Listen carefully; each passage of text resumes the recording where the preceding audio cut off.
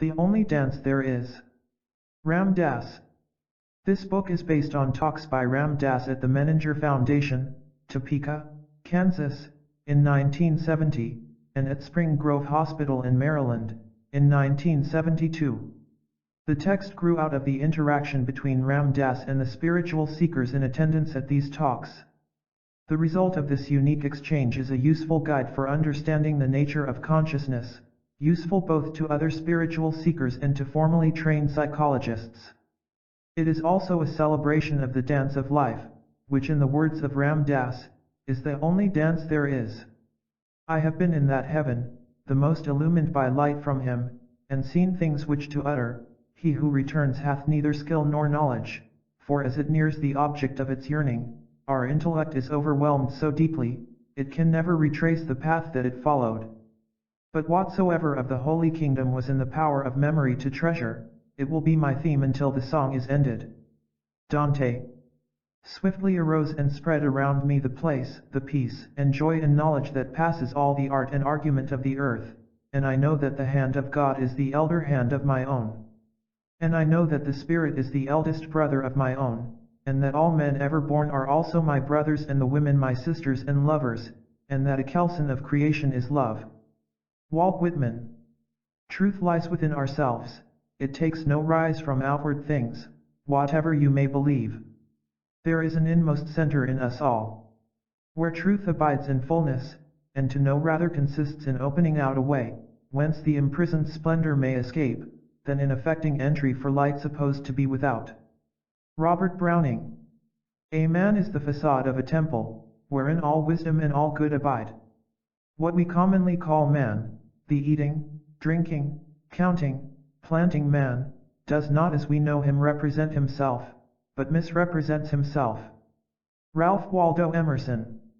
1. The Path of Consciousness. Last evening, here in Topeka, as one of the journeyers on a path, a very, very old path, the path of consciousness, I, in a sense, met with the Explorers Club to tell about the geography I had been mapping.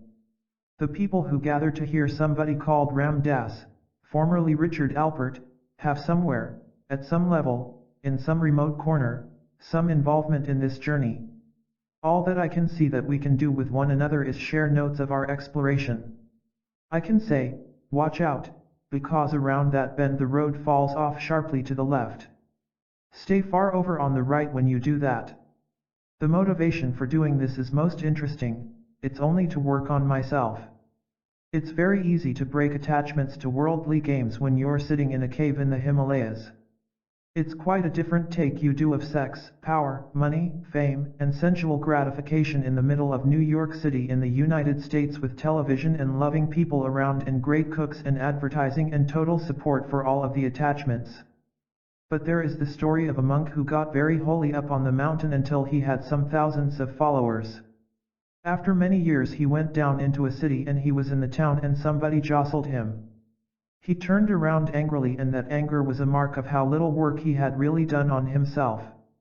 For all the work he had done he still hadn't clipped the seed of anger, he still got uptight when somebody pushed him around. So that what I see is my own sadhana, my work on my own consciousness, it could also be called my spiritual journey, is that it is very much cyclic. There are periods of going out and there are periods of turning back in, periods of going out and periods of going back in. Just as living here in the marketplace is forcing things into the forefront, so sitting in a room by myself for 30 or 40 days in a mountain is forcing other things to be confronted. Each hides from the other, each environment hides from the other sets of stimulus conditions. For example, in the commune we've been designing up in the mountains of New Mexico, where I ran an ashram for a while this winter, the design has 4 components to it which are roughly related to the solstices. The 4-component design of ashram. For one period, a person would be in the hermitage on the top of the hill where he would be going deep, diving deep within. He would be totally alone in solitude in a hermitage. The food is left outside the door.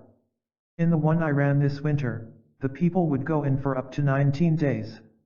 The first time they went in I let them take books and pictures and weaving and all of their things, their pet kind of cream cheese or whatever it was they needed. For the second round we changed the game a little and all they took in was their sleeping bag. They walked into a room, closed the door, and for the next 10 days, fire and wood and food were left outside and there was a jug of water. They were all protected, all taken care of. There were no phones to answer, no mail. We were protecting them and giving them that chance to get free of all the stimuli that keep capturing consciousness all the time so that one keeps saying, if it weren't for. Well, we did that. We created that place. A second part of the 4-point cycle is that a person lives in a commune, an ashramite lives in the commune. That is, he takes care of the gardens, the babies, the goats, cooks the food, chops the wood, does karma yoga. That is, karma yoga among what's called satsang or sangha, that is, a community of other beings who consciously know they are working on their own consciousness. In Buddhism there is a traditional thing you do which is to take the 3 refuges. There is a chant, which means, first, I take refuge in the Buddha, I take refuge in the fact that a being can become enlightened, that is, a being can get free of any particular state of consciousness, attachment. Second, I take refuge in the Dharma, I take refuge in the law, in the organization of the universe, the laws of the universe, you can also call it karma.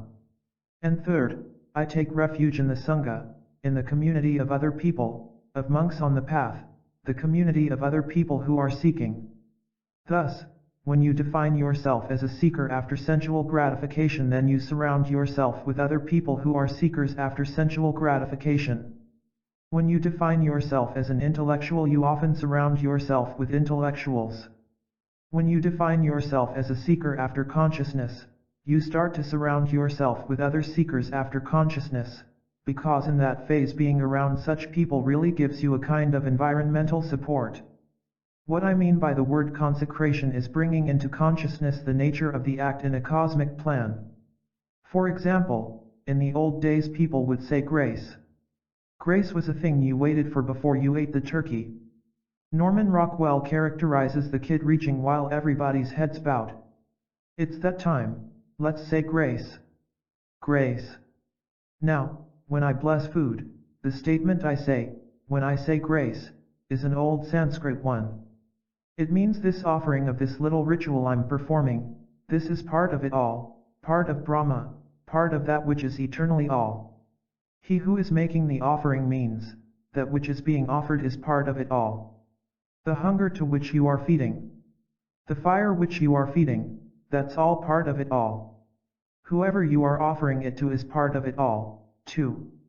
He who realizes that all of it is interrelated, all of it is one, becomes one with it all.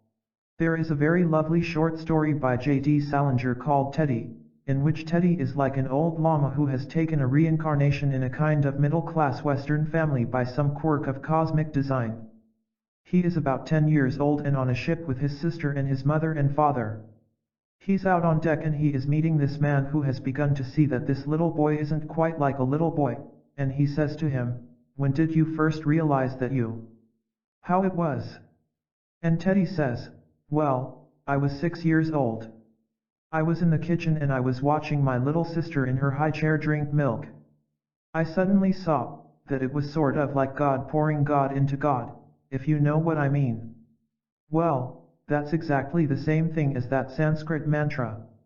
You're pouring energy into energy for a matter of energy and honoring energy. So big deal, so nothing's happened.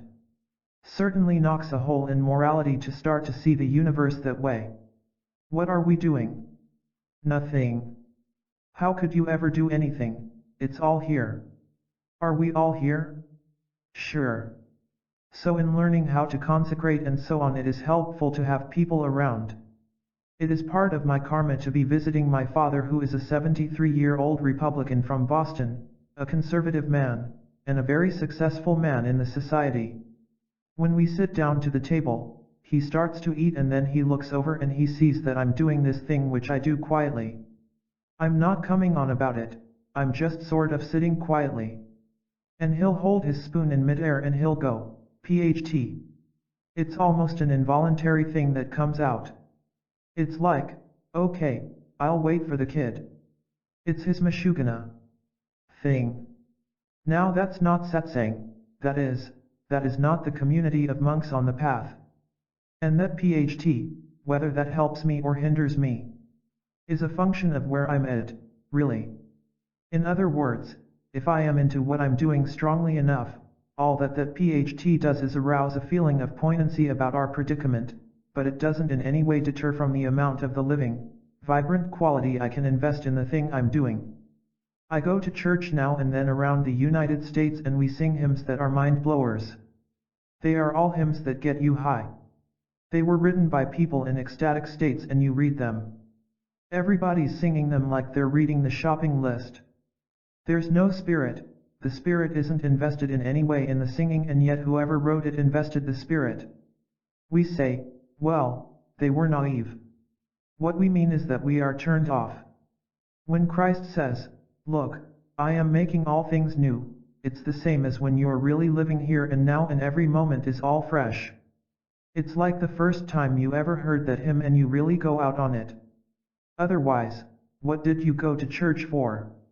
The third part of the ashram cycle is where a member of the community goes into the city, society, and pursues what Buddha calls right livelihood, that is, he raises the bread for the commune.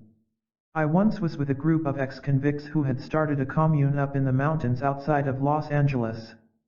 There were about 100 of them and they would break into groups of 8 and lie out in the woods with their heads touching and all take LSD with their wives and children. They had quite a powerful community and they were wondering what to do, because after a certain point of working inside you begin to feel the pull of service, the pull of sharing or serving.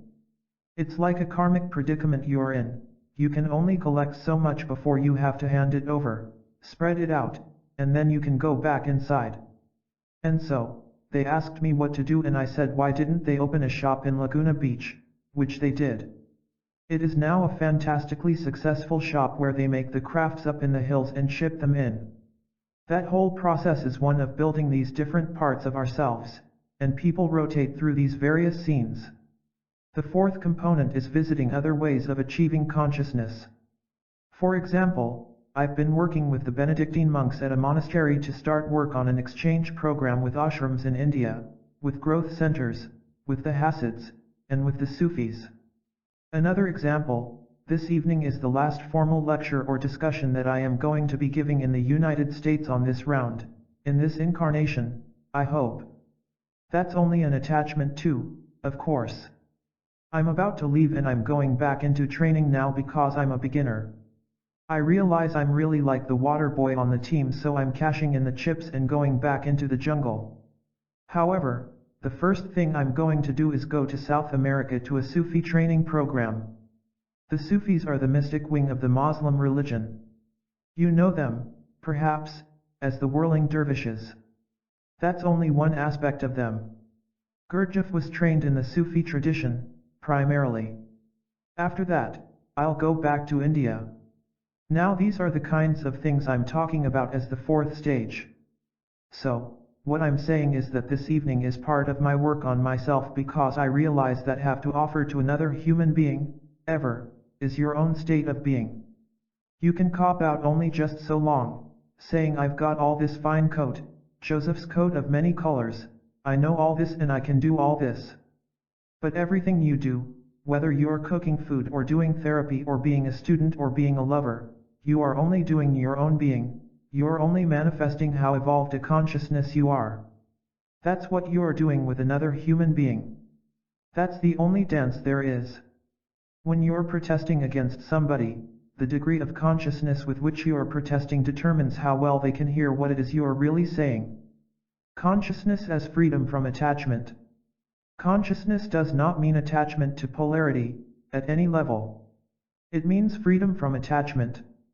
And once you see that the highest mother is the mother who is the most conscious mother, the highest student, the highest therapist, the highest lover, the highest anything is the most conscious one, you begin to see that the way you serve another human being is by freeing him from the particular attachments he's stuck in that turn him off to life. You realize that the only thing you have to do for other human beings is to keep yourself really straight, and then do whatever it is you do. I stop at a Shell station. and the man starts to wash my windshield and put in gas. I've got an old Buick, usually a 1938 limousine, and I live in it, and I'm driving around, and I'm sitting there with one leg under me, driving along at 45 miles an hour, full speed, and I'm doing my mantra. I'm doing my cognitive centering device. When I stop, I'm in a very high state of consciousness just from doing that. I haven't been going anywhere, the car's doing it. It's like a movie of driving down the road in an old Buick. It's like Cinerama, a 4-day movie of Cinerama. I'm just sitting. I've got a really good seat, and I see it all. I stop at the Shell station and I look at the man, and of course he is somebody Central Casting sent over, right, to give me gas and wash my windshield.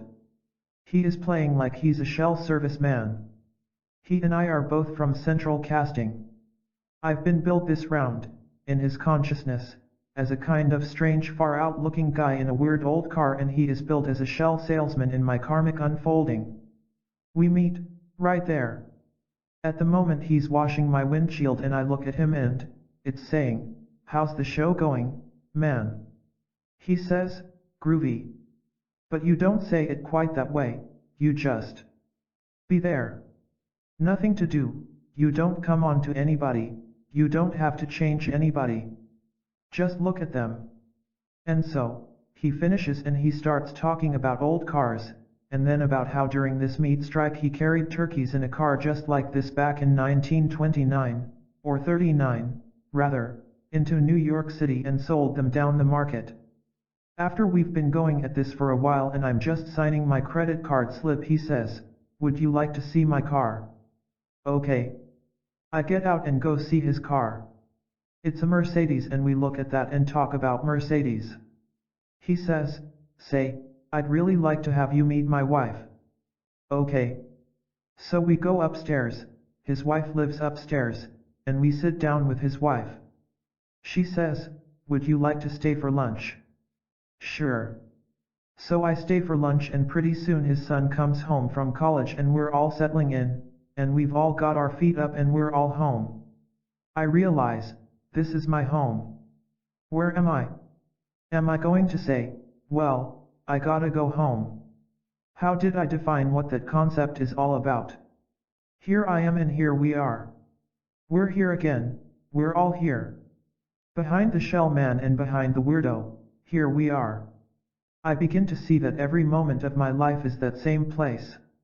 So, tomorrow when I get in a car and go from Topeka to Albuquerque, the question is how much of my consciousness is spent going to Albuquerque, how much consciousness is spent leaving Topeka, and how much consciousness is right here and now, wherever here and now happens to be on the highway. To the extent that I keep the mantra going all the time, I will stay right here all the time. I can never get more than a little flicker away and I'm pulled right back to the here and now. So from the shell man I begin to see that the environment is as high as I am. If I come to the station thinking I'm just a guy getting gas, that's all I am, a guy getting gas. The shell man goes through his platitudes and I go through mine and I drive away. And that's what my whole life becomes. My whole life becomes this exquisite dance of being in one role after another, where we do our onstage routine, we do our Lady Macbeth scene again, or Twelfth Night, or Blithe Spirit, or whatever it is we're doing. Higher consciousness as a state of unity. It's easy to know this when you're sitting up in a cave. It's quite easy to sit and meditate and realize how all this is, to see how you get stuck in roles and how the life process, the spiritual contact, turns off the minute you think you're somebody doing something. As long as I think I am speaking to you and I'm doing something to you, forget it, I'm just keeping you out there as them. The question is, are you them or are you us? If I think of you using any model in my head that keeps you being them, I end up turning off myself. My consciousness, my concepts of the universe have turned me off because I know that the higher consciousness state is a state of unity. It is, here we are. I have experienced that. I know that. That's valid. It's absolutely obvious, now, that every time I perform an act which increases the distance, that kind of subject-object distance, I am taking myself one little jot further away from that unitive state which I now know, is. Only an idiot is going to bring himself down. Mantra. A mantra is a phrase, or it could be a sound or a phrase. It is a phrase that you repeat over and over and over again. Take for example the phrase, the Tibetan one. You can use English ones, but I'll show you why you use Sanskrit or Tibetan ones. Om Mani Padme Hum. This phrase is perhaps one of the most widely used mantras in the world today. In fact, in Nepal you'll see rocks 20 feet long and 10 feet high with Om Mani Padme Hum written in tiny letters over the whole rock, so you can just read it like a letter. And there are prayer wheels at the temples where written in them 10 million times is the phrase Om Mani Padme Hum. And you see lamas going around stupas saying Om Mani Padme Hum. Now, when you first start to say a mantra, the first involvement is in hearing it outside, through your ears, saying it aloud and hearing it and thinking about its meaning. That's the first game you play with mantra. So, if I give you that mantra, Om Mani Padme Hum, you think about it and you think, well, what does it mean? Now, there are many meanings. There's a whole book written about its meaning by Lama Govinda. One of the ways of understanding its meaning is that Om means, like Brahma, that which is behind it all, the unmanifest. Mani means jewel or crystal. Padme means lotus, and Hum means heart. So, on one level what it means is the entire universe is just like a pure jewel or crystal right in the heart or center of the lotus flower, which is me, and it is manifest. It comes forth in light, in manifest light, in my own heart. That's one way of interpreting it. You start to say Om Mani Padme Hum and you're thinking, God in unmanifest form is like a jewel in the middle of a lotus, manifest in my heart. You go through that and feel it in your heart, that's one trip. Okay, that's the first. That's the lowest level of operation of mantra. It's putting one set of thoughts into your head in place of another set of thoughts. Instead of thinking, gee, it's hot out. Shall I have a milkshake at the next stop? Gee, the engine sounds a little strange. Those new Chevys don't look very good at all. Boy, I've been on this trip. Instead of all of that stuff, which is terribly profound and important, but isn't really that relevant, you go into the mantra. Once the mantra has been going on that way for a while, it starts to change in its nature. You stop thinking about what it means. You just get sort of addicted or hooked on the Tibetan sound of it. And then it starts to move into your head, and then from your head sort of down into your chest, until pretty soon it's going around like a little wheel, going around inside your chest, just Om Mani Padme Hum. Right? Now, at that point it has stopped meaning anything to you. Anytime you want to bring it back into consciousness, you can rerun its meaning, which will do that thing for you again. But you can keep it down in the place where it's just running off. Now, it's got another quality to it. That is, when a mantra is done sufficiently it gets into a certain kind of vibration or harmony with the universe in a certain way which is its own thing. The conscious beings who evolve certain languages such as Sanskrit specifically evolve the sounds of these languages to be connected with various states of consciousness, unlike the English language, so that a Sanskrit mantra, if you do it over and over again, will take you to a certain state of consciousness. The mandala process. In Tibet, for example, they use what are called thangkas.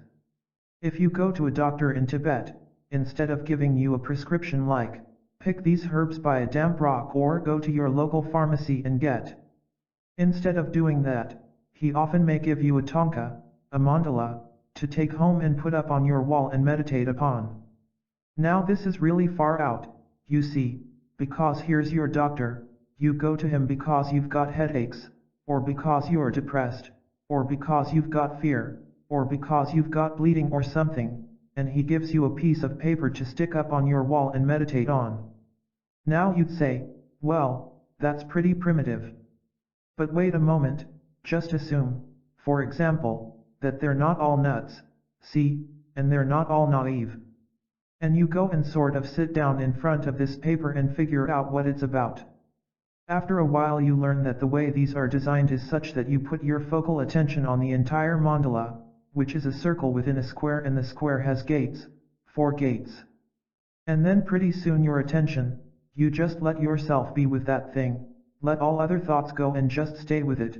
Pretty soon, your attention is drawn in through the gates and in and into the inner circle and into the innermost circle where there is a specific design or being or something, and when you come in and in and in, you then experience the inner circle as something like a long tube.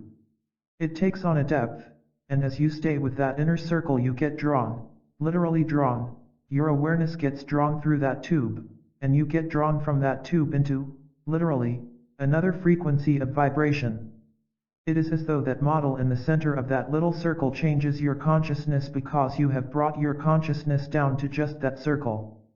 It's like, if you go into the Fillmore Auditorium and there are huge rock and roll bands and 25 slide projectors and an overloading of the stimulus field, that will take your consciousness into another place. Now, you can struggle against it, and say, oh, I'm getting a headache and I've got to get out of here.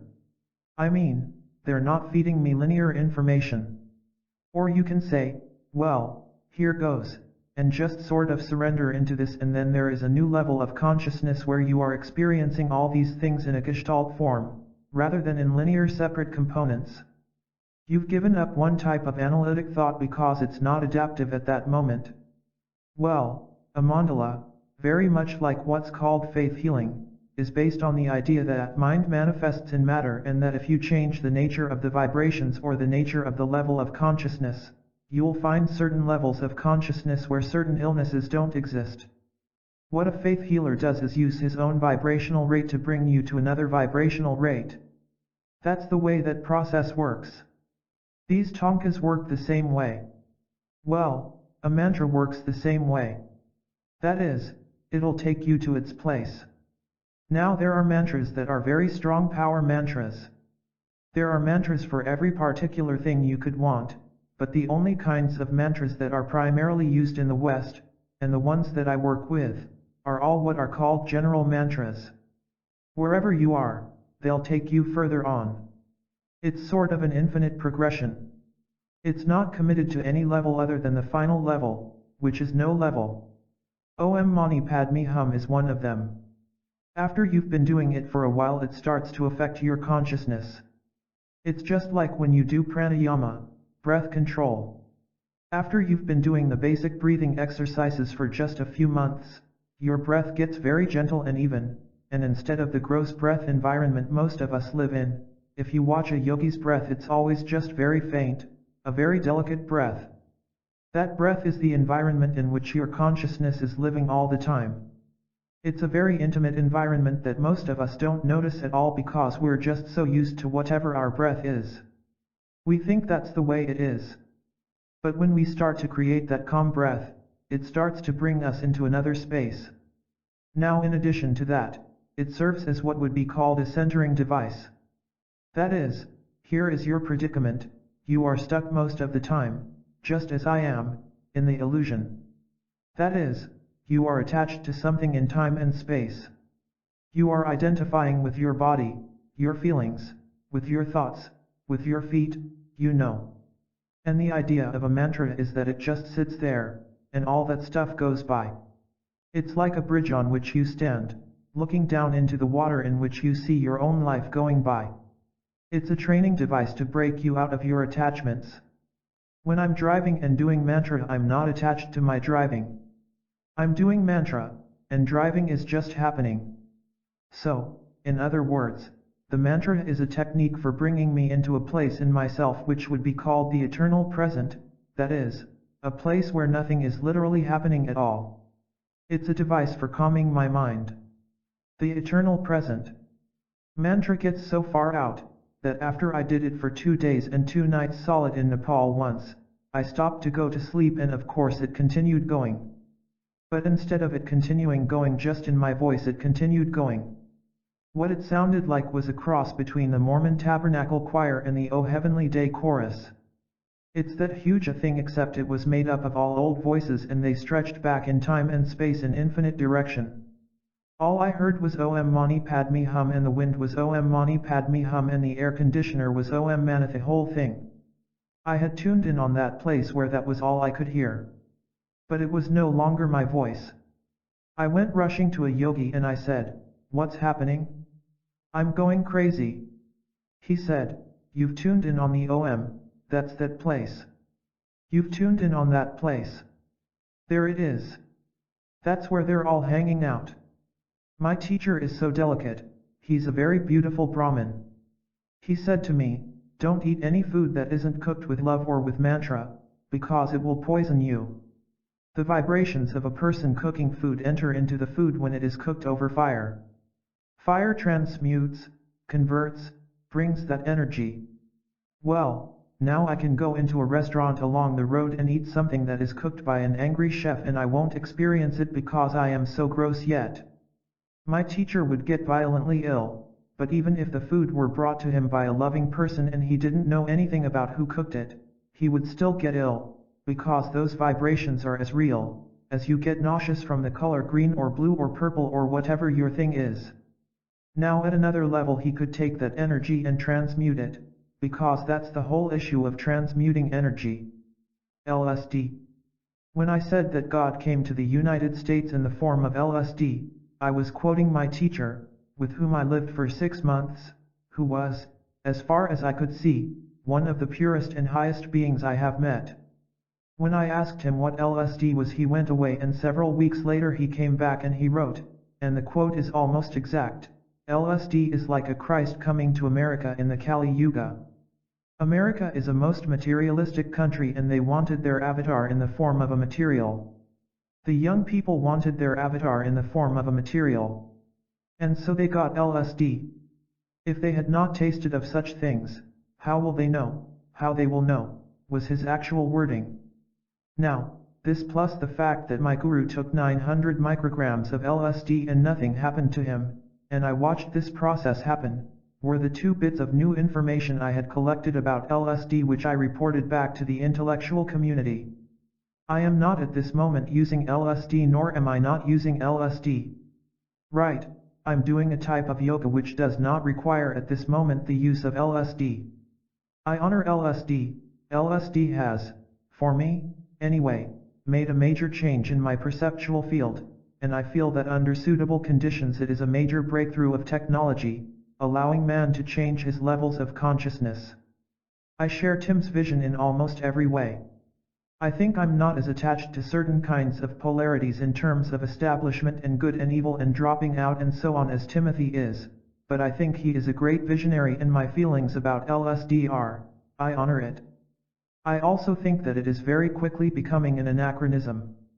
I think it is totally falling out of date because the types of consciousness that it opened allowed the Maharishi to do the work he did in the United States and allowed the Beatles to do the work they've done and allowed all of that process to happen. I think that only took about 5 years and it seems to me that the values in the culture shifted dramatically enough, as a result of the psychedelic movement, to bring in another set of cognitive consciousness possibilities into the zeitgeist, enough so that they would become researchable, they would become studyable and explorable, and yoga, which was a dirty word 7 years ago, can now become a highly respected and thoughtful science, as it should be, as it is. It is an entirely different matter for people who have known of an experience of another state of consciousness to work on themselves than for people who have not. If I observe the Gurdjieff students, a lot of students, those that come into a group in order to get some kind of group affiliation and are just good, pure people, can meditate and do the work for long times and very little happens. However, as my teacher said, if a person knows of such things, then, and that's mainly what all of the Indian literature says, that once you know, once you have tasted of this possibility, then your work becomes tremendously directed toward this, then your meditations work at a much, much faster rate. So that, in terms of the statistics with the Maharishi Mahesh group, of the numbers of dropouts from the program, it is clear that a large percentage of people originally were not able to maintain that degree of involvement because they didn't have a frame of reference which made them able to use the mantra in the spirit in which it was invested. There is no doubt that the Maharishi teaches a classical method that works beautifully. It is just what he says it is. It does just what he says it does. And when the investment is made in the spirit and received in the spirit, it has done remarkable things to thousands of people. If you come into it as an experiment to see if it will work, or come into it for a lot of other reasons, there is a very, very high probability you will drop out unless you are really ready, unless you're ready, let's put it that way. I did a Playboy interview 4 years ago, before I went to India. See, that was a phony panel. It was put together by the editors of Playboy to make a colorful article, and we were all asked a series of questions, and I had answered those questions 4 years ago before I had ever done any yoga. Then when they sent it to me now, they said, "You've already sold us this article. We have the right to use it. We're going to use it. Are there any changes you want to make? You have only a day to make them, and they should be minimal." So all I did was add the new information that I had, which was A. What my guru did, B. What my teacher did, and C. The fact that I am not now using LSD. Those all went into the article. And those clues were the clues that I had to contribute to my fellow man at this moment. The book. The book came about in a very strange way. I was in the temple in India, and I was with my guru, and a lot of remarkable things had been happening to me there, and I kept some notes in a little book. One day the teacher came to me and he said, "Maharaj, meaning my guru, sent his blessings for your book." So I said, "Well, what book is that?" And he wrote, "Whatever book it is you're doing." So I thought, well, obviously I'm supposed to do a book, because you don't get any better instructions than that, in that scene. They don't say, "Now go out and do that, team." It's not that way. You just do whatever it is you're supposed to do. So I figured I'm supposed to do a book. So I came home, and as any good intellectual academe, I sat down and I typed a book, My Journey to the East, Fantastic Adventures, that kind of thing. And I sent it to all these publishers, and they all sent it back, and they said, "Well, our fall line of interesting mystical journeys to the East is full for this year, and maybe you can try another publisher." And I thought, well, obviously that isn't the book, because, he knows what he's doing.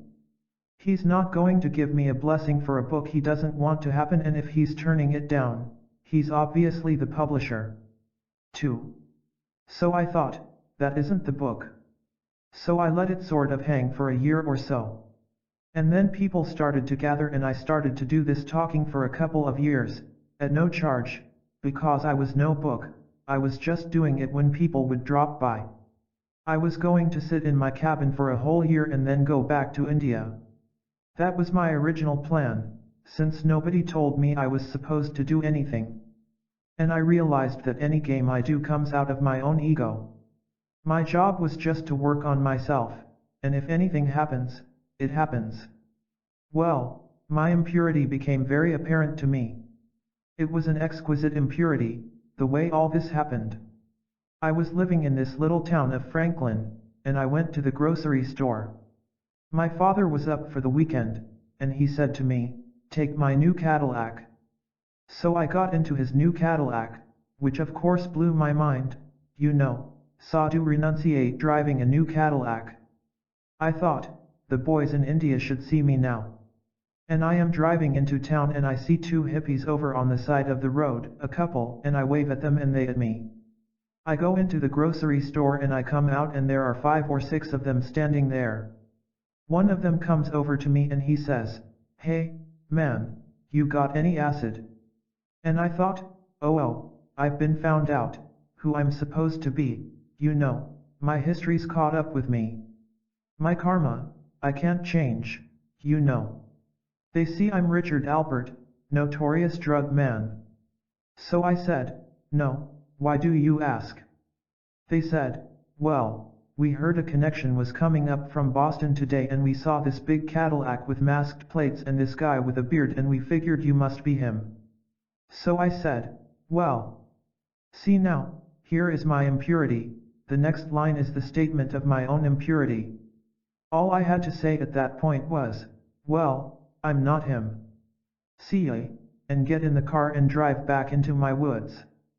But, the other line I used, which was my own desires, which is why we're here tonight, is the line, "Gee, I'm sorry, I'm not that kind of connection." That's a leading line like, come on, baby, don't you want to know what kind of connection I am? I sure look interesting, don't I?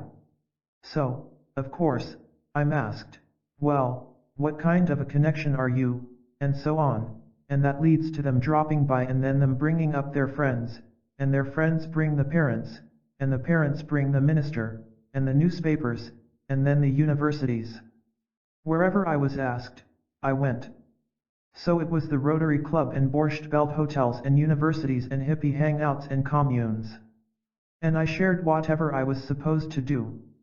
So all of these started to be taped. It's a big generation of collecting stuff, so people would collect tapes. And then this groovy woman, you know, typed them all up, till it was a stack, a huge stack of these tapes from everywhere. Then this writer, John Blythe Drew, on the West Coast, was reading through them, and he said, you know, there's really two beings in these tapes. When you start out one of these tapes usually you're being very professory, you're talking heavy, you're teaching, but when the audience is a certain way and they let it happen to you, it's as if you disappear and something starts to happen, so all the words come out sort of like an iambic pentameter. They're not like you're talking at all, it's just like there's beautiful stuff coming out, except it's all 1970-ish stuff. It's a lot like the Book of Tao, but it's sort of 70-ish. So we said, well, why don't we cut out all the heavy parts and we'll put that together. Since I didn't say it, you see it isn't me saying it, maybe this is his book. He's writing his own book. He doesn't trust me, he doesn't want my heavy mind writing his book, he's going to write his own book. So we started to put all this stuff together, and we got a book. There's a group in New Mexico and, as I said last night, they start with these 4-foot pieces of cardboard, and this book is 108 pages, and each day they meditate from 5 to 8 in the morning. There's a group of 5 of them, and then all in silence. They hand rubber stamp each page, all the letters of the page, and then the artists do all the sketching around the thing. Then the whole thing is photo-reduced and shipped to Japan, where it's printed on rice paper and hand-stitched because it's an experiential type document. So that was the basis of the book, and I was going to do 20,000 of those and split. That was my deal with Maharajai. And then people said, well, if you're going to do it, would you include that long bibliography on mysticism that you've been working on? So, okay. I'll put that in. Then somebody else said, you've got all these quotes you read all the time from Buddha and so on. Would you put those in, like little cards we can hang up? Cards you can put up on the screen door as you are going out. The Journey of 1,000 Miles Begins with a Single Step, by Chuang Tzu. And you've got one for over the toilet and one for going to bed and one for over the refrigerator. So we thought we'd put in a deck of those. Then somebody said, you know, you've got all these pictures of these high beings and you hang out with them. Why can't we hang out with them? Could you put a set of them? Put in 2 sets so if we take them out we won't ruin the book. Okay. We'll put those in 2. And then somebody else said, say, you know that long fancy book, my parents aren't going to understand it, you know. Could you do something very straight, like for my parole officer or my parents or whoever? Okay, we'll do a nice straight journey to India type story. Just tell the facts of the whole matter and. So we put that in. And then somebody else said, you know, you've been talking about diets and about asanas and about breathing, and you've been teaching this stuff about how to live and how to. What kind of world you start to create to change consciousness? Couldn't you put in sort of like a cookbook type thing for people who say, all right, I want to do it, now what do I do, for doers? So we've got a psychic cookbook in there, too. A do-it-yourself enlightenment kit. And then people said, you know, you chant, and I've been chanting with this girl and she plays the dulcimer and I play the tambura, and we just go out together on these far-out chants, Indian chants.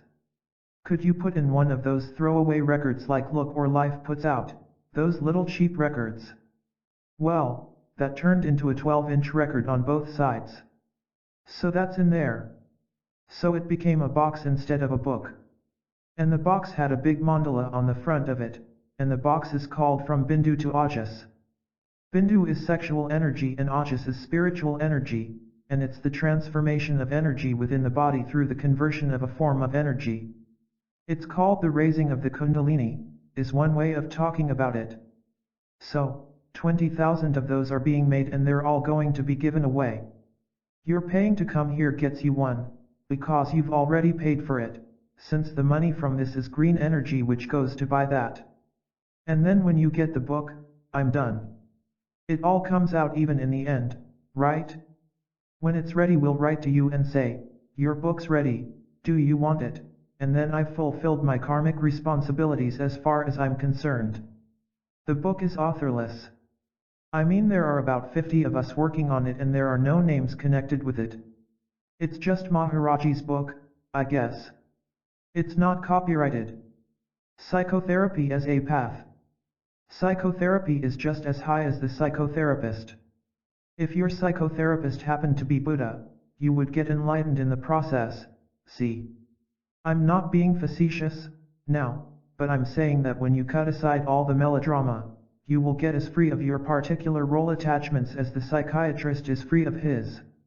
Because if he is still attached to his particular role, all he can do is give you one role to substitute for another, which is primarily his. So that generally Freudian patients end up Freudianized and Jungians end up Jungianized. Now most therapists have a model of what they think they're doing and how it all works, so any data that's fed in from the patient goes through this model and out comes a response consistent with this model. For 8 years I was a psychotherapist, among other things, at the Harvard Health Service and the Stanford Health Service and Cal and so on, and I would spend a day a week. I had 8 patients and I would sit there and I would run them through my Freudian theories. After I had taken psychedelics for a while I began to see that the model I was using was standing in the way of real change at times, because since I was busy being a doctor at some level or other, since that was the only role available to me, doctors needed patients, that's the symbiotic thing that you do, that's who you hang out with, so there's only room for one of us being the doctor, and I'm it. I may have as many hang-ups as you have, but we've decided the game is that I'm the doctor this time and therefore you're the patient. And the question is how a patient ends being a patient. It's like, psychoanalysis terminable or interminable, another level of understanding that article by Freud. So I thought, well, as long as I'm busy being a doctor, I need patients, and every time a person stops acting like a patient, I have to get rid of him, because he's not fulfilling whatever it is I need. Game theory. I was teaching game theory at that time as a psychodynamic device, not as a joke but as a way of. I was teaching it in junior high schools actually. I was teaching a mental hygiene course, teaching kids how to do behavior change in themselves through game analysis of their own game roles and so on. They were very hip, those kids. They'd say, is there a non-game center? And I'd say, no, no, no, or I don't know, or don't worry about that, or you're not ready, see, because I didn't know what to answer at that time. So I changed my therapy deal, which seemed like a kind of external hype, but it was symbolic of something a little deeper. I started to have the person sit next to me and we had a big chalkboard up there and we would chart his game. He brought the data and I brought the research theories. He was my research collaborator in this behavior change problem. And what I did was, I was immediately setting up a dissociative thing with the patient so that the part of him that was sick was the part that we were studying and the relationship I was having with him was as a researcher of his own sickness. That is, I was immediately separating him from his sickness by saying, the guy who you and I are relating to isn't the sick guy, O.K. Now that was phony and it was real. It was a little of each. Then I went to India and I started to get into other kinds of spaces and understandings and I came back and I realized that to the extent that I didn't think at all, didn't get stuck in any role, I was going to be the optimum use to him. I've got to feed in one experience that I had that seems relevant. I was in England and I was with a psychiatrist by the name of Ronnie Lang. Ronnie and I decided to take LSD together. And he said to me, how much shall we take? I said, well, why don't we take about 300 micrograms? And he said, well, that's a little much for me. But as long as you're along, I guess it's all right. Now by his saying that he put me into the role of sort of being his protector, that is, he cast me into the role of being the guide, which bugged me a little bit. But okay. I don't know this guy. If that's the trip I'm supposed to play, I will be John responsible. And he can flip around the room, right? And my usual model of what's going to happen is I'm going to take it and I'm going to create a pleasant environment. I'm going to put on Miles Davis records, in those days, and we're going to lie around and, do it. So we take this and the first thing that happens after we've taken these chemicals is he takes off all his clothes but his shorts and he starts to stand on his head. This doesn't fit into my model of what you do when you have psychedelics. I don't know anything about yoga, and it all seems absurd to me. This is 5, 6, 7 years ago. So I watch with a certain, disbelief. Then he walks over to me and he looks into my eyes and his face looks like the most defenseless child, just like my model had been that I'm going to have to take care of him. I'm going to be the guide. He looks like a totally defenseless child. He arouses in me every nurturant impulse I have. I feel tremendously protective of him. And I just feel like saying, "Oh, Ronnie, I'm not saying anything but I'm like, Ronnie, it's all right, I'm here. Count on me." He's just like a little child, wide open. And we were no sooner in that role than his face takes on the subtlest change, just muscle patterns like, it's as if a thought in his head manifests in a change in his face. He now looks like the most protective, fatherly, warm, nurturant being, and he arouses in me all those uncooked seeds of being a little, dependent child, see. And I become, "Oh, Ronnie, oh, wow, you will take care. You are going to be my, oh, Ronnie, I can do it this time. Oh, wow." The minute I'm in that, his face changes again, and he is now the student and he's asking me questions. This is all silent. It's all mime and all just facial things. It's all thought forms. I had once taken LSD in New York City. I was going to the David Susskind show, I think, and I put my consciousness in the right place. I took this and I had several hours before I had to go to the studio and I was at an uptown penthouse type thing. There was a girl there drawing people's faces on the walls with crayon. I mean the apartment owner wanted her to make a set of faces along the stairway wall. So she asked me if I would pose, and I said I'd be delighted. My mind was in liquid form and I stood there and I thought, well, who is it I am? Who is it she's drawing? I thought, she's drawing a young man looking into the future. So I became like, well, it's like you see the sun just. The sun rises just over there and you're just. That feeling of. You've seen so many pictures like that. They're always life insurance. And I'm just looking into the future and she starts to draw me. She's very sure of herself and the lines are all very fierce. And then I'm sort of bored with looking into the future. I know I can't change my face, because that would ruin her picture, so I just start to think I'm somebody else. Now I think I'm her lover. I don't do anything, I just think I'm her lover. After about 30 seconds she erases and erases and erases. She's got to draw this thing in a new way. And after a while I think, well, I don't think I'm going to make it as her lover. That doesn't feel quite right, Then I thought, really I'm an old, wise man. And she erased again and started to draw. Finally she said, I can't do your face, it's just like plastic. It keeps changing. Well, Ronnie and I in the course of the next 6 hours went through, I don't know, perhaps 80 or so different social roles. What we did was we'd go into a role, a symbiosis, like therapist and patient, and then we'd flip it around and be patient and therapist. We'd be executioner and prisoner and then prisoner and executioner. Some of them really scared us, believe me. It really is scary. In each one you had to say, right, okay, that one, and then flip over and do the reverse of it. And I began to see that Ronnie and I were establishing a contact in the place where we were behind all of that. You could say behind the people that were playing the game. It's like in an English tennis match at the set point when they're fighting for this point and they look up at each other and say, "Jolly good game." Yes, jolly good. And then they're back into the game. You see, it's that up level of, here we are and the sun's out and it's really beautiful, isn't it? And the most powerful statement of that I've ever heard connected with LSD was in the World Medical News, the work of Eric Cast giving LSD to terminal cancer patients. One cancer patient had said, "Yes, I know I'm dying of the deadly disease, but look at the beauty of the universe."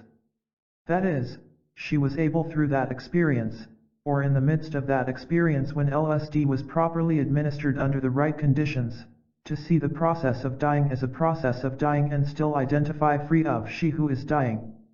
Then the fear disappears. Most of the difficulty you have in the dying process is the fear connected with death. In fact, many difficulties on many planes are connected with that, many planes. Guide of Consciousness Journeys. So when I come back from India now and after that experience with Ronnie, I'm not doing anything and people come to see me and they are hung up in some way. Now I'm a yogi, see. But after all, I'm trained as a psychotherapist, so I'm still a psychotherapist. And I've been guiding the psychedelic sessions, so I'm still in some sense a guide of consciousness journeys, even though I'm not working with drugs anymore. All that stuff instead of being lost just seems to be amalgamating. It's summating in some way. So now I'm doing an interesting thing. I look into somebody's eyes. I may look into their eyes anywhere from 30 seconds to 10 hours, but when I look into their eyes, I'm not really looking into their eyes. That's the first thing. I'm looking at a point right between their eyes. Slightly above, right here. And as a result of focusing on that point, I am able to see both eyes, first thing. The second thing is, I'm sitting there doing Om Mani Padme Hum. In other words, I empty my mind completely. So that I am merely, if you will, a mirror, since I have no game going. There's nothing. All I'm doing is bringing myself to my center and focusing, just as if I were focusing on a candle flame. It is not interpersonal, in any sense. I'm not saying, "Are you there? I am here. Hello. I love you. Don't worry, you can trust me." None of that. It's just, candle flame, its one-pointedness. Now I have finally, after this work of the past year, defined a little game which is called Guts Ball, see. When I was in the temple in India, whatever I thought, it turned out the Guru knew. And as I told you last night, even the most horrible, innermost, intimate, frightening, scary thoughts, even the ones that after 5 years of analysis, $30,000 later, I still hadn't fully in their full flavor shared with the analyst, not because I didn't want to, but because the flavor was so rich I could never find the way to share those particularly perverse fantasies, or whatever they were. More like a posturing than a total. I mean, you can tell them the gross thing, you can say anything you want in an abstract enough way and it has no effect. It's when you get into the flavorings and the colorings that you get the effective components. I say to the person, when I was with my guru, I realized that he knew it all from inside. He looked at me and he saw that place in me where I was behind all that, so he didn't get hooked on I am a neurotic or I am a bad person or I am a good person or I am anything. He just saw me almost as life and he could feel the merging of love and light with that being inside me, behind all that. And I say, just like the Sikhs, a religious order in India, say, once you realize God knows everything, you're free. That is, once you realize that it's all right, the whole model of original sin, in other words, once you've seen that you are not the original sinner, you are free. Now when my guru did this to me and when I suddenly realized there was another human being so deeply inside my own head that we were both looking at it from the same place, and with all that, here he was totally accepting, I experienced this tremendous sense of freedom and exhilaration and well-being.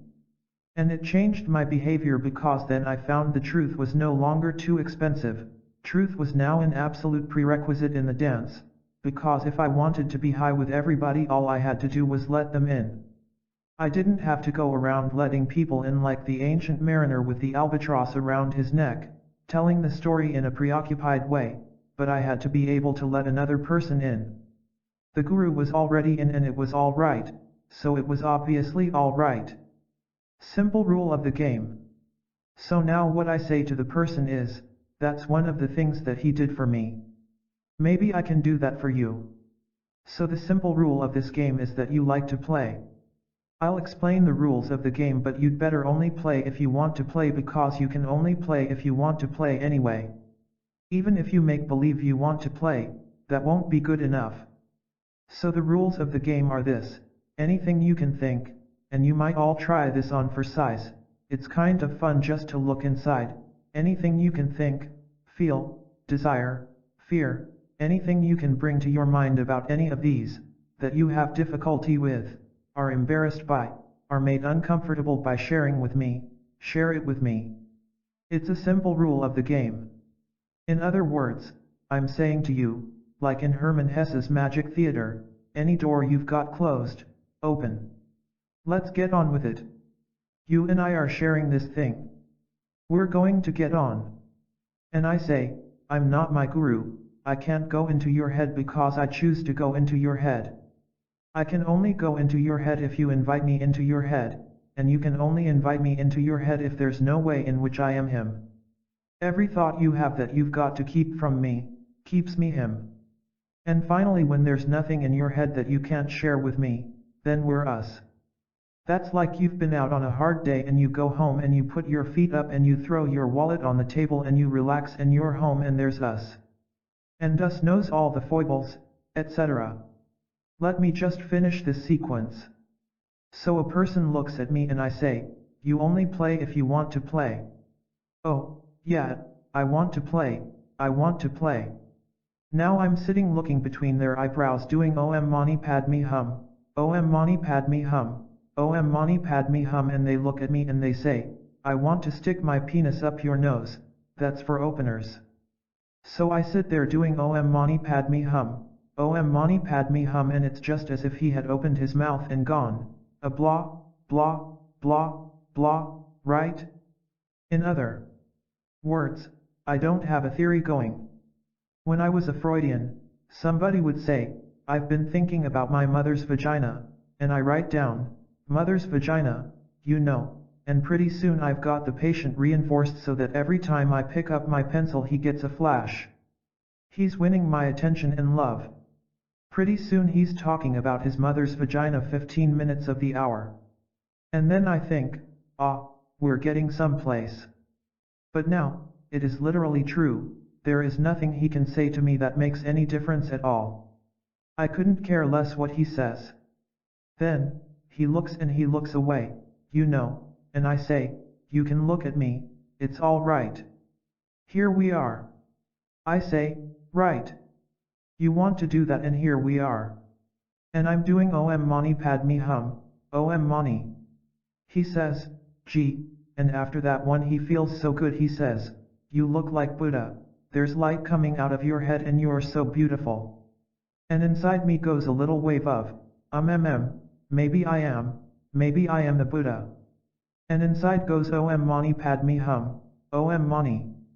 And the Om Mani Padme Hum is watching him say that, and me do my trip, and it's just watching it all. I'm just sitting there with my eyes on the light saying, Om Mani Padme Hum, Om Mani Padme, just watching transference, counter-transference, all of it, go under the bridge. It's all just going and I couldn't care less. He says, you know, your face just changed, you look lecherous, evil, drool coming out of your mouth, and fire, and I'm getting nauseous, and he's going through the whole thing and I'm Om Mani Padme Hum, Om Mani. Now what's interesting is that I'm using this as a device for centering on myself. I'm working on myself. That's all I can do. All I'm doing is working on myself, which is my instruction always to people who are therapists who ask me what do you do about therapy. I say, work on yourself, see, because your patients will be as free as you are. That's why I come back to the statement that therapy is as high as the therapist is. Now the only other thing I would say in response to your question is that each particular therapeutic school is related to one particular type of distribution of energy in the system, or pran. Chakra centers. If you think in terms of chakras or energy centers in the body or connected with the body, there is the first, second, third, fourth, fifth, sixth, and seventh, which are called the Muladhara, Sradhisthana, Manipura, Anahata, Vishuddha, Ajna, and Sahasrara. The first one is at the bottom of the spine, the second is sort of below the navel, the third is at the navel, the fourth is in the heart region, the fifth is at the throat, the sixth is between the eyebrows, the seventh is on the top of the head. These don't necessarily have any physiological correlates. They're just psychic localizations of psychic energy, let's put it that way, in this Hindu system, a Sanskrit, Hindu system I was talking about. Now, instead of doing an MMPI or a Rorschach, you could also do a chakra chart, just like you could do an astrological chart. And these all tell you certain things. An astrological chart is like an MMPI one level back in abstraction. In the same way, a chakra chart tells, in a way, where the energy is fixed or localized in a person, where it's stuck. For most people in the Western universe, in fact most people in the world, almost all of the energy is located either in the first, second, or third chakras. The first chakra can be characterized crudely as being connected with survival and survival of the individual as a separate being. It's like we're in the jungle and there's one piece of meat and who's going to get it, you or me? It's a survival of the fittest type model. It's a Darwinian assumption about the motivations of beings. When you're at that chakra, your motivation is to protect yourself as a separate being, your separateness. You can think of that as darkest Africa. And the channel up which this is all going is called the Sushumna. Think of it as a big river. You go in the river from Africa and the next stop is like the Riviera. See, you've got your security under control and now you start to go into sensual gratification and sexual desires and reproduction. You can't be busy reproducing if you are protecting your life, but the minute your life's protected a little bit, then you can concern yourself with the next matter, which is reproducing the species. So the second chakra is primarily concerned with sexual actions, reactions, and so on, at the reproduction level. Procreative. Sex. The third chakra is like Wall Street and Washington and London. It's primarily connected with power, with mastery, with ego control. Most of the world that we think of is connected with those particular centers. All the energies located there. People justify their lives in terms of reproduction or sexual gratification, sensual gratification, or power or mastery. And it's interesting that pretty much any act we know of in the Western world can be done in the service of any one of those energies. So that a man can build a huge dynamic industry and we can say, aha, phallic, meaning second chakra. Or a person can seduce many women in order to have mastery and power over them and we say, aha, concerned with power and mastery, meaning third chakra. Doing sex in the service of third chakra. Now it turns out, and this is the one that many of you will find hard sledding, but it's the way I understand it now, having been through this particular trip I've been through, that Freud is an absolutely unequaled spokesman and master of second chakra preoccupation, that is, of those beings who were primarily involved in second chakra. So he could say quite honestly, because it is true at the second chakra, that religion is sublimated sex. Now it is true that in his generalized libido theories and the idea that all the body is erogenous, there are a lot of ways in which he slips over the edge, but his system is primarily concerned with the second chakra. Adler is primarily concerned with third chakra. Jung is primarily concerned with fourth chakra. I would point out that there are still the fifth, sixth, and seventh chakras. And these are in terms of other kinds of psychic spaces and ways of organizing the universe and understanding what's happening. So that to the extent that you have uncooked seeds of the second chakra and you have a Freudian analyst, he's going to help you cook those seeds. He's not going to do much about where you are stuck in the third chakra, particularly. And he hasn't much to say about the fourth chakra, which is what Jung pointed out about Freud.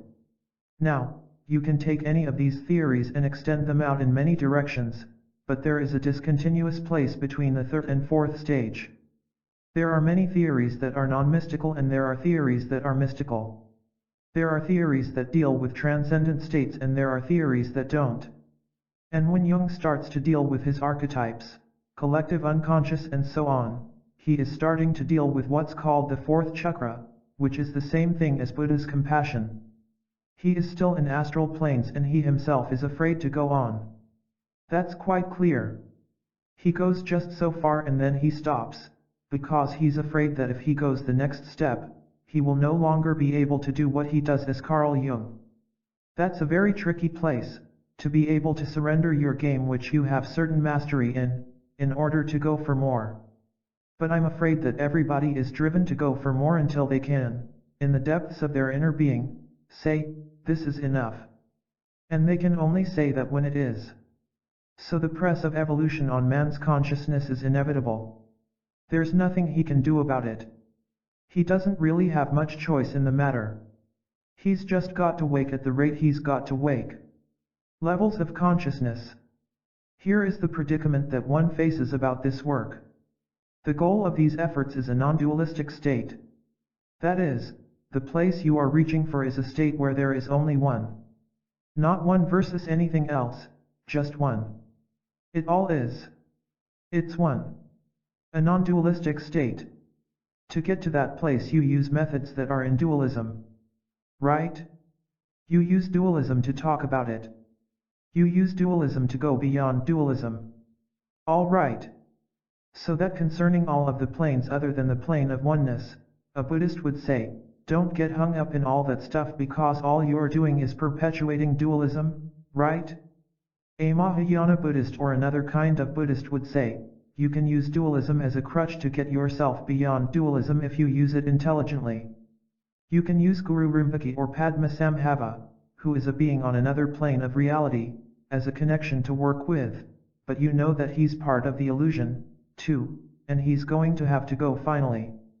So if within that framework you can understand that anything I say about planes is all illusory and you and I both know that, then we can talk about planes.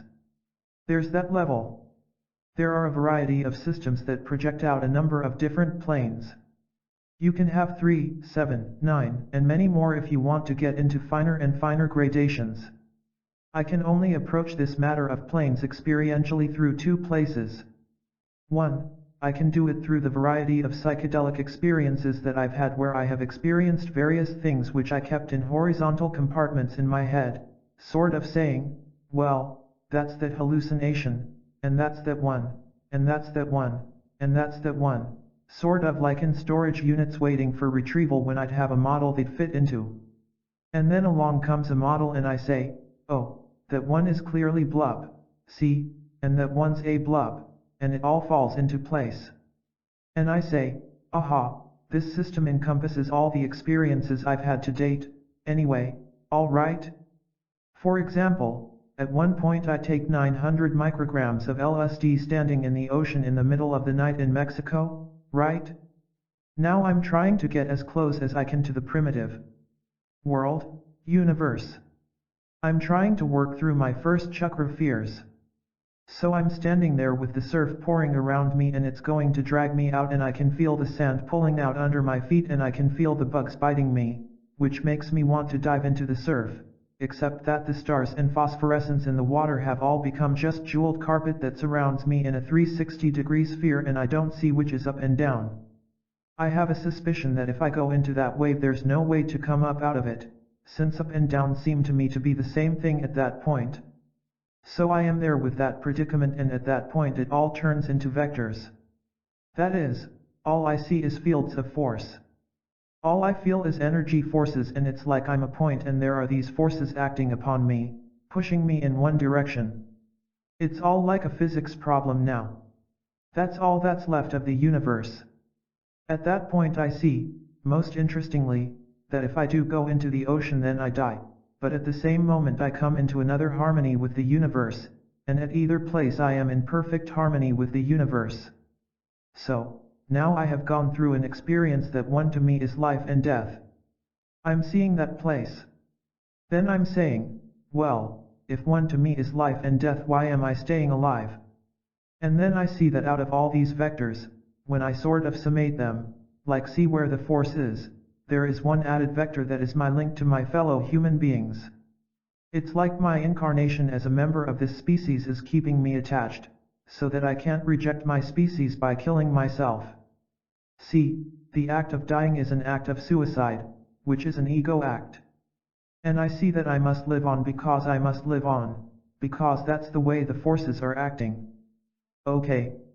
Now, I can find that level in many books describing the level where it is all gotten into a place of just patterns of energy. And I can say, well, now what I'm dealing with is a causal plane which is merely forces and counter forces. It's like the world of yin and yang, that level. There are times when I go into things where I start to meet other beings, which are like dreamlike beings or demons or whatever you want to call them. And I say, well, now I'm on certain other kinds of planes, as I see in the books. The simplest system would say there is this physical plane, then within each of us there are three bodies. There is the physical, a subtle, and a causal body, if you want to call it that. The physical body is connected to your body and what you know yourself to be. The subtle body is connected to your personality, your emotions, your chakras, and so on, your thinking mind. Your causal body is the world of ideas out of which all that comes. It's like a pyramid and the ideas are the top place.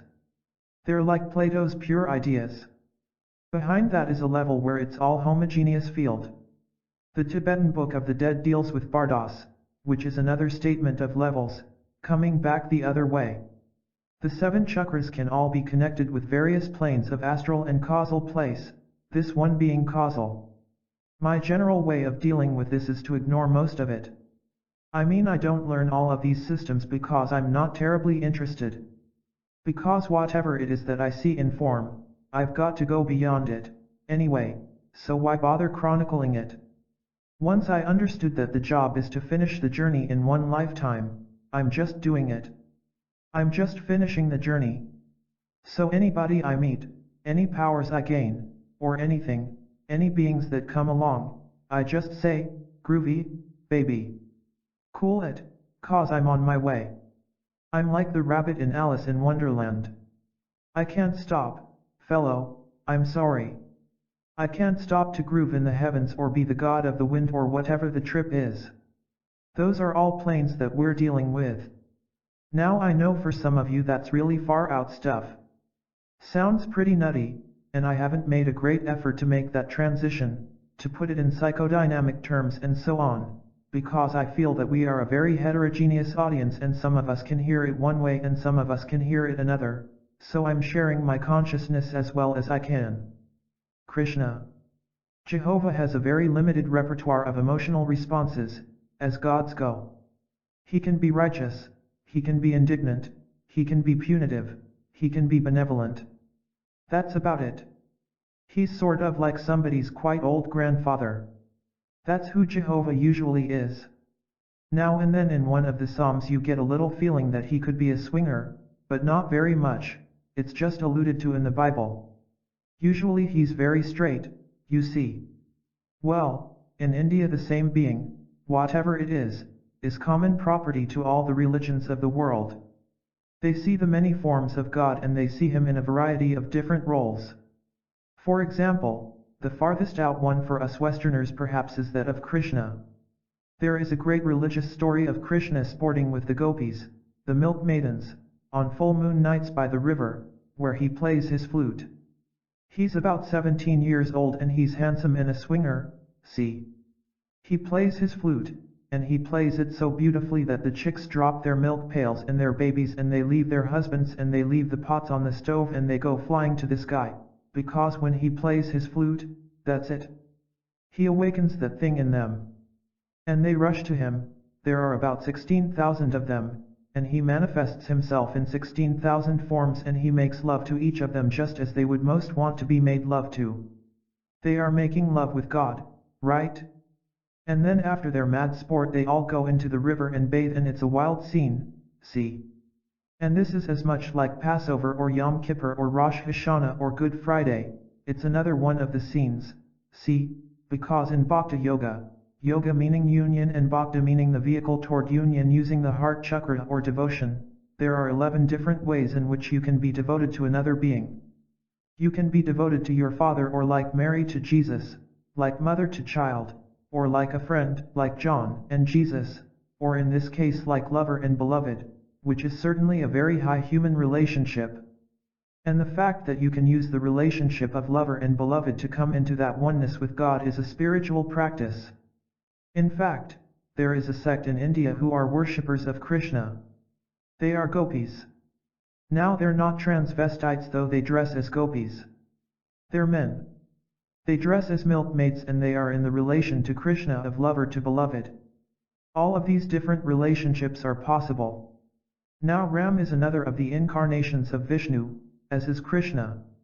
In the Hindu system the one Brahma becomes the three, Brahma, Vishnu, Shiva, meaning the creator, the preserver, and the destroyer or changer, to put it crudely. And Vishnu, the preserver, has a number of incarnations, of which Krishna is one, and Ram is one, and Buddha is one, and so on. And Ram is a perfect statement of Karma Yoga. He's the perfect father, he's the perfect husband, he's the perfect lover, he's the perfect friend, he's the perfect servant, he's just a wonderful guy. He's a great king. The Ramayana, which is one of the holy books of India, concerns his story. Now like every great holy book, it's always written at a number of levels, and you read the level you are ready to hear. Like you can the Bible, the New Testament, as a teaching in higher consciousness when you are ready to read it that way, or you can read it as a melodramatic story of Jesus. There's the Jesus story and then there is Christ's consciousness. And you'll notice in the Bible there's always Christ sort of standing around saying, well, that's the way the prophecy said it. Well, tomorrow's the big day. Keep quiet, woman, it's not yet my time. I mean he's like directing the script. He knows how it all is. And then there's Jesus carrying the cross and doing the thing and curing the people and doing his trip, saying, why are you going to sleep, and stuff like that. I told you to stay awake, why are you going to sleep? That's the Jesus story, see? And then there's the Christ consciousness. Well, in the same way in the Ramayana, and most of these other books, there are always these two levels. Ram story. Example, at one point, Ram is going through the jungle and he meets these naked ascetics. And they say, hey, Ram, you're God and we're really being bugged by these demons, we can't meditate. Would you mind getting a mantra we could say that would get rid of them, cause they're making a lot of noise? You know, it's like cats making love on the back fence. They're really screwing up my meditation. Could you get me a mantra that would get rid of the blue jay so it wouldn't scare away all the other birds? Ram says, well, I have to go see my guru, because he's a young man. So he goes many miles and he goes to see his guru, takes his wife with him, and his brother. He sees his guru and the guru is sitting in a house and takes one look and sees God coming toward him. So the guru runs out and falls on his face before Ram. Ram looks and sees his guru, so he runs and falls on his face before the guru. They're both down there honoring each other. Ram says to the guru, I've come to get a mantra to help these ascetics. And the guru says, come on, baby, what do you mean? I mean, you're God. If you're God, you're the mantra and you're the demons and you're the whole business, so if you're all that, what do you need me for? And then right in the middle of the sentence. Oh, I forgot. We're in an incarnation and this incarnation you're a nice young man and I'm your guru, so of course I'll give you the mantra and I'll. He gives him the mantra and he goes home and does his thing. Now those are what I mean by the two levels at which these high books are written. At one point Ram's wife is taken away by the bad man, Ravina, who is really a good man finishing up a bad incarnation, if you want to know the real plot. And Ram, of course, is beside himself, because his wife's been taken away, you know. She's pining away and she won't make it with the bad guy and she's going to die. He's determined to find her. He goes to the king of the monkeys and he asks for help. The king of the monkeys assigns his monkey lieutenant, Hanuman, to serve Ram. Hanuman becomes the perfect servant. Hanuman is a representative of pure, unadulterated service. He's not serving in order to take over Ram's job. He's not serving in order to get patted on the head by Ram. He's just serving because he serves. And Ram says to him, "Hey, Hanuman, who are you, man, monkey?" And Hanuman says, "When I don't know who I am, I serve you. When I know who I am, you and I are one." So that's who Hanuman is. It turns out that the temple I was brought to is a Hanuman temple in India. They worship Hanuman. They are in the relation of devotee to God, in the relation of servant to master. So my name is Ram Das. Das means servant and Ram is the name of that incarnation, so it means servant of God. So my gig is to serve, so I am doing my service. As I say, when I know who I am, you and I are one. When I don't know who I am, I'm serving you. That's why I ask often, how may I serve you? Because it's not like the movie The Servant where you are trying to take over power. It's where you're playing out your part in the drama by being a servant. It's just a pure relationship. The issue of social responsibility. It seems to me to be responsibility to the well-being of one's fellow man, and just as I said earlier, if you watch the way it often works, people can get locked in a struggle and then some other model can come which frees both of them from an untenable predicament that they're stuck in, right? In other words, somebody comes in with a new way of looking at it, like with two children fighting, you often can come in and get their minds somewhere else so that the whole fight changes its nature and what they're fighting about doesn't seem to be the essence of the matter. It seems to me that the tensions in society today are much more profound than any specific external condition. Those are all manifestations of it, but it is itself not the war in Vietnam or not poverty. Einstein said an interesting thing. He said, "The world that we have made as a result of the level of thinking we have done thus far creates problems that we cannot solve at the same level as the level we created them at. That is, the only way we can solve them is by creating a new level of thinking about them. In other words, we've got to break the set. When there is a kind of confrontation, the confrontation usually increases the amount of hurt and anger and polarization, ultimately. That no matter what the short-term gain is, there is a long-term loss in terms of increasing paranoia. So that, especially in California, you can see the increasing polarization most dramatically. In high-energy centers in the country that polarization and paranoia seem to precipitate out much faster. If I identify with any side of any position, then my attachment to that side makes me see the opposite side in terms of an object, as them. Seeing another being as them is what the problem is. That's what it boils down to. That is, whether it's nationalism or racial tension or generations or theories of research or whatever it is. To the extent that you see somebody in the universe as them, you create increasing paranoia because you are stuck in your world of them, which puts them in the world of them, which increases the themness, or subject-object, or psychic distance between people.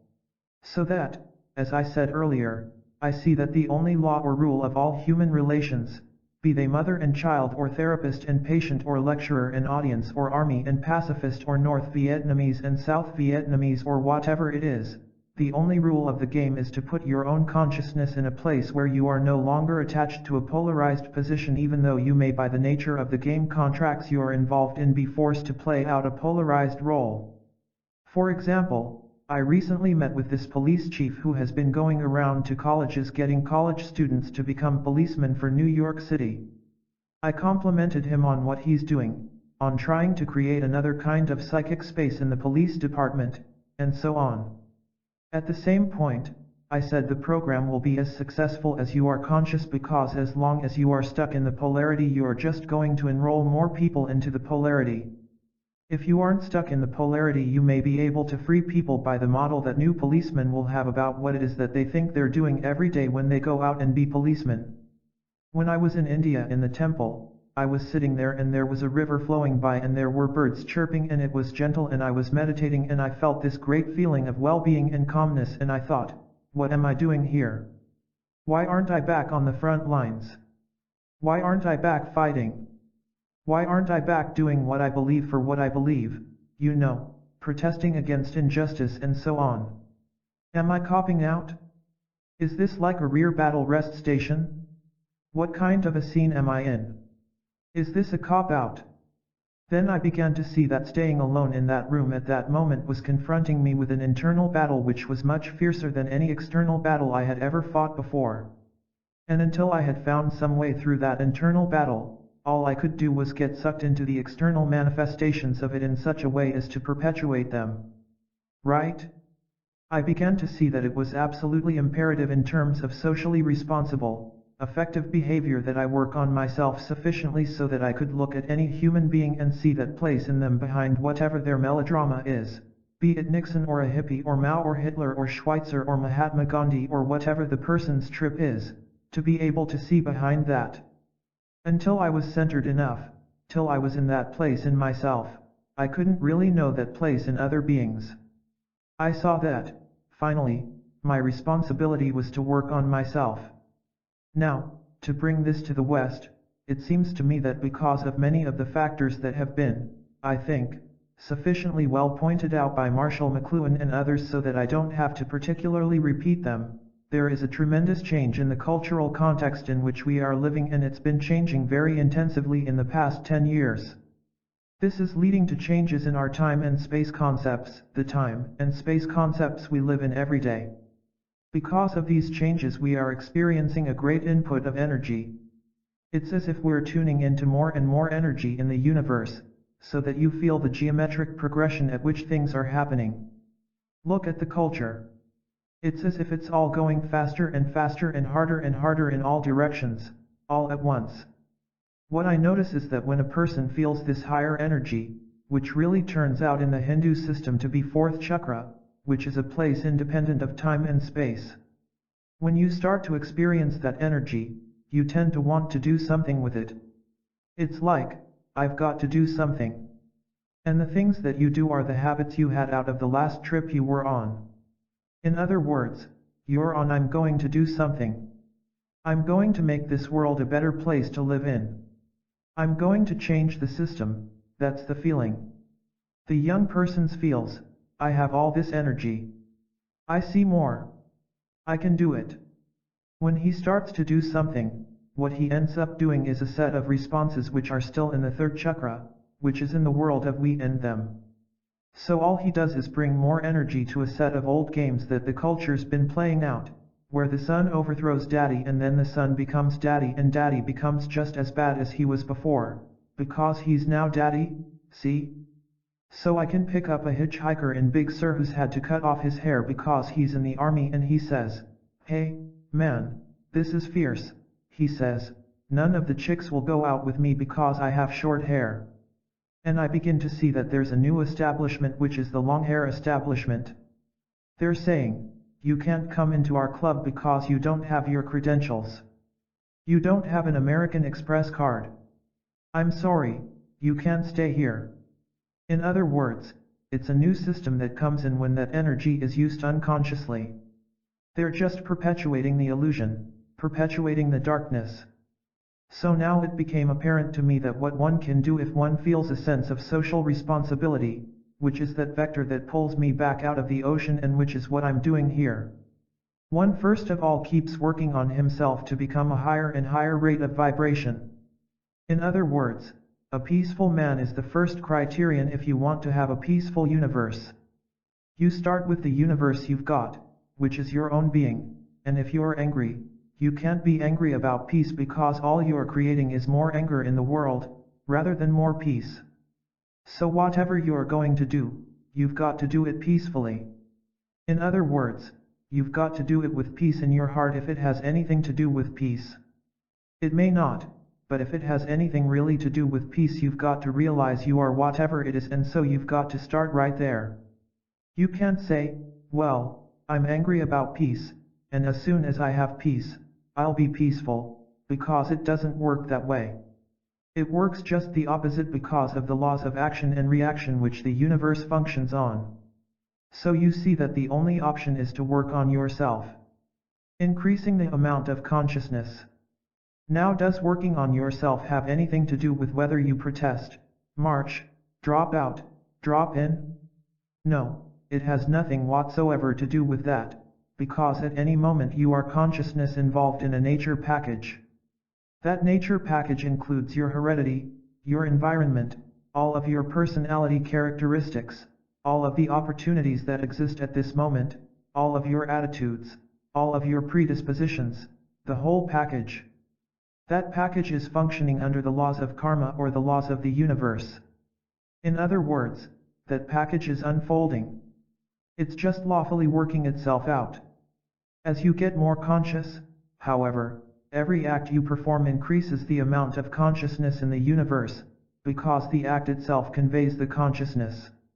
In other words, I could tell you the greatest truths of the world, but if I don't understand them inside, forget it, because all I'm doing is taking it from there and giving it to there, and I'm not giving you the key that allows you to use it, which is the faith in it, which I can only convey through my own success in whatever I'm doing. So, then with all of that said, it's quite apparent that as you work on yourself, on your consciousness, you continue to do whatever dance you're doing or the dance evolves. As you are conscious, you begin to see how the acts you perform can become more and more optimum to the conditions. That is, when you're about to change a law in the country, you begin to understand the way the whole system works as you stand back one bit, and you see what the optimum act you can do is, and you go and perform, and you perform it totally without the emotional attachment to that act, but with an awareness of how that act works in the whole system. You hear what I'm saying? In other words, it's the ability to sometimes have delay of gratification, if you will, the ability to stand back, to do what is the more optimum response. Sometimes it's the immediate thing to do. In other words, a parent may or may not slap the child. The parent may or may not be emotionally involved in slapping the child. The parent may or may not understand totally how many ramifications are involved in slapping the child. These are all different places which they can work at. So finally, the general rule applies to all action, no matter whether you tell me that the world is going to end tomorrow or in 5 years or 10 years, or the bad guys win or the good guys win, or it's all up to me, or we've got to get together and do something. All of that leads me always to the same response: I will work on myself, since the work on myself is going to be the highest thing I can do for it all, since I understand that as man uplevels his own consciousness, he sees more creative solutions to the problems that he's confronting. Therefore, it always feeds back to the same place. But working on myself is just like this.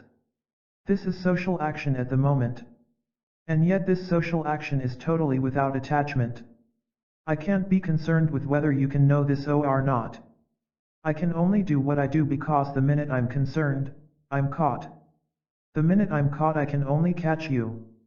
I can tell the same thing to a black. Whether he wants to hear it or not is something else. On the West Coast, I would say that I have at least 500% higher participation of blacks in my lectures than on the East Coast. It's as if many more of them are ready to hear this kind of information because they've begun to see the futility of their strategy. That they're going to lose what they wanted, in the bargain, with the game they're playing. Now, the matter of consciousness is how quickly you give up a past model, so that you can be here and now.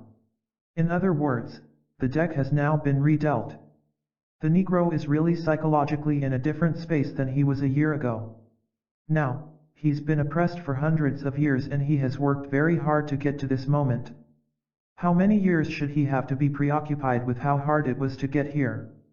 How long should that capture his consciousness? Right? In other words, I've been driving and speeding and I'm given a ticket. How long does the ticket eat away at my intestine and the acid secrete, and I sit around rehearsing the thing and saying, well, if I had said this, and he shouldn't have done that, and I've got to fix it. Or how much, right after that, can I be here and look out and say, wow, look at the sun. Isn't it beautiful? In other words, how long do I perseverate? And the black man's predicament is how long he perseverates at this point. The minute he can come into the here and now, he will appreciate that there are literally hundreds of thousands of other people around him who see him as another human being in the here and now, see blackness as a secondary rather than as a primary consideration. Is he going to spend the rest of his life punishing himself for the punishment that he has had, by retaining the paranoia, or does he give it up? The problem is one of how quick he can up-level his own predicament. That's the question. It's for all of us the same question, you see. And all I can do to help him up-level his own predicament is for me not to get caught in it. He can say, "Look, man, you're whitey and I'm going to beat the shit out of you." And I can say, "Yeah, baby, I understand, and here we are, right? Here we are, I understand the whole trip, why you got to do that and why you feel that, and all that, but here we are. I see it and you see it and now here we are. Now what? Now what?" And that's a fierce one. It's fierce because there are many people that are getting so many points out of their melodrama and they've been on such a thin reinforcement schedule that they don't want to give up the brownie badges they're getting. That's true of the psychoanalytic societies and it's true of blacks and it's true of the sexually beautiful women and the rich men in our society, and the handsome men. They're all getting fantastic payoffs in our externalized culture, which is not going to be enough in the long run for any of them, but they're saying, "I'll take it now," even though Buddha pointed out very clearly that, just like Christ said, when he said, "Lay not up your treasures where moth and rust doth corrupt, and thieves break in and steal," Buddha said that the cause of suffering is desire or craving, and that means to be caught in time, craving things which pass. Beauty, money, power, external freedom, youth, all pass.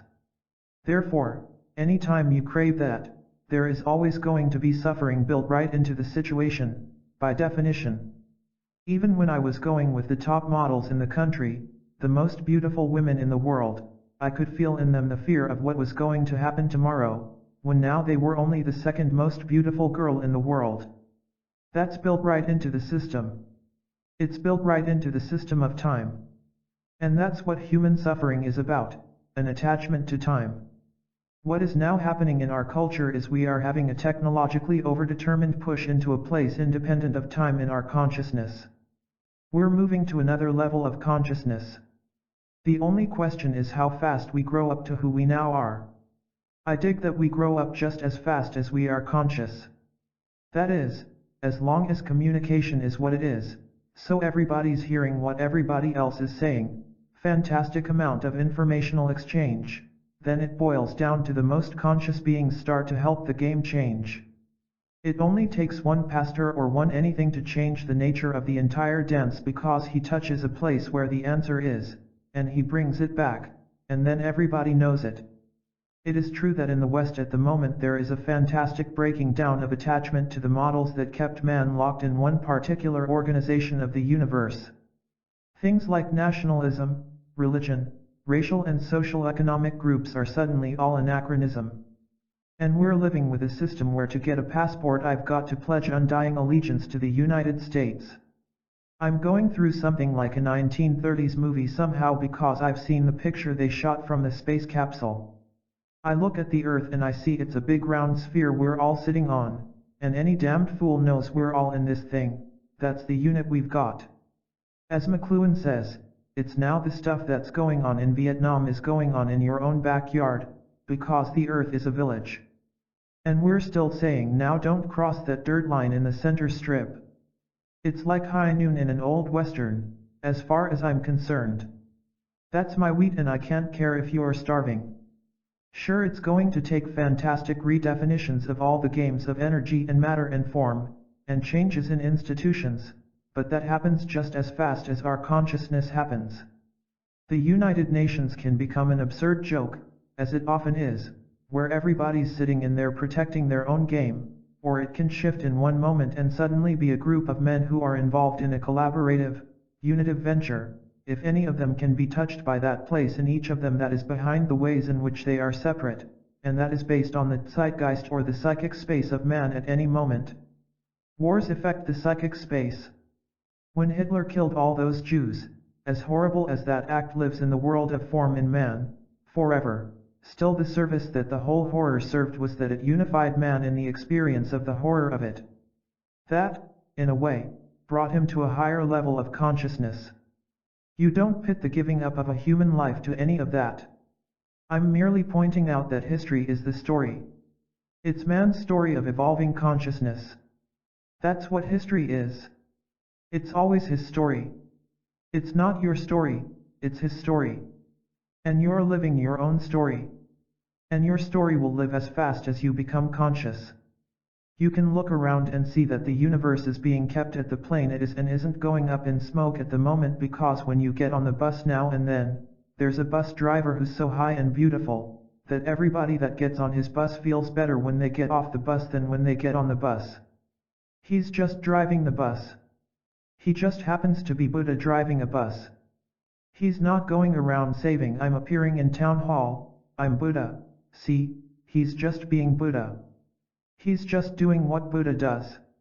And you begin to realize that the earth is full of very high beings who are constantly spreading this other force, creating this other kind of consciousness. There's a great set of comic books called the Doctor Strange comics. Doctor Strange Meets the Mystic Mind is one of the great ones. The mystic mind has created a mind net and he's not going to let anybody through. Doctor Strange has got to get through to save the mystic mind, who is caught in this net. So Doctor Strange sends images of himself, and you see Doctor Strange images going into the mystic mind. The mystic mind puts up huge nets and pushes them all back and you see their minds manifest in all of these ways. It's three-dimensional. It's all comic book stuff. And then you begin to see what it means to create psychic spaces.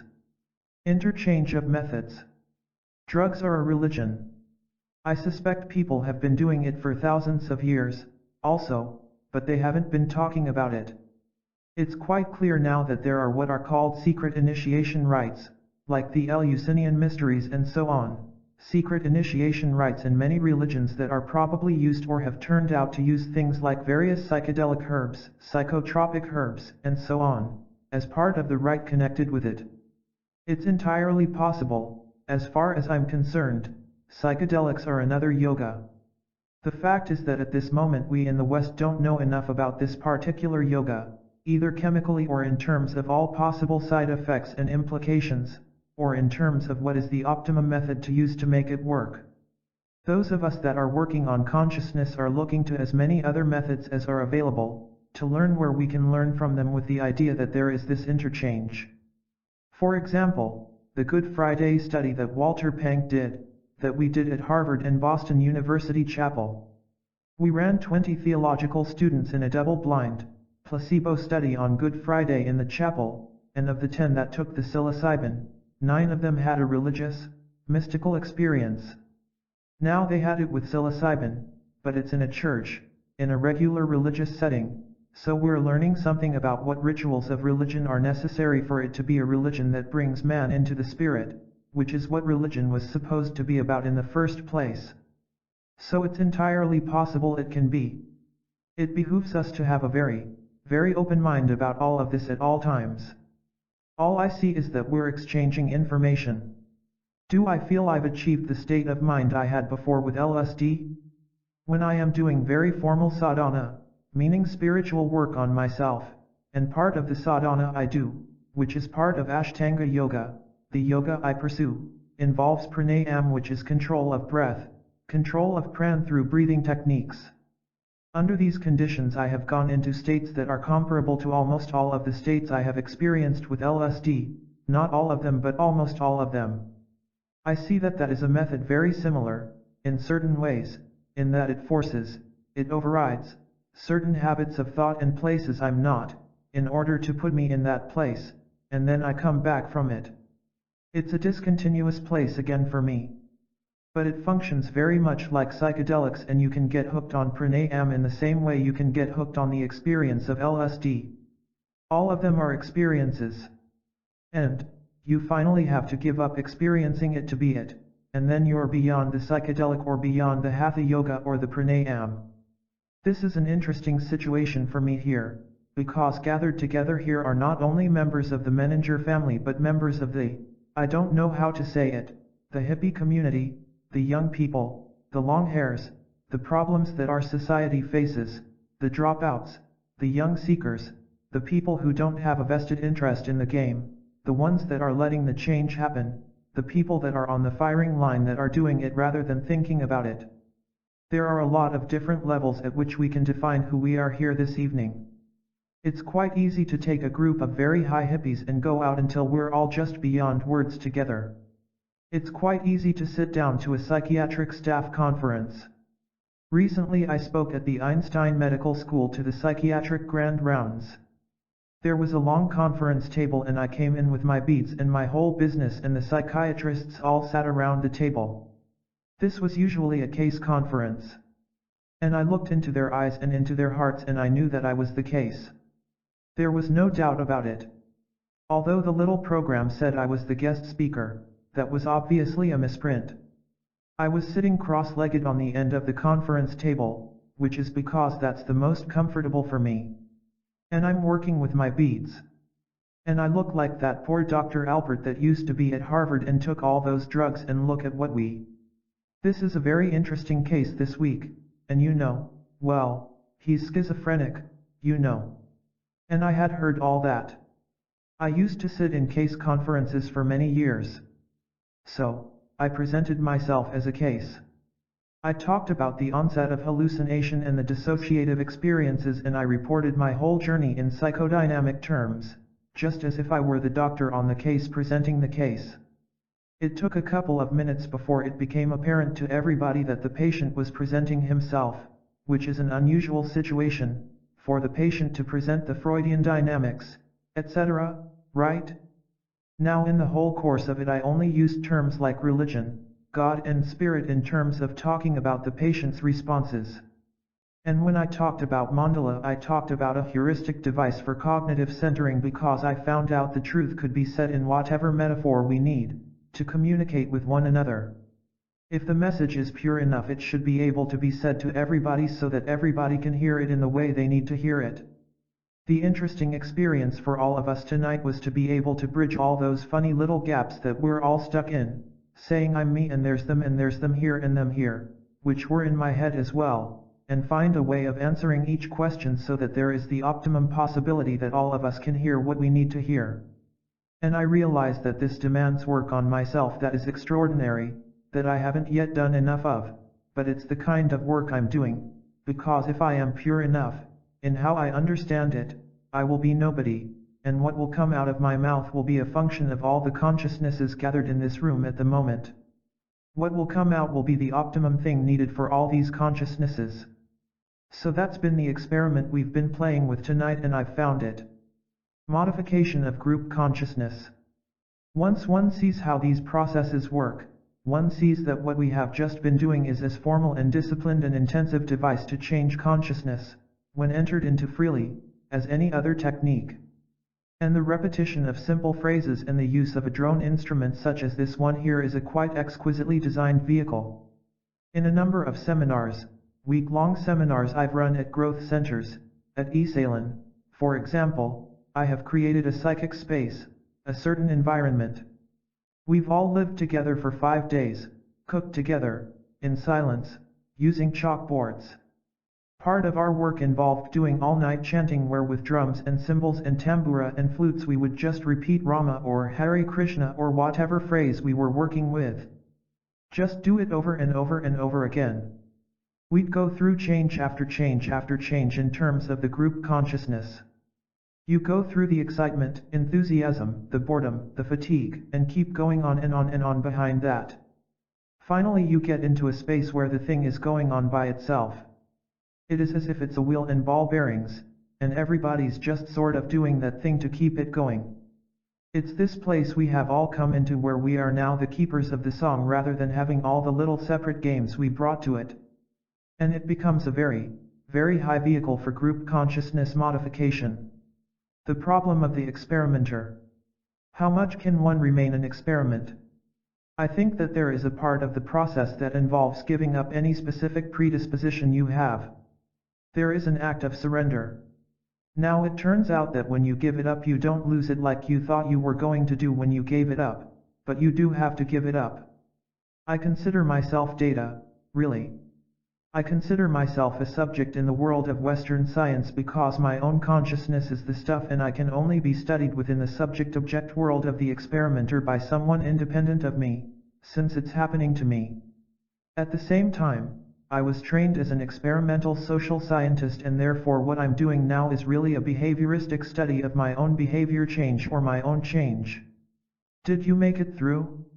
We got so frightened of Tichenarian introspectionism in the way we got into behaviorism that we got fiercely into behaviorism, and we ruled out the possibility that a person could be the observer of his own behavior, without having the subjective fallacy as the experimenter. There are ways of training yourself to do this, once you stop being afraid to do it, and it is a body of knowledge that becomes available that way. It doesn't meet the criterion of being public data, but it still fulfills certain criteria and as such is a body of knowledge not formally within the scientific system.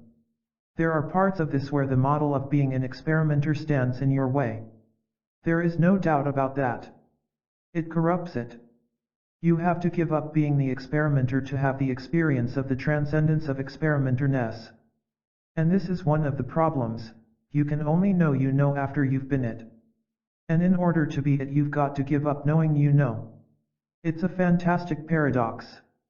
Limitations of knowing. How do you reconcile faith and reason? Well, as I feel it now, we have come out of a period where in the evolutionary journey of us as beings, man evolves these great frontal lobes and this capacity for rational thought or for self-consciousness. And this is, in the Hindu system, what would be called siddhi or a power. That power can be used in a variety of ways. It can be used in the service of what I call the third chakra, that is, in terms of man's control over his environment, which is the way we've been doing it, which the rational mind controls. It's man over nature in the anthropological Florence Kluckhohn differentiations. She talks about societies that are man over nature, societies that are man in nature, and societies that are man under nature. Attachment to the siddhi of the rational mind put man in the group of man over nature. That particular way of knowing the world through the rational mind has tremendous advantages, obviously, which we have exploited as hard as we could. At the same point, it is becoming apparent that there are certain limitations to that particular device for knowing. That is, that it is in time. It is in time.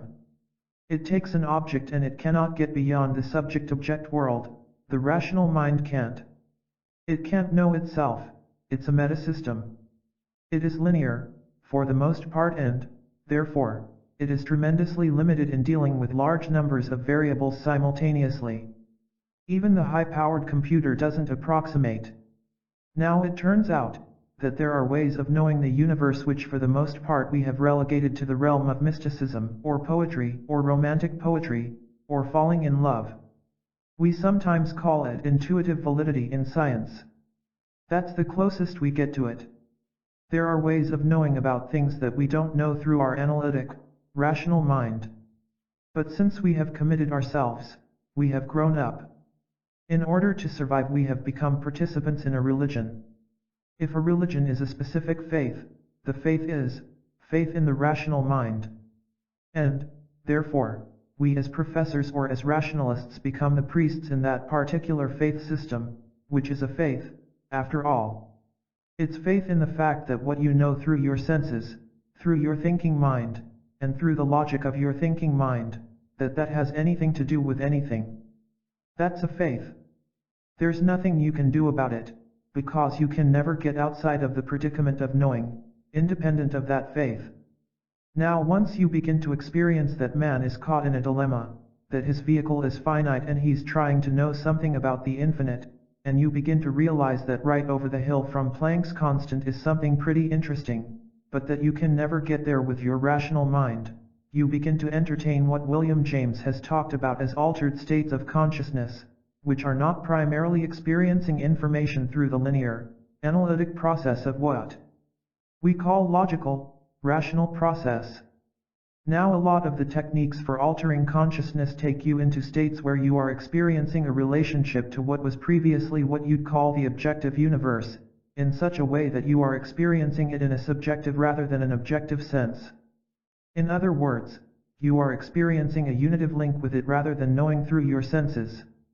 It is known in the mystic trade as the opening of the third eye, which people have related to the pineal gland and so on, which is probably just more stuff to feed into your computer to confuse you. But whatever it is very clear that there are ways of knowing that are not knowing either through your senses or through your rational mind. Whether or not that way of knowing is useful to man is something that we only know as we explore and enter into that realm ourselves, you see. Now, it turns out that what is required to get to the next level of consciousness is to transcend the rational mind. That means to transcend the knower who knows. And that is a very frightening thing when that has been your vehicle for controlling your universe up until that point. And it turns out, of course, that when you do that you end up with your rational mind but in the role of a servant rather than a master. We're coming out of that place, as I said last night, of cogito, ergo sum, and we're now going into a place where we're seeing that we aren't our thinking mind but that it is merely another servant, not the master. Evolving consciousness. I cannot see it all as but summating. That is, I feel that I am somebody who has been in a way blessed by having been given everything that Western society could offer, in large part, in terms of affluence, so that I was not concerned about my security, so I could finish with that. Lots of love from people around me, the best training, with a PhD and that kind of a research orientation, the best technology could offer me in terms of transportation, communication, psychedelics, and life process, and I feel that all that was part of my preparation to now know something else, to do something else. I don't see it any more particularly as Eastern versus Western. I merely see this as a logical progression of my own evolving consciousness. And I see the way it's happening to me is quite Western. I am making use of Eastern methods. I am not Hindu. I am a Western, Jewish boy from Boston who has studied Hinduism. I also find the same thing in the Greek Orthodox Christians, and in the Hasidic movement in Judaism. I find it in all mystical traditions, in the Sufi, in the Egyptian, and certainly in Saint Teresa and Saint John and so on. So that, I find that it is in a way the amalgam of all this stuff that is allowing me to be what I am doing right at this moment. It seems to me that there was a point where my attachment to my Western training stood in my way. I didn't have to give up my Western training, what I had to give up was my attachment to my Western training. That's the critical difference. I didn't lose my Western training. As I said last night, Jung said in a eulogy of Richard Wilhelm, he is a Gnostic intermediary, in that he was willing to give up a Western predisposition in order to experience another system at the being level, in order to bring it back. Now my bringing it back is as a Western scientist. And all that stuff is helping me be able to translate it into something that is meaningful to us in the West at this moment in the work we're doing. I see that as tremendously valuable. But I do see that my attachment to my rational mind at one point was an impediment, although the development that I have with my rational mind is clearly an asset. The power of the rational mind, that particular siddhi, as it's called in the Hindu system, when you turn that back in on itself, which is called Jnana Yoga or the yoga of the rational mind beating itself, which is part of the Zen koan and so on, demand exquisite discipline of the rational mind. That, in a way, was usable only because of the disciplines I had developed. So that I see them very much as an amalgam rather than in any kind of sense as contradictory. The truth is everywhere. Wherever you are, it's right where you are, when you can see it. And you can see it through whatever vehicle you are working with. You can free yourself from certain attachments that keep you from seeing it. The scientist doesn't stop being a scientist, nor anybody stop being anything. You find how to do the things to yourself which allow you to find truth where you are at that moment. I'd say we never find out anything new, we just remember it. 2. Meher Baba and Bhakti Yoga. Meher Baba was an Indian holy man who was a very pure statement of Bhakti Yoga, the yoga of devotion, the yoga of love. The heart is a vehicle for transcendence. The relation between lover and beloved that I was talking about before. He left his body about a year ago. He died. And to the extent that one reads his discourses and his books like A God Speaks or Listen Humanity, with the openness of the fourth chakra, with love in one's heart, he is a very, very high teacher. There's no doubt about that. I've had very powerful spiritual contacts with Meher Baba, and I feel that he is one of my gurus, one of the beings that guide my unfolding. And he pointed out to me in correspondence, when he was in his body, that he thought that there was a problem in relation to LSD, that you became addicted to the experience of LSD rather than working for the true reality. I have come to understand what he meant by that, over the years, as I've gone on in my own work. I feel that he's just a very loving being who is there for people that can open their hearts to him. Edgar Cayce in Two States of Consciousness. Edgar Cayce, it seems to me, was a being who had available to him what William James calls the discontinuity of two states of consciousness. He could move from one state of consciousness into the other. However, he did not have recall of one from the other. He didn't have it all together, as we would say in the West. So he would go into a sleep state, where he would be in another state of consciousness where he would see the universe differently than he was seeing it in another state, and see more than was available to him when he was in his waking consciousness. I think that's all valid, and that what he was reporting was what he was seeing at that astral plane, which is a relatively low astral plane, as far as I can see, and was open to certain influences and so on. It's not perhaps a totally pure statement, but it's a very good statement. It's certainly more than we knew before. It is another way of defining reality. And James' point is well taken. Any premature closing of our accounts with reality which fails to take into account all of these other states of consciousness is an error on man's part, because man has to be pretty pompously presumptuous to assume that he's already found out the way. And so, you take a person like Edgar Cayce, and it is difficult because of the sort of shucky nature of the organization that got going around him, often to hear the wisdom of the message in there and to hear the real stuff in there. But there certainly is a lot of real stuff in there. There's no doubt about it. It's like when you get to a certain point you can start to read the Bible as a very high manual, a text, a manual for work on yourself in consciousness. When Christ is talking about, he that is born of flesh is flesh, he that is born of spirit, and that ye be born again, ye must die and be reborn. Things like, I and my Father are one. You can take almost all of the stuff and find immediately how it is relating to what process we are going through at this moment. I find that once you are open to new possibilities, I see that the problem we're all afraid of, especially scientists, is opening Pandora's box. We're afraid if we let something in sloppily, somehow we're going to drown in our own, you know. What we better decide is Edgar Cayce good? Is Meher Baba good? Should I listen to him? Should I, as if we're protecting our virginity somehow? Well, it turns out that one of the things that has to be surrendered is that model. You've got to have enough faith to allow it all to come in, with the idea that that which is truth will rise to the surface. The scientific mold is to listen to something sitting back, listening to it, saying, shall I believe it or not? The other way of doing it is to open yourself to it, embrace it, and become it, and if it is inappropriate it will spew itself out.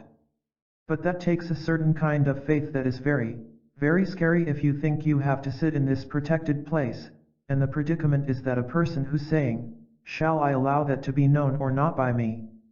Shall I consider this as another part of reality, is cutting himself off from knowing it by the nature of his mechanism. He can't know it that way. That's the problem. He can't know the stuff in that objective sense. He's got to embrace it.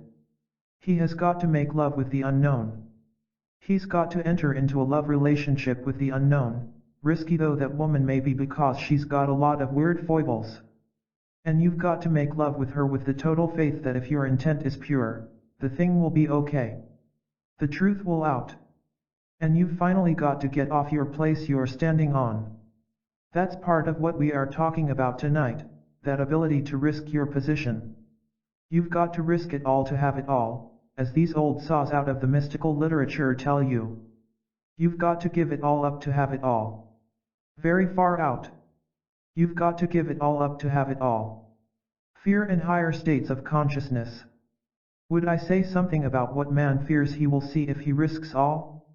Well, generally I think that the first level of fears are concerned with that part of us which is in nature, that Freud talks about, the unconscious impulses. And I think that there is a fear that if one lets go of rational control, surrenders that, one will be animal-like in the sense of antisocial impulses. I think that's the first fear, that there are things in oneself that are ugly, untenable, unsociable, and so on. That's part of the fear, part of one's own animal. This is because one doesn't go back far enough, as far as I can see. Because if you go one step behind that, you see something else in man behind that one, too. And then that's just another melodrama. The fear is, at the first chakra, the loss of the separate entity, the loss of one's individuality, the loss of one's identity, the psychological dying, the loss of the experiencing or the knower. That's part of what that fear is. Another part of the fear is that you may start to go out and only get part way, and get stuck somewhere else that will be worse than this one. That's another fear which is called eternal damnation, when in fact this is eternal damnation, for people who are experiencing eternal damnation. And eternal damnation is just another trip. Send them through eternal damnation for a while is more like where eternal damnation is it. It is. Fear is perhaps a frontward or a front emotional reaction for man's lack of readiness to deal with the higher energy states and higher input and output that is connected with these other states of consciousness. The fear is a protective mechanism in the sense that he experiences a kind of free-floating anxiety or ambiguous fear about it. And that keeps him from getting too close to it. He isn't ready, or able to get close to it because he can't do the necessary things to be able to live in those states of consciousness without doing destructive things to himself. He's not pure enough. I think fear is the result of impurity. And impurity means thoughts that define oneself in a profane sense, that is, thoughts which define oneself as separate. And as long as you are attached to those thought forms, you are going to fear, because it involves the extinction of that separate being, that separate conceptual entity. I'll deal with questions very gently and talk around them for a while, so don't keep holding your hand up because we all have questions. We're all here together. It's all our questions of ourselves. And what we don't ask we already know the answers to anyway, so it's all right. It's only a little dance we're doing, anyway. We shouldn't take it too seriously. In my experience in guiding people through LSD experiences, there is the fear that many people experience as this chemical transformation occurs in their bodies and which leads them to the breakdown of all existing models that they had about how the universe works. As that happens, there are many people who experience intense fear, which makes them want to hold on to the structure they had. And they could say, I am afraid, I am going insane, meaning I am going into another space that I don't have any control over on this level. In general I would say, well, groovy, let's go insane together. Here we go. In other words, it is my feeling that the only thing you have to fear is fear, in that sense that to the extent that you have enough faith or trust to let it happen, you always go through the next one and the next one and the next one.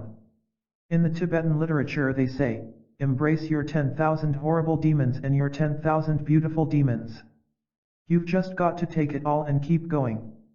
Yeah, that one too, and that one too, and keep going. All your fears have to be embraced, entertained, honored, and you go on with them. There is a qualitative difference in my life now from 10 years ago, in that I do not experience a fear of death as a real fear when I get into situations where death seems a possibility, or violence, or something like that. I don't have any of the usual or earlier kinds of reactions of anxiety or fear, and yet I do what is adaptive to protect the temple or body I'm working with. But I don't do it out of fear, because the fear of death seems somehow to have flown the coop somewhere along the way in this game. It certainly changes the nature of my living experience every day, because each day can be whatever it is, and it's all right. I'm not collecting something to avoid something later. Love as a state of being, If a Western man were to become a fully enlightened being, what would happen to his human relationships, particularly love? Let me start with the word love for a moment. I think there is a transformation that goes on in one's conception of the term love. And I think one changes from seeing it as a verb, to seeing it as a state of being. And you move much more toward what would be called Christ love, that is, the state of being where one is love. One is like a light that emits, and one is a loving being. Consciousness and energy are an identity, as I said last night, and similarly with those identities is the term love. That is, that love and consciousness are one and the same thing. So that as you get into a higher state of consciousness you come closer to being in love. That doesn't mean an interpersonal love. It means being love. Now if you and I love or fall into love and I say, she really turns me on. I love her. From this model what I see is happening is that I'm saying, you are in the imprinting literature, you are a superordinate key stimulus that is eliciting an innate response mechanism. You're releasing an innate response mechanism. Or I could say it in a more general sense, saying that, you're turning me on. And you're turning me on to a place inside myself that is love. So I am experiencing what it means to be in love. And I'm saying I am in love with you. I am in love with my connection to the place in me that is love, is the way I would now say it in this Western framework. Now to keep working with this I would say that as you are making love and getting totally into interpenetration as much as your bodies would allow and your thoughts and feelings would often allow and still feel that there was a separateness. And it is interesting that as long as you are under the illusion that what you are loving is out there, you will always experience that separateness. It is only when you begin to understand that if you and I are truly in love, if I go to the place in me that is love and you to the place in you that is love, we are together in love. We start to understand that what love means is that we are sharing a common state together. That state exists in you and it exists in me. Now the enlightened being, what happens to him is that he changes the nature of his love object from a specific love object to it all, finally. You would say that an enlightened being is totally in love with the universe, in the sense that everything in the universe turns him on to that place in himself where he is love and consciousness. So I would say that an interpersonal relationship that has any qualities of possessiveness in it, or ego drama of any kind, certainly undergoes changes as the nature of consciousness changes. And at the same moment I would say that as a person becomes more conscious, he understands that he has certain karmic commitments, that is, existing contracts which may be with parents, it may be with husband or wife, it may be with children, and that he cannot rid himself from these without creating a karmic cost, without leaving behind him some uncooked seeds that he's running away from. The game of enlightenment starts from exactly where you are at this moment, and therefore, if you have an existing social emotional sexual contract with another human being, that's where it starts. To say, well, I've got to go do my work on myself. I can't afford you any more leaves a ripping which ultimately you've got to rectify. There's no doubt about it. You've got to work from where you are now. You just can't walk away from anything, any part of your life. You've got to bring it all into harmony at every new level. I am in India and I suddenly realize that I have to come back. My mother has died, I have to come back and be with my father in a new way than I was ever with him before. To share that particular drama, I don't think I shared my father last night, did I? When I came back to Boston from India, I arrived at the airport and I was wearing a beard and I was barefoot, and I had come from India with my tambura and I was generally a weird-looking being. My father came in his car to pick me up, as I said, a conservative Boston Republican and a very responsible member of our society. He took one look at me, and his response was, "Get in quick before anybody sees you," which I did, and we started to drive toward the house. Now what he regaled me with all the way home was the fact that he was experiencing a depression, a deep depression, as he approached death. He was 72 at the time. He told me all about how his life was meaningless, and even though he had started Brandeis University, and raised many funds for the Einstein Medical School, and been president of the New Haven Railroad, and done lots of glorious and grand things in his life, he was experiencing the feeling that he was a failure as a human being. That was all there was to it. And he was telling me about his will and the clauses in his will, and all I felt was, I was sitting in the car doing my Om Mani Padme Hum, Om Mani Padme Hum. And it was like his mind was creating this huge big black cloud of pollution in the car, I mean, this heavy, dark depressed place of it's all over and we'll look through the old photographs tonight, you know that kind of place. And I just did my mantra and off we drove to the house.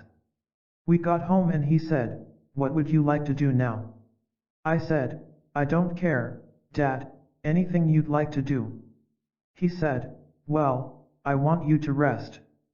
You've had a long trip and he said, I'm going to make some raspberry jam, because that's one of his hobbies, is making raspberry jam. So I said, well, can I help you? No, don't bother. I said, I'd like to. He said, all right. So I go in, and we start to make raspberry jam. We're sterilizing the bottles and mashing raspberries, and he's telling me about the horror of his life and how sad it is, and how everybody's forgotten him and, boy, he's got a routine. It's a very heavy story, very heavy story. I feel fantastic compassion for him because I love him very dearly and at the same moment I see the predicament his consciousness is in. I see where he's stuck. So I'm just doing my mantra and mashing raspberries and so on, and I'm saying to him things like, should the bubbles all rise to the top? Are the bottles right? Where do we put that? And so on. And after a while, since I'm giving him no reinforcement at all for this fantastic dark cloud that he's creating and holding all by himself, since I'm part of us, but I'm not helping him hold it up particularly, he starts to say, well, get all the bubbles up and pretty soon his conversation is shifting until it's in the here and now. That is, he's talking about how to make raspberry jam, right? And as he starts to talk about how to make raspberry jam, this is a technique you are all familiar with of bringing a person into the here and now. The lines of his face are relaxing and the whole model of himself as somebody who's old and about to die and his life is lived out and all this stuff about his failures and unhappiness and bankruptcy of the railroad and all that stuff, that's all sort of falling into the past and here we are making raspberry jam. We're just two guys making raspberry jam, right? Now we finish making the raspberry jam, and he's happy, see, he's smiling. So now his question is, what are we going to do together next? Right? Because what's happening is he's getting a contact high off me, because I'm living in the here and now. All I'm doing is making raspberry jam. And he's coming into that place, and it feels good. Everyone wants to feel good. He's coming into that place, and he feels good. If I walk away for an hour or two, he'll go right back into that other space again, because that's his karma at that moment to be stuck still in that space. But we start to spend a great deal of time together and as we spend more and more time together, he's living more in the here and now. To shortcut the whole story, let me explain that 8 months later, I gave the bride away at his marriage. Right? He married a woman in her early 50s, a beautiful, wonderful woman who had actually been one of his secretaries in the Junior Achievement Organization, of which he was president. There was another junior achievement for him. As he went into the temple, he said to me, this is all you're doing, you know, because what I did was hold his hand all the time because all of his questions would be about the future or the past, like, is this wrong in terms of the memory of mother? Is this going to be a terrible thing later? All I was saying was, how does it feel today? Did you have a good time at dinner last night? What are we doing today? And he said, oh, it's wonderful. She's a wonderful person, but I'm just concerned about. As soon as his mind stopped creating all that stuff about then, and he lived here and now, it was a gas. He was having a ball. He was writing love songs and they went on a honeymoon in Scotland and Ireland. She is a very high being, in that she lives in the here and now very much of the time. She's a very conscious being. He married a good one. He's in good hands. And when I call, I say, what are you doing? Oh, well, and he sort of laughs. We're writing some songs at the piano. We're writing some movie routines. We're going to shoot some sound movies and, have some people over. He's having a ball. He is no more 74 now. Before he was 96 and now he's about 23, the way I figure it. And he can't walk as well and he's slowing down in all his processes, but there they are. The depression has fallen away because he's started to live in the here and now. Now that's part of how consciousness affected the nature of a love relationship in a sense. My relationship with my father was a love relationship. He is karmically my father, that is, in this incarnation he is my father. Otherwise, I don't think he and I would have much going with one another. Because he lives in a very different psychological space from the one I do. He has this big estate in New Hampshire and he's a member of this club called the President's Club. It's made up of people like presidents of United States Steel and Bell Telephone, and they sit around saying, "You're a president, I'm a president." It's a status reward for having made it in the game, It's an inner club and they play games together. It's beautiful. So they come up to visit him and then he'll always say things like, "I've got this son. He's a little strange, but I'd really like you to hear him." And then he'll say, "Rich," or he calls me Rum Dum, actually. "Rum Dum, would you come down and visit?" And I come down and I sit by the fire and I tell ghost stories. I mean, I talk about the weird and the beyond and strange experiences in the Himalayas, the farthest reaches of the Himalayas, And as long as it's not threatening, everybody's having a ball, fascinating, absolutely wonderful. And my father, who's listened to the story probably 100 times now, always sits in the same armchair, and about 10 o'clock he pushes himself up out of the chair and says, "Well, damned interesting." He says, "Don't understand a word of it, but if he's doing it, it's okay with me. I guess I'll turn in now." And he always does the same routine. And I know that he is just not ready or interested, or at all involved in hearing the conceptualization or the ability to work with this stuff, but nevertheless the spin-off is very much part of his daily life. I feel that this is a very subtle way in which karma works, and that we have dealt here with a matter of how consciousness changes, because my father and I are closer than we have ever been in our lives together. We genuinely and openly love one another now, in this way. I see the game of father and son as merely another social role relationship. We don't have any biological function at the moment, but we do have a karmic connection. And I honor him as my father.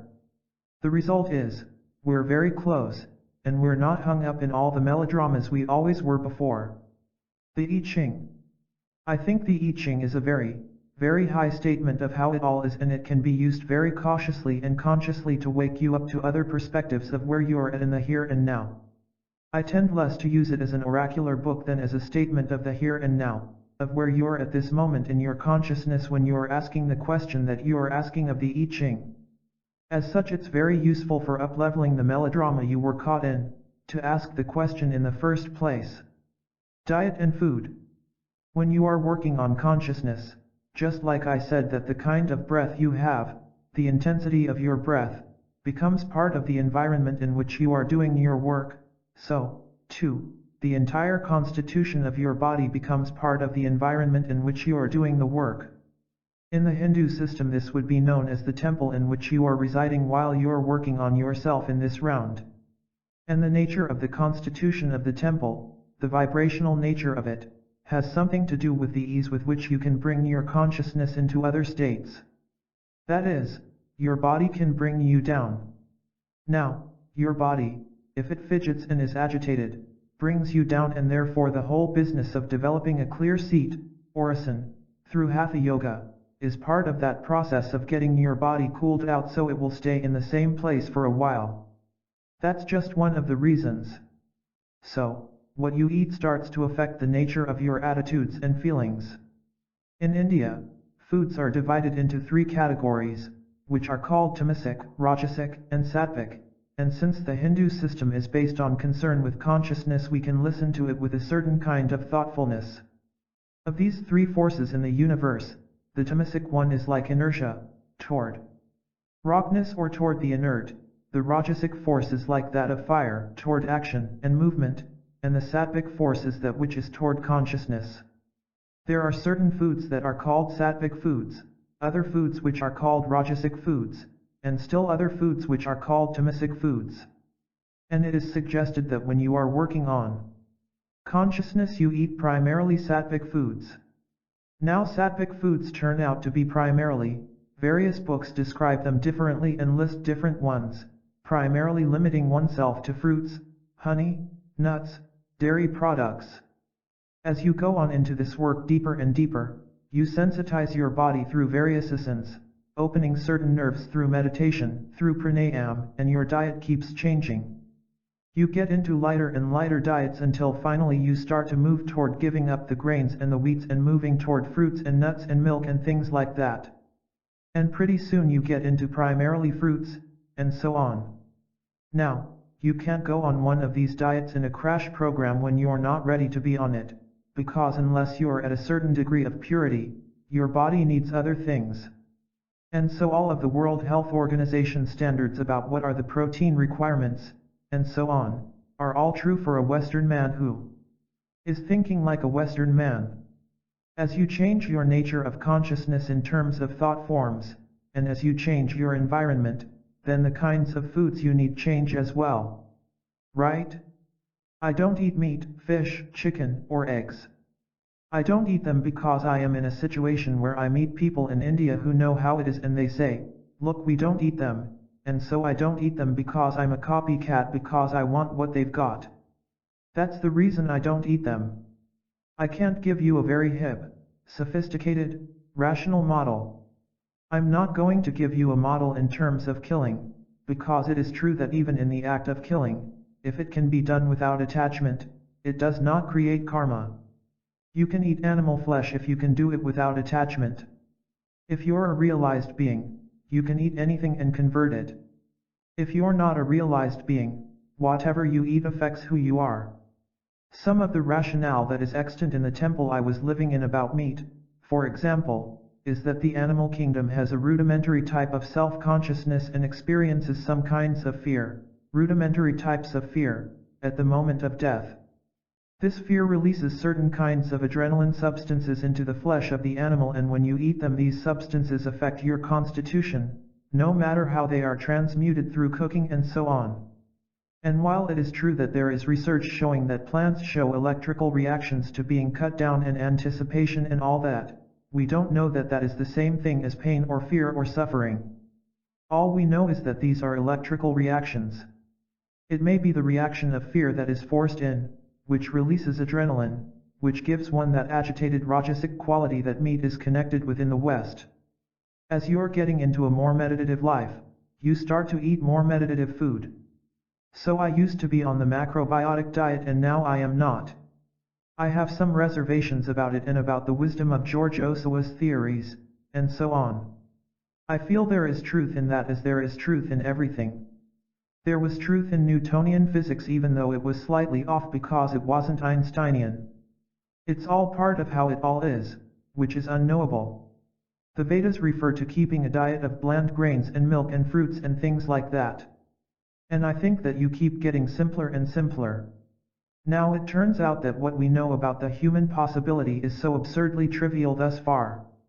A woman like Teresa Newman, the Christian mystic, has lived for 12 years eating one Eucharist wafer every morning, and those are mighty thin, I'll tell you, and that's it. She's a good healthy woman, a saftig Mädchen with flesh on her bones and all that. The scientists have followed her into the bathroom to see how she's cheating because they can't do it. And when they say to her, "What do you live on?" she says, "I live on light." Now, we can't do photosynthesis because we don't know how to do it and because we're busy being somebody who works a certain way. Now that doesn't say anything about man's possibilities. Once you find one person whom you could let in the doorway without thinking there's a lie or a deception or I'm being hustled because I can't do it, you begin to see that there are extraordinary other possibilities in terms of what a person needs for life force other than what we think of as the minimum daily requirements. The whole picture starts to change. There are beings that live on less and less. And as you do this purification, you indeed live on less and less. Perceptual vantage points and psychosis. I feel the resonance of all the past words that have been said about that in this room. I'm sure I could find something in here to resonate with. We live at a plane of reality which we share, it would seem, in which we all agree that certain things are the way they are. And when somebody disagrees with that and disagrees with it with deep faith, under certain conditions we characterize that as psychosis. I would now reinterpret that and say that what has happened is, that the person, and this is not yet saying anything more, it's merely giving us a framework to see an alternative possibility, has moved from one perceptual vantage point to another. A person, through something which might be a chemical change, could be in a trauma of some sort, it might be ingested, or psychically induced, psychogenic in nature, but through some trauma to the system, he moves from one perceptual vantage point to another one, and then gets as attached to that one as we are to the one we're in. Right? He is attached to that, and from our point of view he is psychotic. From his point of view, we are. That is because we don't see reality as he sees it. He's seeing another reality. In any kind of a Hindu system this would be called merely an astral plane. He's in another astral plane.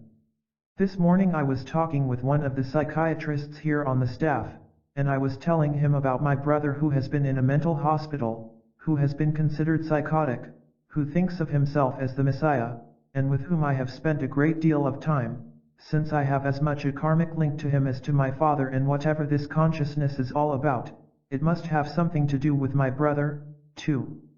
And my relation to him was to be as much here and now as I could be, just as I had been with my father.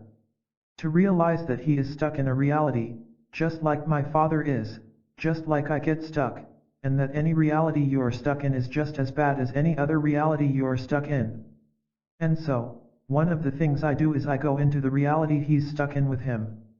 I look around, enjoy it with him, look at the world from that place with him, and then show him that from my point of view, you have to be able to go in and out of all of them, that any one you get stuck in is the wrong one. And if one guy's stuck in one who may be a psychiatrist, he is trying to cure somebody else stuck in another and is, in one sense, just substituting one stuckness for another stuckness. The journey of consciousness is to go to the place where you see that all of them are really relative realities, and these are merely perceptual vantage points for looking at it all. When one looks at the universe from within the spirit, which is another take, one sees that the entire universe all makes absolutely exquisite sense, but it's all slightly different because you are looking at it from an entirely different perceptual vantage point. There are some beings that we call psychotic who in India would be called God intoxicants. They are people who are primarily preoccupied with the fifth chakra at this moment, that is, they are beings who have experienced compassion outwardly and then their entire energy turns inward to inner states that they are experiencing. We see them as catatonic. That would be usually the category we would see them in. Because we are not getting an elicited response out of them, we project into them a certain kind of psychological state. Now in India they project another kind of interpretation into that, surround the person with another environment, which changes the nature of his experience, because of their models of what it is that's happening to him, you see? So that a God intoxicant is treated with great reverence and respect. Ramakrishna, a very famous mystic in India, was often God intoxicant. I would say that probably most catatonics are not God intoxicants, but there are some that we're confusing, and we've got them in the same category because we don't have these differentiations at this point. Another karmic relationship. My further understanding is that there is no being at any state of consciousness that one cannot make contact with, if one is himself free of attachment to any specific plane of consciousness. That is, I think that all of us are available at all times. There is a place in all of us that is available at all times, and our inability to make contact with another human being is our own inability to get out of the place we are stuck in. There is much to say for the flexibility of the consciousness of the behavior change agent, to be able to make contact with another human being where he is, without themselves getting stuck in where he's stuck. That's the work on oneself. My brother was producing voluminous amounts of material, reading Greek, which he had never been able to read before. He was doing a number of phenomenal things which the doctors saw as pathological: his agitation, the fact that he could steal, lie, and cheat and tell that he was Christ. He escaped from the hospital a number of times, a very creative fellow. My reading of his materials showed me that he was tuned in on some of the greatest truths in the world that have ever been enunciated by some of the highest beings. He was experiencing these directly, but he was caught in a feeling that this was happening only to him. In other words, he had taken an ego with him into this other state of consciousness and he was experiencing it as unique to himself. And, therefore, he got into a messy predicament of saying, "I've been given this, and you haven't, you see." As we decided to share time and space, he noted that everything he said on this level I understood, and we could talk at this level together, although the psychiatrist sitting in the room was having a very difficult time dealing with this visitor who was obviously crazier than the patient, you know. And my brother often said to me, "I don't know," he says, "I'm a lawyer, I'm a decent citizen, I've got a tie and a jacket, and I go to church, and I'm a good person, and I read the Bible. Me they've got in a mental hospital, you walk barefoot, you've got a beard, you've got a funny name, you really were. You're out, free. How do you explain that?" And I say, "Well, I'll show you how." I said, "Do you think you're Christ? The Christ in pure consciousness?" He says, "Yes." I say, "Well, I think I am too." And he looks at me and he says, "No, you don't understand." I say, "That's why they lock you up, you see. Because the minute you tell somebody else they're not Christ, they lock you up. The minute you say, 'I am' and you're not, then you gotta go. It's very clear. That's the way the game is played. As far as I'm concerned, we're all God. Here we all are. Now I don't go around forcing you to say you are God, aren't you? Because you only come to somebody else when you are caught in an ego drama, when you are caught having to do something." I said to him, "If you didn't have to do anything to anybody else, nobody would put you away." The funny play. The reason they put him away, which was just so cosmically humorous, was that my father, a Republican, conservative, came into my brother's apartment and found him sitting there naked, surrounded by 5 or 6 elderly ladies who were worshipping him. And he was sitting there burning his money and his credit cards. In a Jewish middle-class family you can do everything, but you don't burn the money, I'll tell you, so that anybody could see that he was obviously crazy. Now if you happen to be a very deeply religious student you would understand exactly what was going on quite another level, you see, and the humor of it is very far out. And the compassion and the poignancy and the predicament. Now, I don't feel pity for my brother. I just see his karma unfolding. I feel great compassion. I certainly don't want him to suffer. I realize that I can reduce his suffering by not getting caught in his suffering with him, by being with him at the highest level of consciousness we can meet at all times. Therefore, I can help him by working on myself, and all summer long I would go to the Veterans Hospital 1 day a week and I would sit with him for many hours, just being as conscious as I could be. We would share this space. And all that time he became extraordinarily right here and now, because there wasn't anybody surrounding him that said, "You're nuts," because I don't think he's nuts. I just think he's living on another plane. That plane is a plane, just like this plane is a plane. And he and I would sit around and we'd look at the psychiatrist and we'd say, "Do you think he knows he's God?" And the psychiatrist would say, "They are wondering whether I think I'm God." A beautiful flip-over predicament we created there, you see. And that reinforcement of my brother's position, he is out of the hospital now, by the way, and he's studying, and it's very strange. He's studying yoga and he's studying meditation. It's not all pure, by any means. He's perhaps just waiting for the day he can go back to being the Christ again, you know. And maybe he's just cooling it so he won't get locked up. I don't know the level at which he's playing the game. Compassion without pity. I have worked for 10 years under the model that there was nobody that I couldn't make contact with if I could purify myself enough, you see. That was the model I worked under. And I have dealt with many emergency situations when I was a therapist and LSD guide with people calling up in terrible states. And generally what I deal with is I go immediately to the place where I feel compassion for their predicament, but no pity, and I don't get caught in a symbiotic role to the dance they're presenting to me. I center, that's what I do on myself, so that somebody calls up and says, "This is horrible and I'm going to commit suicide." I say, "Well, then don't let me keep you. If you've got to go do that, you do whatever you need to do. But I just want you to know I'm here, if you want to hang out for a while before you commit suicide. Since you're going to do it anyway, you know what you've got to do, but if you'd like to hang out, here we are. And I always am right here."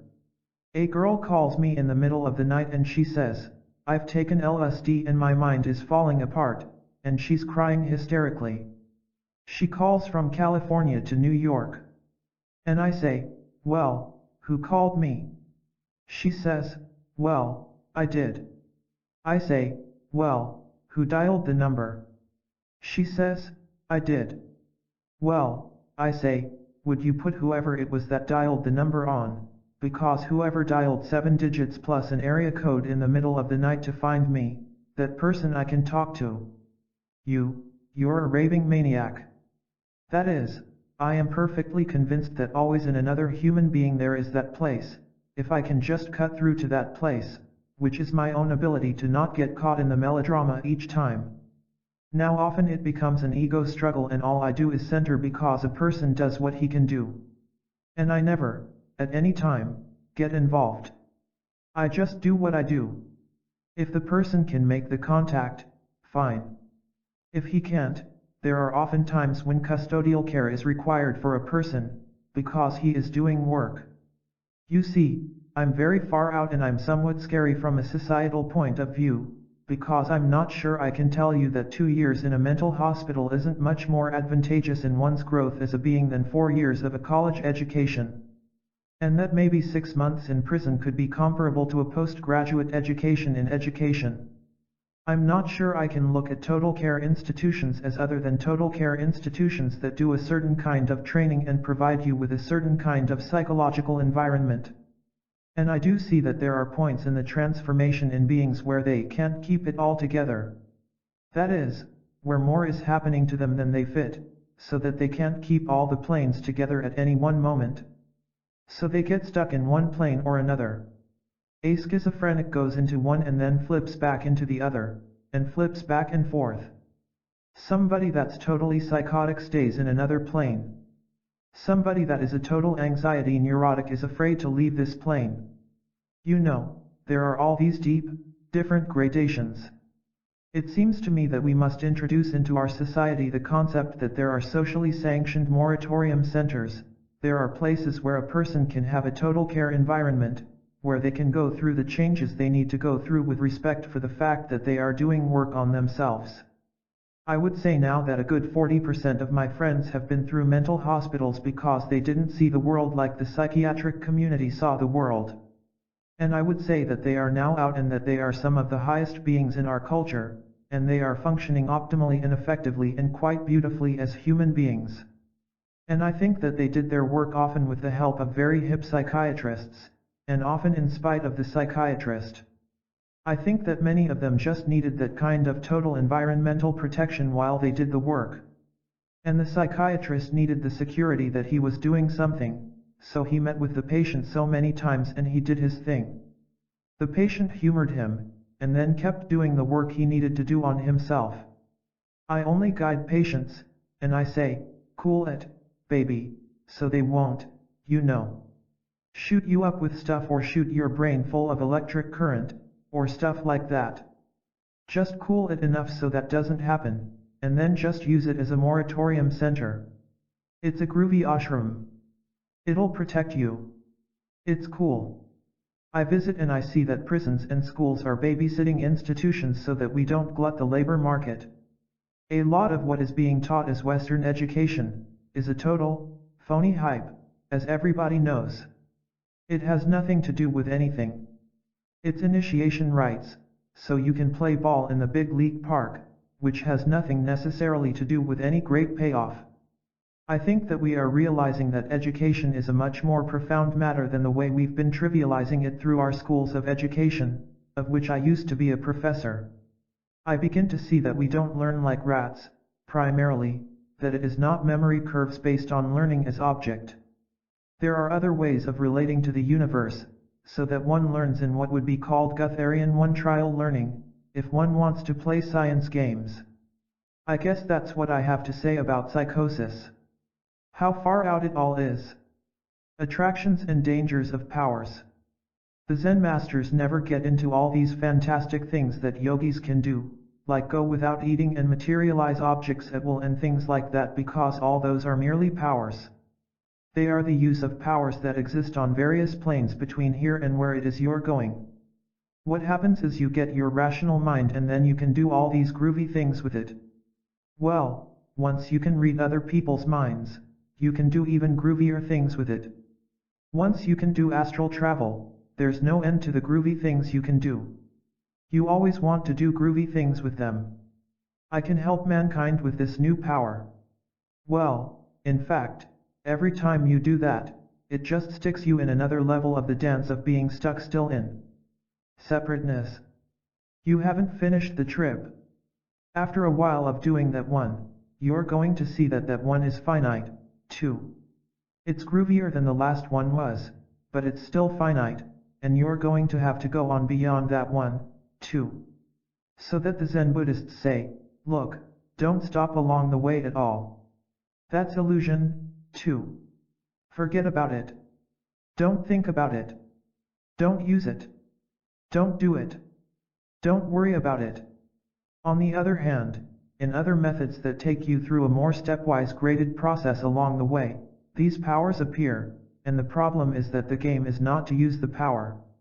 Most of these stories you hear of high beings using powers are really stories of the powers being manifest, although the high being isn't necessarily using them in an ego sense, the way we would use powers. They're just being used, but he's not getting stuck in them. They are merely cul-de-sacs along the way. All those stories, they're interesting things, and they sure fascinate us as Westerners because they're going to give us all this new power, which we still want because we still think we're separate from it all, and we think we've got to have power.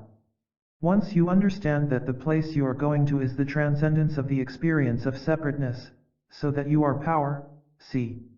When Christ says had ye but faith, ye could move mountains, he's not putting you on. This is not some lovely metaphor saying it's hard just to lead a good clean life. That isn't what it's about at all. He's just telling you how it is, that were you at a certain level of consciousness you could move a mountain, literally. But the way it happens is very far out. It only happens when you have transcended that in you which is separate from the mountain, so that you are, in fact, the mountain, and then you move. I'm giving it to you straight. You can say it's nutty. I'm just telling you how it is. Later you'll know, if you don't know now. To the extent that you are the mountain that moves, you are also the being that put the mountain there in the first place. He neglected to say that could you move mountains, you probably wouldn't because you put it there in the first place. That's the added part of the thing, which is the final place you go out. So the Zen Buddhists say, just don't attend to all that. It's just going to get you stuck on the way. Other people say, well, I need a more gentle method, and that method gets you caught. Now I am working with a method that is gentle, and yet it always instructs you very carefully, don't use your powers, let them go. I had a few experiences that shook me up, to say the least.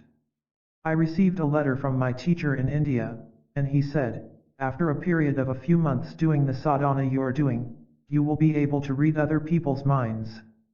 I thought, oh, wow, I sure don't want that because that's the last thing a huge ego like me needs, you know. I'll be stuck in that one for the next 50 incarnations, just going around doing good, you know, like let me do good. And I'd have these fantasies like, what will I do when I can go into other people's minds?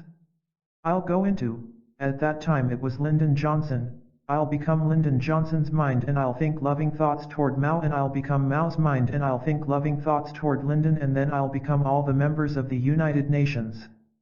There's no limit to what I can do as a yogi. Then when I thought it all up, I said, well, why didn't the guys do it who are ready? It gave me pause, like maybe they know something I don't know, you know? Maybe in my zeal to do good I'm going to. I started to see that I was upsetting balances in the universe that would be very destructive if I didn't understand it all. I had to understand it all before I started to play those games. See? So I kept hoping that maybe I'd bypass the whole power trip.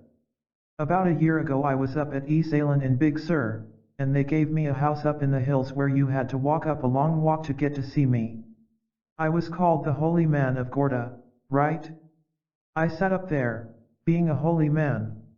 It's as good a role as a psychiatrist or a social worker or an educator. It's just another role, you know. And I would sit there every day, and I'd be the holy man, and people would come to be holified or whatever it is you come to see a holy man about, to hang out, mainly and, you know, enjoy the vibes together. One day there were about 40 people sitting around and a man walked in. He was about 55 or so, I'd say, and he was a minister. I'd never seen him before, but he sure looked like a minister, but I didn't know that he was a minister. And I started to talk about religion, just because it came into my head to talk about. And then somebody said to me, do you have any powers?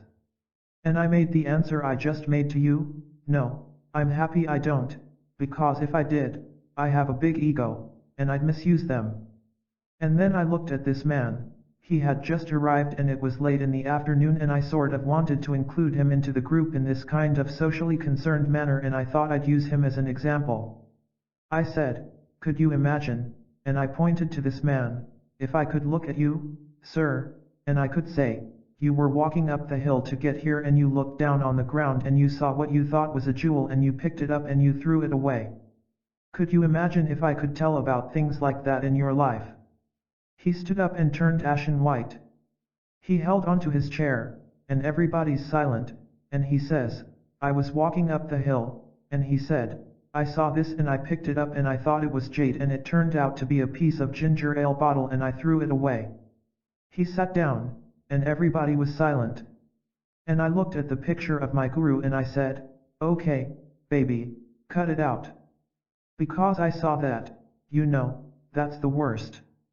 Boy, who needs that? In Yiddish it's called like a lock in Cobb, like a hole in the head you need that one, I tell you. That's all you need. That gets you crucified almost immediately. Nobody ever tells me anything over there. I'm the water boy on the team. I don't know anything about my guru's life at all. I don't know where he came from, how old he is, what he did before. I just know a lot of anecdotes about his recent experiences that people tell me about, you know, what he did this, and he did that. There was only one picture of him when he was young, and what he looked like was a totally zonked out Sunset Strip hippie, with long hair and beard and he looks like he's sitting in Ben Frank's in Los Angeles, you know, just looking off into space and he's totally zonked out of his head. Somebody came along in the jungle and took this picture of him, and whatever he was experiencing at that point was very far out. I don't know any more than that. Need for a guru. The question of whether you need a guru, there are stages in your development where you need a guru. However, you've got to understand what a guru is. A guru is not a teacher. The relation between the guru and Kila is not interpersonal, it's intrapersonal. That is, that element of my guru which is a little old man in a blanket over in India is just a little old man in a blanket over in India. He knows everything in my head. He is everything in my head, and he's as much here as he is there. If he isn't as much here as he is there, he's a hype, and I shouldn't be thinking of him as a guru, anyway. So therefore the whole idea that I would go anywhere to see the Guru must obviously be a fallacy. Right? That's the first part of it. So then I realize that each person finds his Guru as soon as he's ready to find his Guru. That is, as soon as your head is open enough, he's available to you, because there's only one of them, in the purest sense, since it's not connected with ego in that sense, right? So I'm looking for a Guru is obviously a trip like any other trip. We'll call it looking for the Guru, which is the thing you do before you despair of finding the Guru, which is the prerequisite to opening your head to finding the Guru. Despair is the necessary prerequisite for the next degree of consciousness. That's absolutely a prerequisite. So a lot of what we see in our society as a malaise that we call deep despair and depression is in fact this consciousness transformation that's occurring, this absolutely necessary prerequisite before we can start to hear the next level, which is a very deep despair and a depression about everything we have going. Rather than teaching each other to adapt to what we have, it would be better to honor the despair and allow a person to be in that despair until he comes through it, hopefully coming through it in a more evolved fashion, if he's got support for it. As far as teachers are concerned, a teacher is wherever you are when you're ready for that teacher. That is, if you hear enough to ask the question, how am I going to get on with my work, and you say, well, what I ought to do is calm my mind down, then you'd say, well, how do I calm my mind down? Now asking that question sensitizes you to see a lot of beings around you who have been busy calming their minds down, or teaching people how to calm their minds down, that until then you've passed by and never even noticed existed, because you were so busy thinking of them as kooks, nuts, cranks, or people that do those things, but they're nice guys, anyway. Suddenly that's the thing about them that you want to know, you see. And so you begin to find out that your teachers are often people who have been right around you. They're called UPA gurus, as opposed to Satguru. The Satguru is somebody who beckons from beyond. He's somebody who's all finished. The UPA guru is anybody or anything along the way that points the path that helps you along a little way. So that even your enemies often are your UPA gurus because they wake you up to a place you're not, which helps you get free of that place, which helps you get on with it. So you learn to honor everybody you meet as your teacher when you see that there is nothing else you can do but be conscious, for the good of yourself and all your fellow men, and to bring you closer to the place you are trying most to get to by all the other means you thought you were working on. You work on your own consciousness, and the way to do that is to see the teaching that is in everything in the universe, about where you are not conscious or where you're asleep. You begin to see that everything in your universe becomes your teacher. So your teacher is everywhere. Your guru is waiting for you to be ready for him. That's the model you can work on. So you don't have to rush to India because it's always right where you are. There are beings who can get as high as any enlightened being ever got, sitting in the middle of Topeka, Kansas, or in the middle of New York, or in the middle of anywhere. It depends on your readiness, and that has to do with your karma or your readiness to get on with it. Gnostic intermediary. Why am I going back? At the level I function at, I'm almost going back because I'm going back. I wouldn't say I have any profound model of why I'm going back. I'm going back because my karmic attachments to that whole scene aren't done yet. I also see that my role, my thing, in the water flowing downstream, dispassionate, Taoist sense is that I am a Western teacher and that all of the experiences I had as a middle-class person and as a psychedelicist and as a social scientist and a cellist and a pilot and all those things are all part of my preparation to be able to teach what I have to teach. And I see that part of my role is that of a Gnostic intermediary, that is, to bring metaphors from one system into another system. That seems to be my thing. It's done without attachment, in that I'm doing it because I'm doing it because I'm doing it because I'm doing it. That is, I do this and I do this and I do this, and there are tapes being made, and those tapes are going to be listened to by thousands and thousands of people, because they just pour around the country now and everything I've had to say up until now, as a teacher, is said. I've done what I have to do. Now I'm free to go the next round inward. I can go into a cabin in New Hampshire or in a cabin in Topeka, or just sit down and meditate and get on with it, but I also can go and pick up more metaphors as a teacher along the way, which is part of my teaching. I don't have a model. All I can see is that I am a teacher, and as a teacher you collect more. You see, the peculiar predicament I'm in is that I go back to the feet of this little old man in a blanket, and I'm in the relation to the Guru of Kila. It's his trip, not mine anymore. I am in the role of service. I am now living out, and I now understand in the most profound sense, what it means to say, not mine, but thy will. So I'm just doing the trip. I'm not writing the script at the moment. When I get back, he may say, "You've finished your work," and touch me, and I turn into a butterfly, I don't know. Or I may go back and he kicks me and says, "I don't know who you are, go back to America." I can't write the script. I don't know. And that is very difficult for our Western culture, where you usually have a model of what you are going to do and you are collecting this for that and you are living in time. I'm not living in time, that way. The fourth, fifth, sixth, and seventh chakras. As I said earlier, there are 7 chakras or focal points, and the transition from the third to the fourth is the first one into the transcendent state.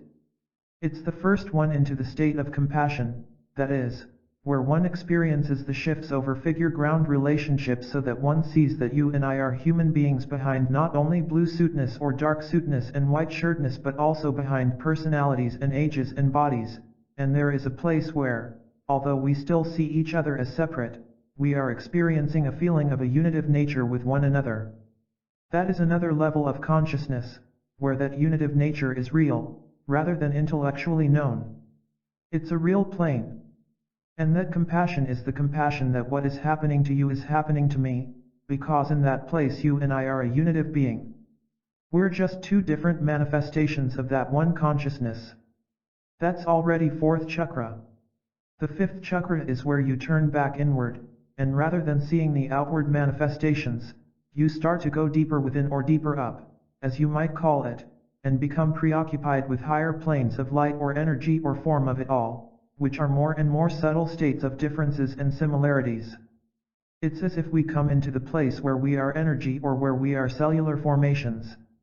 It's sort of different planes of perceptual organization of the universe. You could put it that way, what these planes are about. The 6th chakra is very comparable to what's called the causal plane, which is a place where one has broken sufficient attachments to any one perspective, so that you can stand back sufficiently far to gain what could be called cosmic perspective, to begin to see the most basic laws of the universe in operation everywhere in the universe. It's very much what the Egyptians were concerned with. It's what Plato's pure ideas are primarily about. That is 6th chakra. It's what we call wisdom. It's the wisdom of the ages, of these laws, these very simple laws. It could also be called the Godhead in a religious formulation of the first thought forms, the thought out of which all the rest is manifestation. At that place you are in the realm of pure ideas. That is, if you are in the 6th chakra, you have in a sense left the gross body. You are no longer identified with this body, nor are you identified with your personality, even, which is a more subtle plane. You are only identified with the ideas. All the rest is but manifestation, coming outward in planes of grossness. The 7th chakra, the top chakra, is the chakra where you merge back into the oceanic, into the one, totally. If you would look, for example, at the cyclic process of ocean mist rising off ocean, forming clouds, clouds have raindrops, raindrops fall into ocean, ocean is made up of raindrops, but it's ocean, and it's ocean in the sense of oneness. Each raindrop does not retain its individuality as a raindrop any longer. And you can see this is merely process. The 7th chakra is the ocean. It's where it all goes back into the one. It's even behind all the laws and ideas. Now, when one is climbing this ladder, at each new level there is a new way in which you can receive energy or transmute energy in the universe. You can work with different kinds of energy when you are localized at each chakra than you could before. You eat different foods, you can work with light, with love, and so on, different ways. Also, you see the universe in different ways and therefore your actions or responses start, your habits of thinking about it all, and thus your responses, start to change with each new level as well. At each level you are inclined to get stuck in that level. You have to, at each level, go beyond that one, too. What is usually the case for most of us who are doing this work is that we are very unevenly distributed in our energy over the different chakras or planes. That is, there is a certain part of me that is open in the 5th chakra. There is a certain degree to which I am starting to be opened in the 6th chakra. There is a way in which I am opened in the 4th chakra, very deeply opened in the 4th chakra.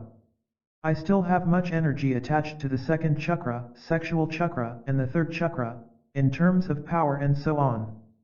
Now the process is to slowly convert Bindu to Ojas, or transmute energy, or move it up into these higher and higher chakras, because every higher chakra is a more total organization of the entire universe in a more and more cosmic way of perceiving it and understanding and living with it all, which means a higher level of functioning, if you will. The job is to take energy from a lower center and move it to a higher center. This becomes the work. What I can do is, through various techniques, I can center primarily on the 4th chakra, and then when something happens that is in a lower chakra, I can convert it to that 4th chakra. So that if I am centered in the 4th chakra, and a beautiful girl comes along and I experience lust or arousal in the terms of subject-object, which would be a 2nd chakra relationship, I can at the same moment see that she is God and I am God and we are in the manifestations of male and female. This is an eternal drama that has been lived out, and I can in that process make contact with that place in her which is behind womanness and in me behind manness. Then we will either do out the dance or not, depending on what a lot of conditions are, but we are no longer stuck in that place of lust. So when the Bible says, "Thou shalt not lust," it's really speaking about, "Thou shalt not get stuck at the 2nd chakra," is one way of saying that same thing. Now I would say that my own state and that of most of us in the West who are working is quite uneven, and spread over most states. I have, through psychedelics originally, and more recently through pranayam, gotten into 6th and 7th chakra states. In psychedelics I would stay many hours in what would be called nirvikalpa samadhi, a very very high form of samadhi, a completely formless void. Now there are many reasons for coming back from that place into lower chakras, or lower ways of organizing the universe. You can come back because of uncooked seeds, that is, because there is still some energy or libido cathected at those lower centers. However, in order to fulfill the entire journey you begin to understand what the bodhisattva role is in Buddhism, that is, that even getting to the 7th plane, you can get stuck at that place, too. And if you are at that plane, to the negation of the other planes, you are still not finished. You are attached to the void, it's called. The final place you end up coming to is where you complete the cycle. And you come back into every plane and you live consciously at every plane, because every plane is another truth. It's another level of truth. And you live in a bodhisattva role, which means living in this world of illusion at the same time that you are not in the world of illusion, because you are fully conscious at the 7th chakra also. That is, you are conscious right across the planes simultaneously. Optimum being. The job finally is not just to keep moving it up but to move it up until you are free of each one, including the last one, so that you are at all of them, all the time. You are the optimum being at every level. That must seem to be what it's about. I can't walk out on the illusion, if you're stuck in the illusion, since you are part of me.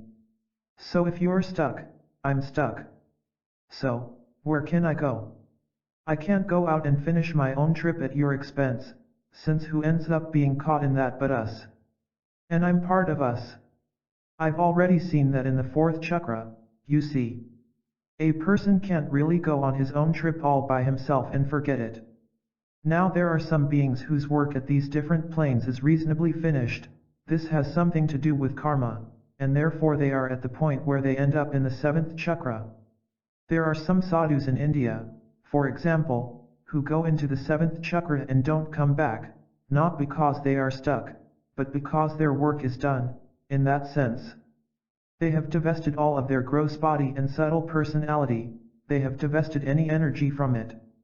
The rule of the game under these conditions is that after 21 days their body falls apart, because there is no motivating principle or thought, of which it is a manifestation, maintaining it any longer. As long as you want to have hallucinations, you've got to have somebody thinking the hallucination. When there's nobody around thinking it, the hallucination falls away, including the body, at that point. That only happens under a few conditions. Now we have interesting models in history to work with because we have not only a Buddha, who goes all the way through and ends in the seventh plane, which is the Buddha state, and then comes back into the world and plays out the role form that he is as a bodhisattva, meaning he stays on this plane at the same time that he is finished with all planes. We have also the model of a Christ, whom I can comfortably deal with as a being who doesn't come up through the ranks, so to speak, but is a direct manifestation of mind into matter, in order to play out a certain part. Now this is a different kind of storyline for us to work with, because it is as if a sixth or seventh chakra being takes a gross body manifestation for a certain function in the total drama of man's coming out of the illusion. See, he's playing his part in it in that way, because there is rhyme and reason and law and order at each of these planes of existence. There are beings that are existing at these planes of existence, because only at the planes below the fourth chakra do you need to maintain a body. There are beings that do exist who have personalities and all kinds of individual differences, but they are not manifested in bodily form. They are not manifest on this particular frequency that you and I can pick up through our senses and our thinking minds. This does not refute their existence. It merely means our instruments at this moment, in this way of doing it, can't know them, because we don't know how to measure them. We can sometimes meet them, and I can meet them when I will leave this particular plane, as if I'm tuning my television receiver, which turns out to be tuning into various nerves or what are called in the Sanskrit nadis, or as if they are like electrically finer receivers in my body. There is, for example, a type of yoga that I work with called Nat Yoga, which is the yoga of inner sound. That is, I put in earplugs and I listen. You can hear, for example, you might hear the ocean roar or crickets or the sound of a crowd in a railroad terminal or flutes. A variety of sounds. They are organized sounds. What you are doing is you are almost tuning into a different set of nerves that are functioning in your body. You're hearing your own nerves function, in a way. And when you do this, each of these nerves is also connected with one of these chakras or one of these levels. So that what you do is, whatever sound you hear inside, instead of just listening to it, you allow yourself to merge with that sound, and then when you are one with that sound, from that vantage point you hear the next sound. Right? You change your stepping position. It's like you climb steps by sound. You use sounds as your stepping points. You can't jump 2 steps, you go up 1 step, and then from that place you hear the next inner sound. This is a very high form of yoga. It's focusing on sound rather than on visual fields. It's the one-pointedness of sound. Well, now each of those sounds is connected with another astral plane, and as you work with these sounds you see they're connected with colors, vibrations, with hallucinations, or different kinds of realities that you start to see. There are sounds connected with each of them. And so you can imagine that you can work with these inner sounds as a way of leading yourself into these other states of consciousness. Most of the time, I am functioning in an interesting place, I guess.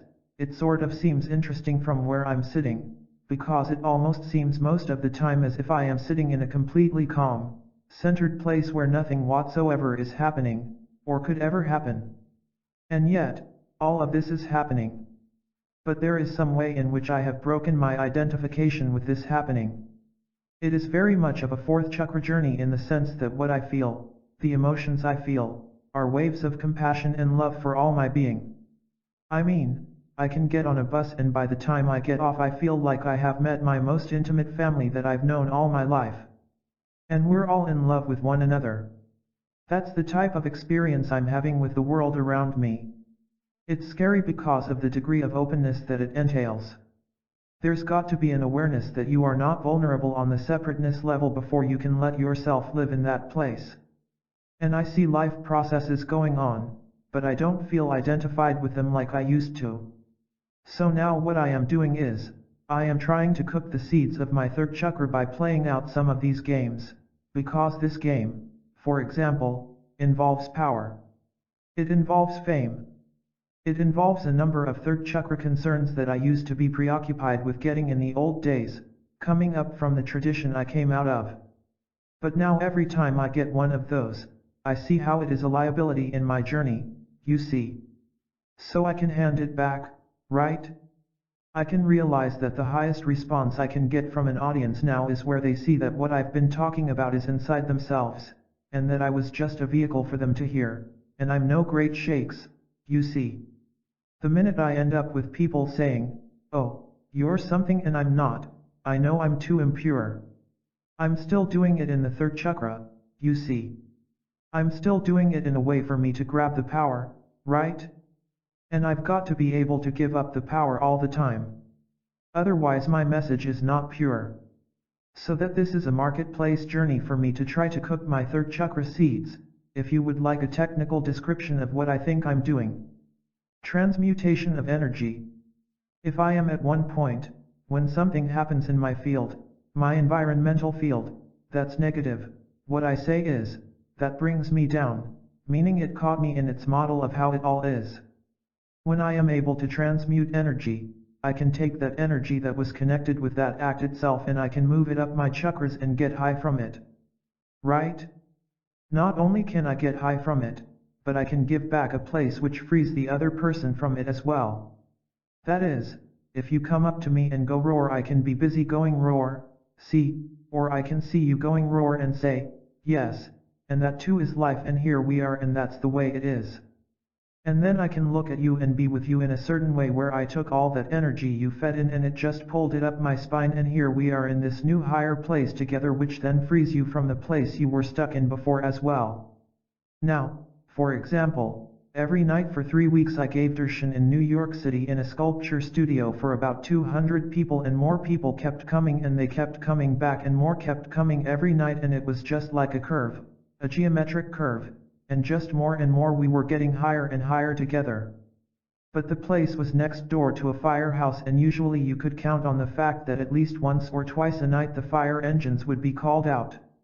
And we might be in the middle of chanting a love song to God, you know, in this very intimate sound and suddenly RRRRRRR and you'd look out into the audience and everybody was going through that pain. Oh, they've loused it up and we've lost our moment. And I looked at that and I thought, wow. Isn't that far out?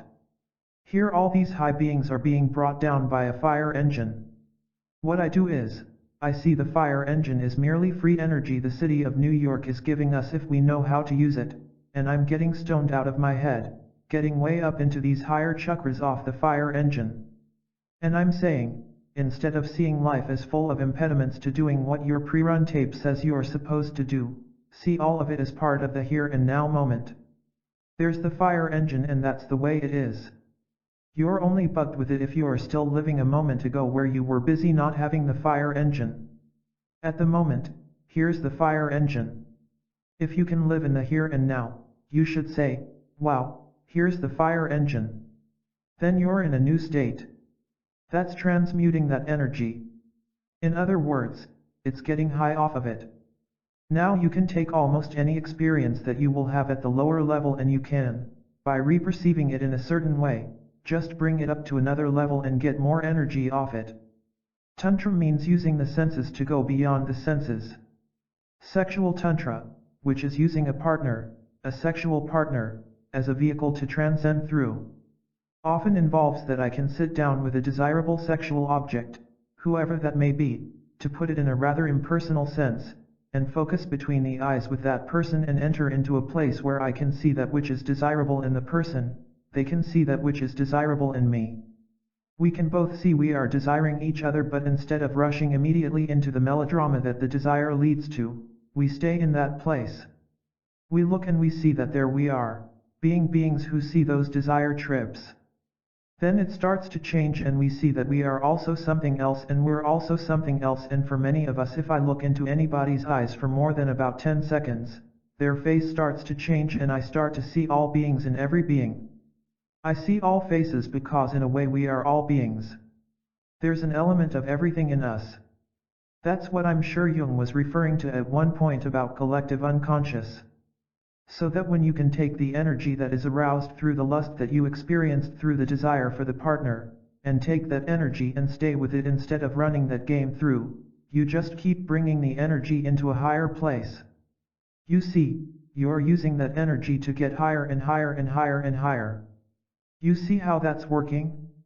And so pretty soon you've taken that energy formed by the relation between the polar opposites, which is this fantastic force or Shakti, as it's called in the Hindu system, and you've used that energy to bring yourself into higher states of consciousness. That's why marriages in India are arranged by the astrologer and they are specifically designed to become conscious through. They aren't models that we in the West are concerned with. We marry for different reasons than they marry because we are not living in the spirit. We're living in the world of materiality and we respond to our passions that way. We feel if we're not responding, then we're getting gypped. Well, actually all we're doing is we're making second and third chakra contracts. And once you've started to be in the fourth chakra, you start to renegotiate the contracts that can be renegotiated and live out honorably the ones that must be lived out at the other levels. But most of them you convert, you transmute. So that if a parent gets higher, the relation with his child gets higher. If a husband gets higher, his wife gets higher with him. That's part of that dance. Centering. Can you get high off somebody else's low, or do you get high even though somebody else is low? Yeah, you see, to the extent that you have a center independent of their consciousness, you can then take whatever energy anybody or anything feeds you and bring it to that center and get higher off it. But I would point out that I'm sure many patients cure their psychiatrists in the sense that they do the work that gets them into a form of consciousness that frees the psychiatrist from the predicament he was stuck in doing good, which is a beautiful place and also a horrible place, depending on how stuck you are in it. And so, a relationship is as high as the highest consciousness, even though it may only be a contact high. It is true, that if you come up and have any relationship to me, come on to me in any way. If I can stay centered, it takes two of us to do a dance, whatever it is. If you're angry, I've got to be angry back or something. I've got to be something back for you to be able to maintain that dance. It's very hard to maintain it in an environment where there's no support for it at all, see? And so all I can do is center so much that all you get back from me is a mirror of who you are and you see exactly where you're at. And at the same moment my mirror is in no way pejorative. As long as I have a value that where I'm at is better than where you're at, then I'm coming on to you in the most subtle way saying, look how conscious I am, and look how centered I am, see? You can't come on. That's impure. You can only be where you are and each person gets what he needs to get. I can't do anything to, for, or about you, all I can do is be what I be. Through your interaction with me, you may or may not change, see? And I teach because I teach because I teach. And I therapize because I therapize because I therapize. I don't therapize to save souls. And I don't teach because I'm concerned about your well-being, although in the process something good may happen to you. Because it will create new problems for me. But at the ego level, I sure hope so. Distinctions between English and Sanskrit. Let me for a moment deal with that distinction between English and Sanskrit. Now when Sanskrit was evolved as a letter language of 54 symbols, I guess, or 50, I think it's 50, it was evolved by beings who saw each of these symbols connected with different relations of consciousness. Patterns of symbols put together were put together in order to, when you worked with them, take you to that level of consciousness.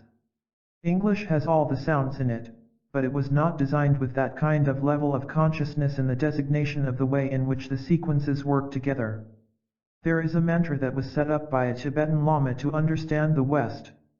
It's a very interesting one, in Sanskrit, which says, in effect, please, please, sorry, thank you, All you say over and over again is please, please, sorry, thank you, please, please, sorry, thank you.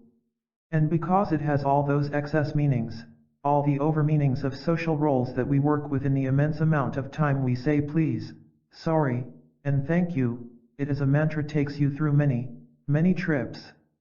But the highest level of taking you into a vibrational space it doesn't do, because it wasn't designed with that degree, that level of performance, in itself. One-pointedness of mind. If I had my druthers in the field of education at the moment, you know, the last educational experiment I ever did, which was before I got thrown out of Harvard, was I introduced karate into the Lexington school system. And I did it not as karate but as a technique of Eastern exercise.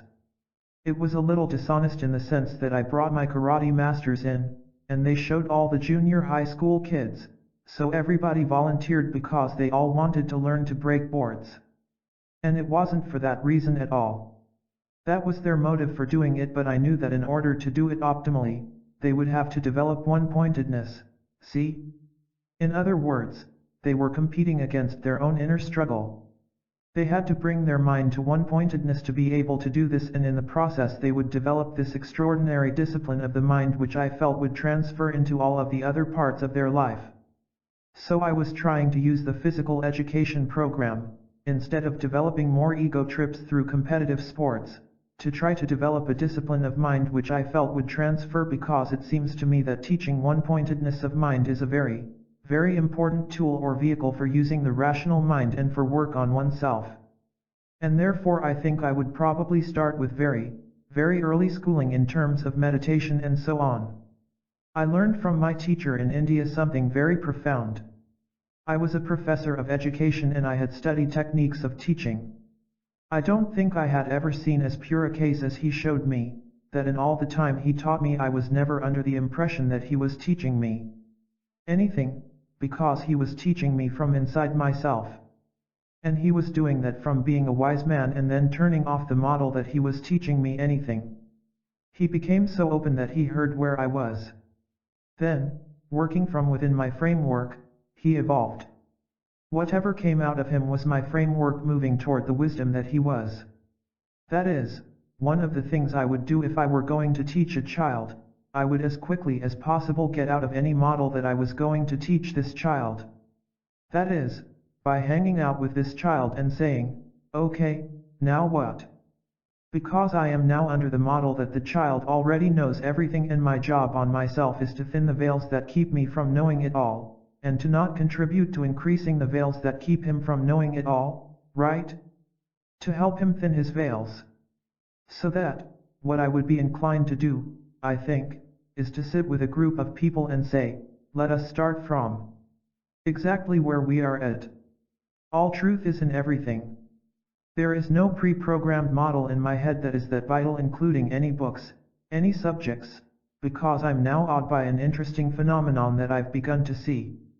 As some of these young teenagers finish their dropouts from school and their moratorium and their anti-energies, and start to be open in a turned-on way, I see that they can absorb fields of knowledge almost as fast as they can hear it fed in, because they are learning it out of a very positive thing. They're ready to hear it and they want to grab it. They learn it almost in one trial learning. They don't learn it with that kind of resistance of subject-object where somebody's implanting it in them before they're ready to know it. So that I guess timing, readiness to learn, becomes a very critical matter, and I think I'm willing to handle a lot more tension of lack of closure of early non-education in the formal sense.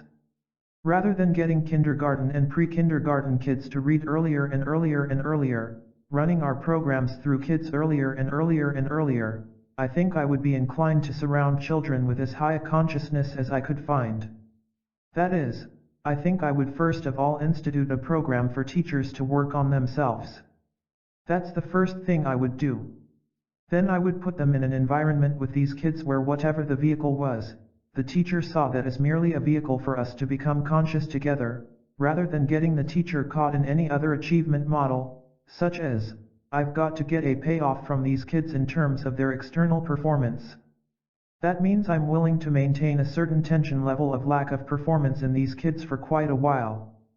I'll play for the long shot that they will open to the universe, which is within them, in a way that will allow them to tune in on stuff much faster than if they learn it in a linear input fashion, in the way that I've been programming it in traditionally.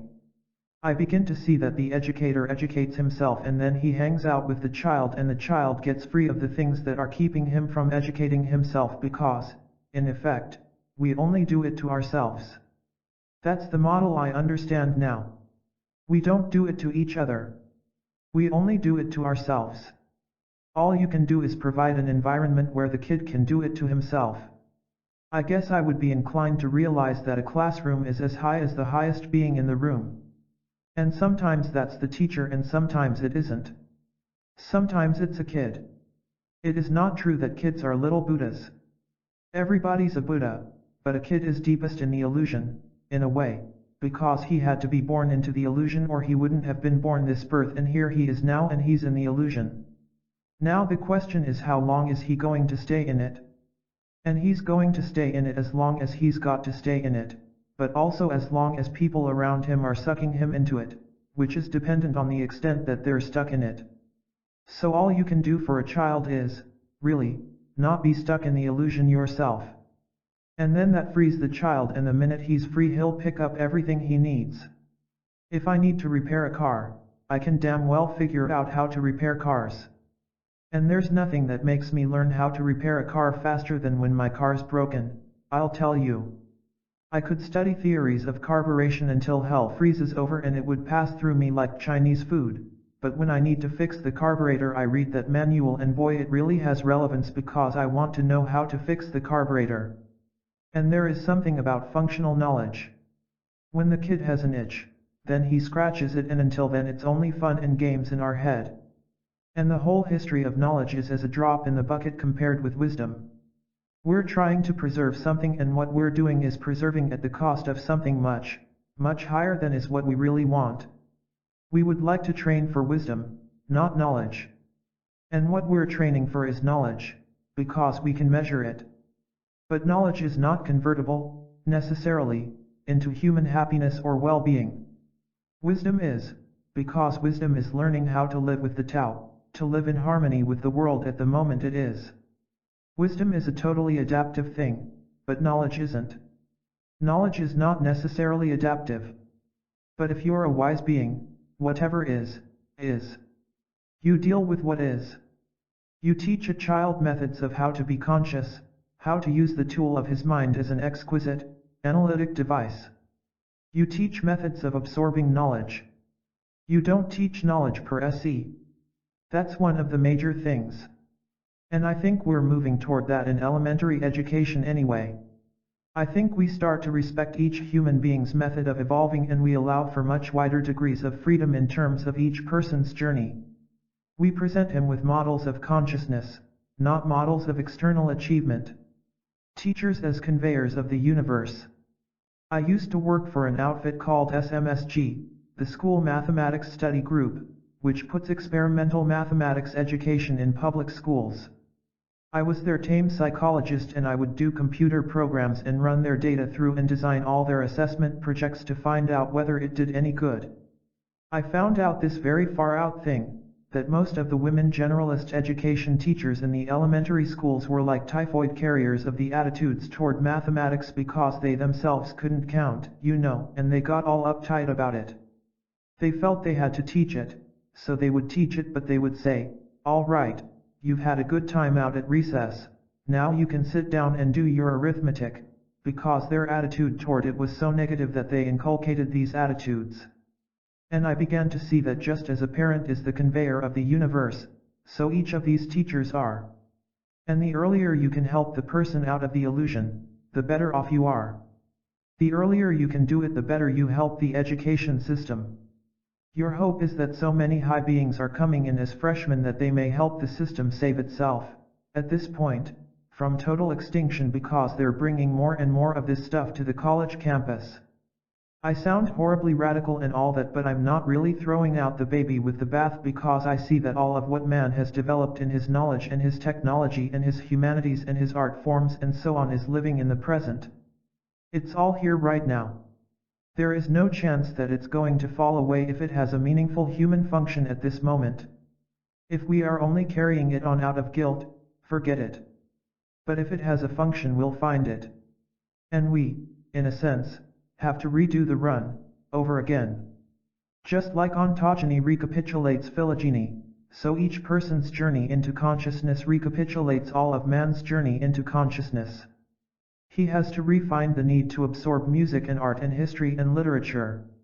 You can't lay it on him because you know it's important. He's got to be ready to hear it. And so that readiness is such a critical issue, and that's why these early experiments with preschool and nursery and elementary school are very open environments, allowing the child to listen. Learn to listen. And that's why these meditation exercises are designed specifically to allow him to hear rather than to get so caught in ego. I think competition and ego enhancement is one of the things that's got to go. A lot of it, it's really got to go. The competitive models we're using in evaluation and in achievement.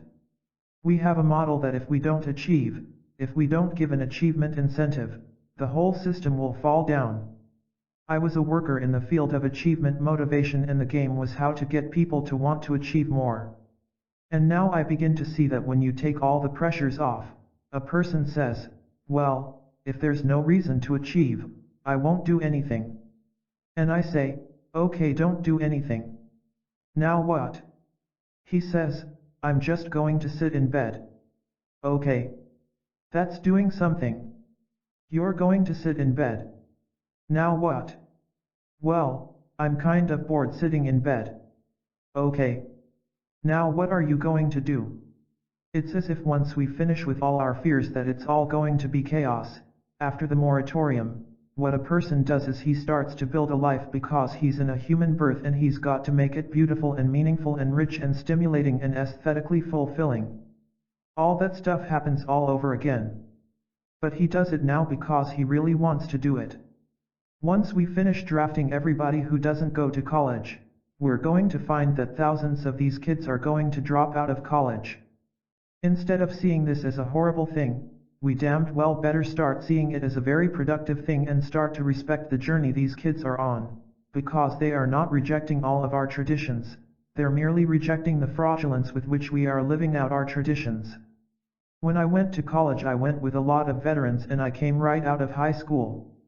And the veterans were there, and they were asking entirely different kinds of questions of their education than I was, because they had dealt with life and death, and, man, they wanted it to mean something to them. I was perfectly delighted to just go through this little mechanical game of being a student, which had no more meaning than being a good student. When I taught at Harvard and Stanford and Cal, clearly the highest experience was teaching at Cal, because these were city kids who were living in the world, and they had to go earn the bread in a gas station to come to college, and they wanted to know, what the hell does this child psychology have to do with bringing up their kids? They didn't want to sit around and play a lot of high abstract games. At Harvard, everybody was delighted to play games. We'll just play games.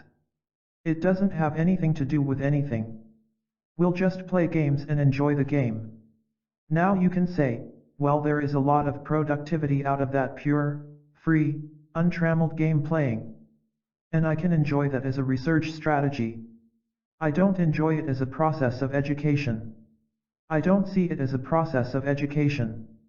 In India, when people meet and part, instead of saying hello or goodbye, they say something to each other, which reminds us of who we are. They say, I honor the Atman within you, I honor the light which is within you, meaning, I look into you for that place where we are, behind all of our individual differences. And the word they use is namasta. N-A-M-A-S-T-A. It means I honor the light within you. So may I close by saying to all of you, Namasta. 3. Since my training was similar to that of some of you, and certainly 10 or 15 years ago I might well have been found in an installation such as this, it might be useful to share with you why I am at the moment sitting cross-legged with a name like Ram Dass and pursuing the path that I am presently pursuing, rather than remaining within academia or within the traditional research structures. I just returned in the spring from my second visit to India, and why I go there will become apparent, I think, shortly. I have in India a teacher.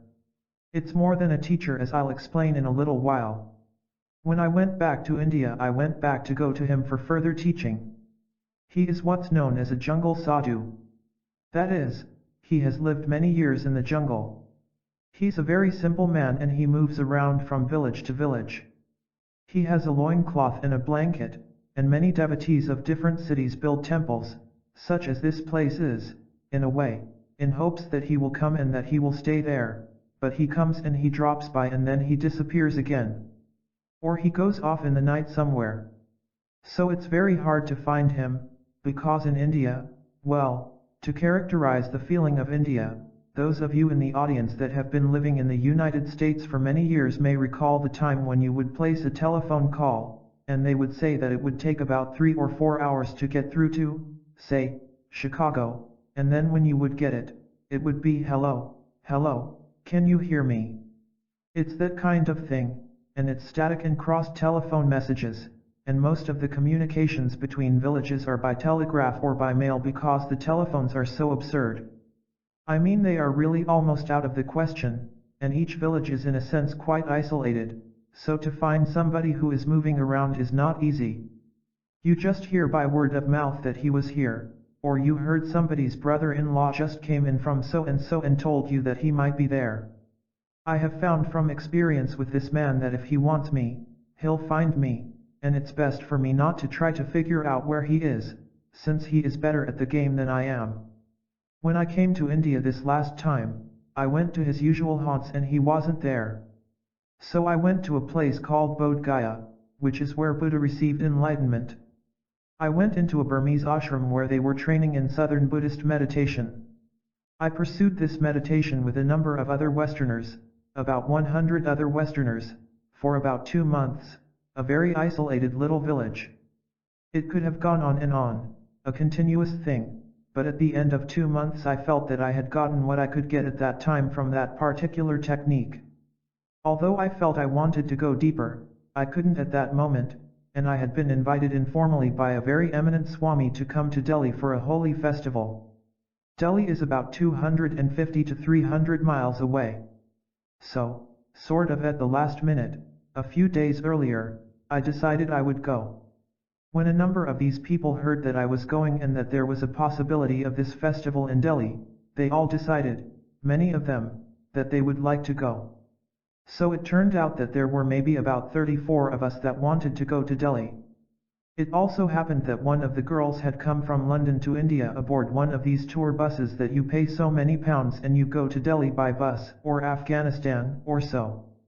The bus driver was hanging around in India waiting for a return tour to take back to England, and he sort of was a little soft on this girl, and he thought it would be kind of nice to hang out with us. And he had this huge big bus. So about 2 days before, she received a letter asking could he come and be with us. He was in a nearby city, and we sent him a telegram saying, if you want to meet us, we will all go with you to Delhi, and suddenly 34 of us just get on his bus and go to Delhi.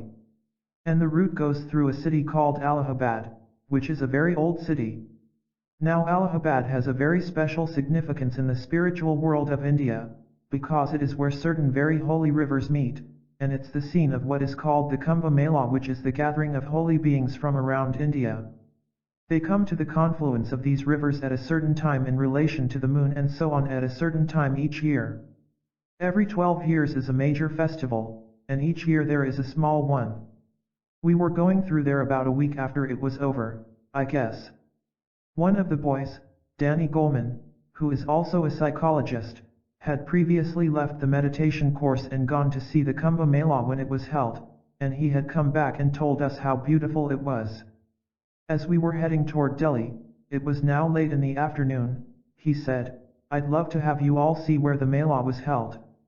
I was sort of in command, and I said, well, it's kind of late in the day, and really we have a small child here, and we're all a little tired and we have a long trip.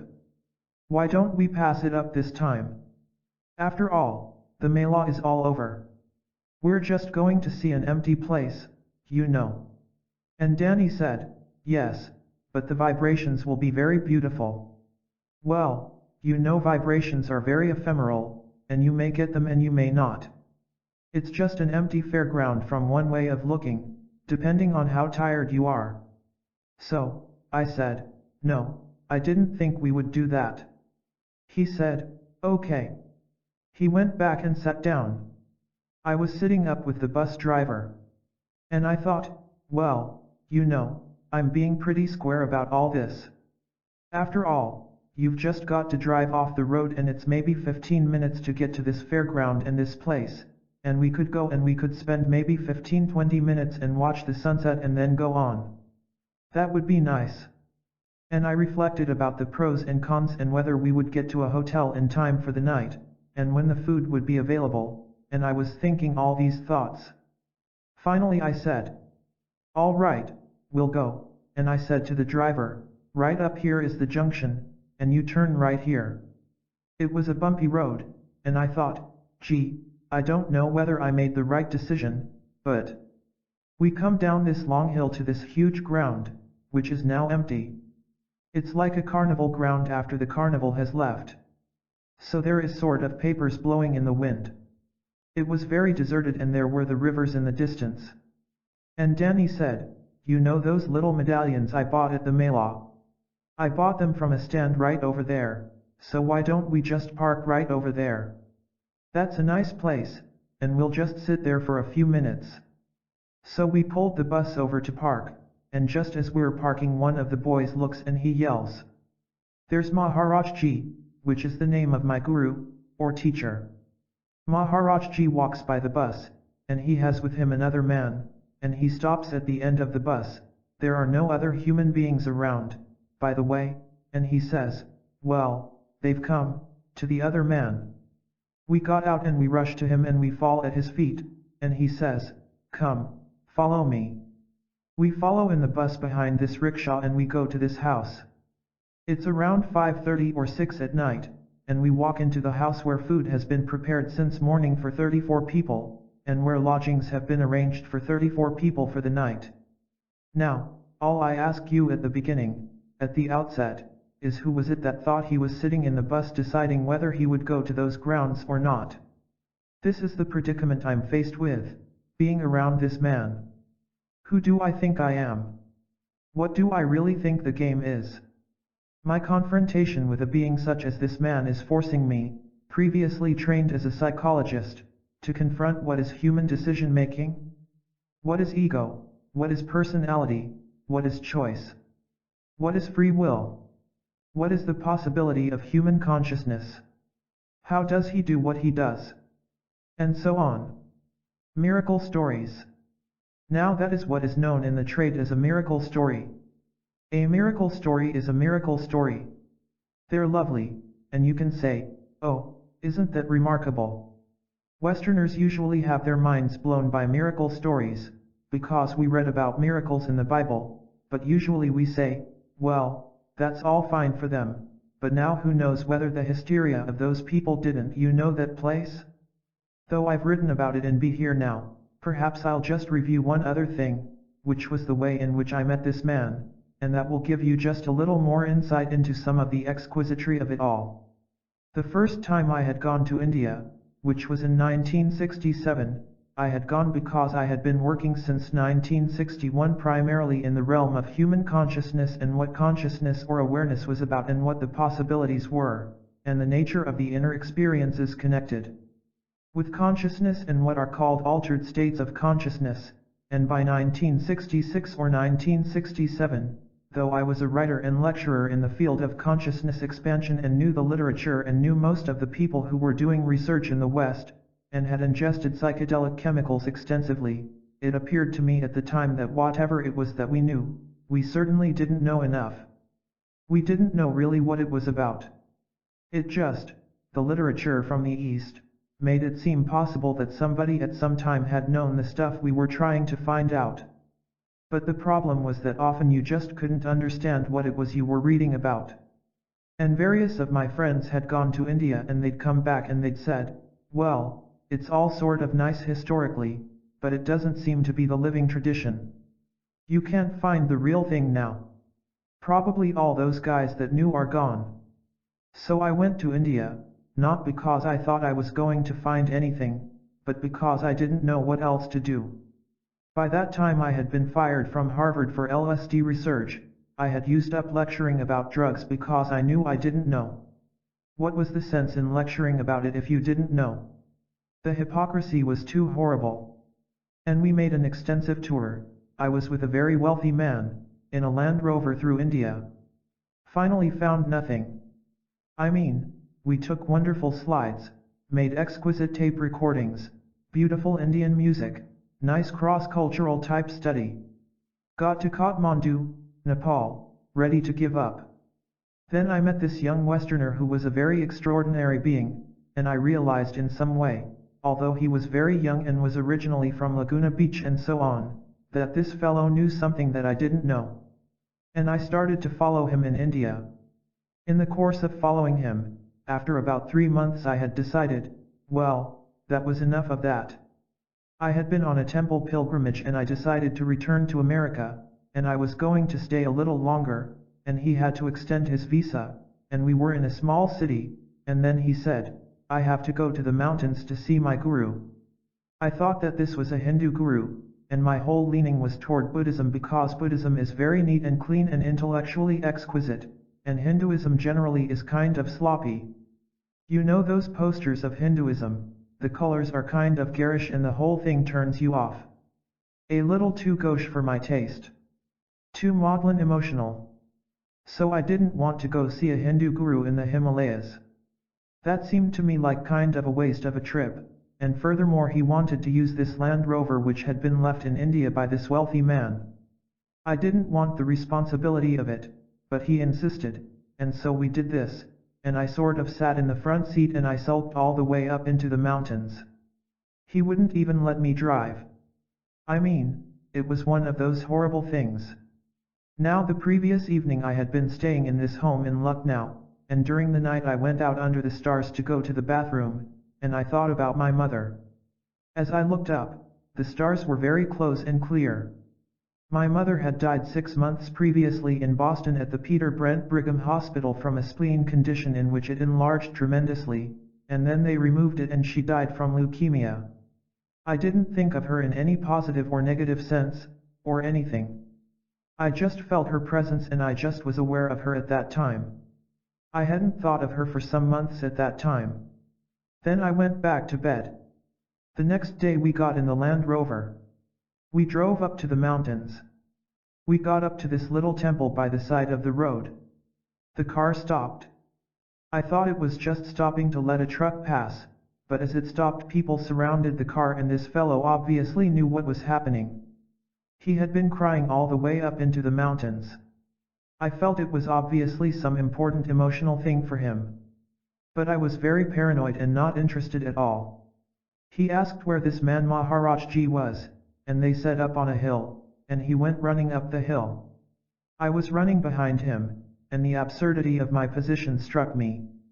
Here was this young Westerner running up to see this Hindu holy man of the mountains, and I am he's just a high school graduate nut, and here I am an ex-Harvard professor, running up this hill barefoot behind this guy, and I must be crazy. You know there is something absolutely insane about that.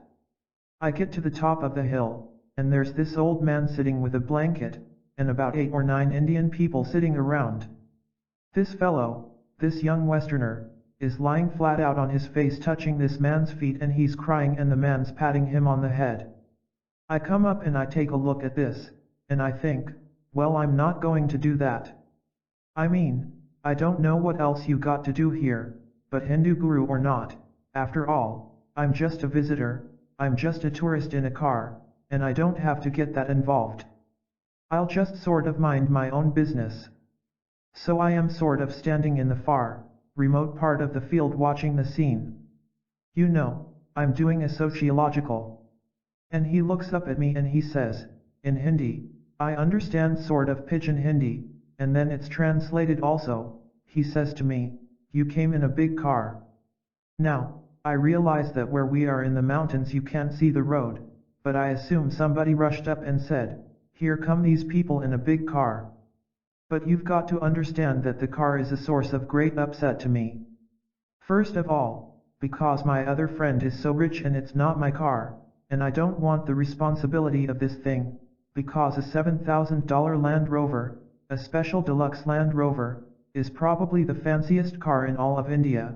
It's equal to half the economy of India, practically. So I'm very uptight about the car, and he just touches that thing. He says, "You came in a big car." So I said, "Yes." That was his opening gambit. Then he said to me, "You give it to me." Well, that's a peculiar question.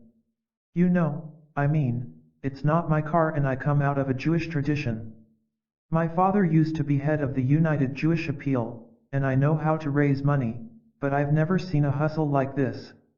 I mean, I don't even know the guy's name and he's already asking me for a $7,000 vehicle. He's not even being nice to me. So I said, "Well, I want to say no, but this young fellow looks up and says, 'Maharajji, if you want it, it's yours.' I said to him, 'But you can't, you know, it's David's car, you can't,' and everybody's laughing at me, the whole group is laughing at me, and I don't know what's funny. So the paranoia is rising at an incredible rate. I'm just getting more and more uptight." Then he said to me, "You made much money in America." Yeah, now he's playing on my ego a little bit, you see, that's a little ego feeding. "How much did you make?" So I thought of one of my really good years, you know, and I added a little here and there. I don't remember. I think I said $25,000. Well, he converted that into rupees, which of course totally devastated the whole scene. They couldn't even conceive of anybody making that much money. So he looked at me and he says, "You'll buy a car like that for me. I mean, you may not give me this one, but you got all this money, you'll buy one for me?" So I said, "Well, maybe, I don't know." I was trying to play it cool. So then he says, J.O., go away." We were taken away, and we were given this food, this boy and I. This boy knows very little about my past. We never talk about it. We sing holy songs together. He was never particularly interested in my past. And I wouldn't discuss my inner thoughts or anything with him, it just never was relevant. After we take food and a little rest, I'm called back to this man and he says, "Come, sit down here." So I sit down. He looks at me and he says, "You were out under the stars last night." So I try to remember and I think, no, I wasn't. Oh yes, I went out to go to the bathroom. Yes, I was out under the stars. He said, "You were thinking about your mother." Well, now, that's pretty good, see, because I didn't tell anybody that. How could he know that? It could be a lucky guess, but I wasn't thinking about it at the moment. I said, "Yes." He said to me, "She died last year." Yeah. He closed his eyes. "She got very big in the belly before she died. That was the spleen, this enlarged spleen." I said, "Yeah. This is all in Hindi." And he closed his eyes and he suddenly looked me directly in the eye and he said in English, "Spleen." Now the effect of that was very interesting. Because when you hear something in Hindi and it's translated, it doesn't have the same impact as when you hear the word in English, especially the thing that was the cause of my mother's death being handed to me with this man looking me directly in the eye. What happened, in effect, was that my mind went fast. First I got totally paranoid. I mean, I assumed suddenly that I was in a science fiction scene, and this was the head of the World Interpol or something, and he'd press a button in the earth and the ground would open and a file would come out, and they had brought me here, and, you know, this was a huge plot to take me over. But the plot was too absurd, I mean, my mind couldn't handle that. Finally my mind went until it just sort of gave up. You know, the red light goes on and it says tilt or reject, or this program is not compatible with the data you are feeding in, or something like that, because none of my programs handled what he had just done to me. At that point there was a simultaneous experience which was an incredible one of a very violent, very painful wrenching in my chest which was like a door long closed being opened, one of those squeaking heavy doors being scrunched open, and I started to cry and the crying was neither sad nor happy. The closest I could feel was, I'm home. Now you could say he was my father and I was coming back to the good father, and he knew. I could finally realize that somebody knew. It might have been that reassurance, I don't know. But at any rate the tears came. I went back that night to a house nearby, and during the evening I was very confused. I didn't know what had happened to me. They were sort of taking care of me. At one point I was into my shoulder bag which I was carrying. I was looking in there, and I found this little bottle of LSD. I had brought that to India, not because I was particularly eager to take it, since I had taken it up to here as far as I was concerned, but because I thought I might meet somebody who I could give it to who would tell me something about what it was all about. I thought, after all, I'll give it to these holy men, and I'd give it to different holy men like a Buddhist monk and I'd say, how did it affect you, sir? And he'd say, it gave me a headache. I'd give it to somebody else and they'd say, well, it is good for meditation. Somebody else said, well, meditation is better than this. Somebody else said, where can I get more? There was the standard set of reactions that you'd get in the West. You didn't have to go to India to find out all those reactions. So I found this bottle and I thought, gee, you know, this guy is going to know. I'll talk to him about LSD. I go to bed. The next morning a message comes, Maharaj Ji wants to see you. We go over to the temple around 7:30 or 8 in the morning. I'm walking toward him.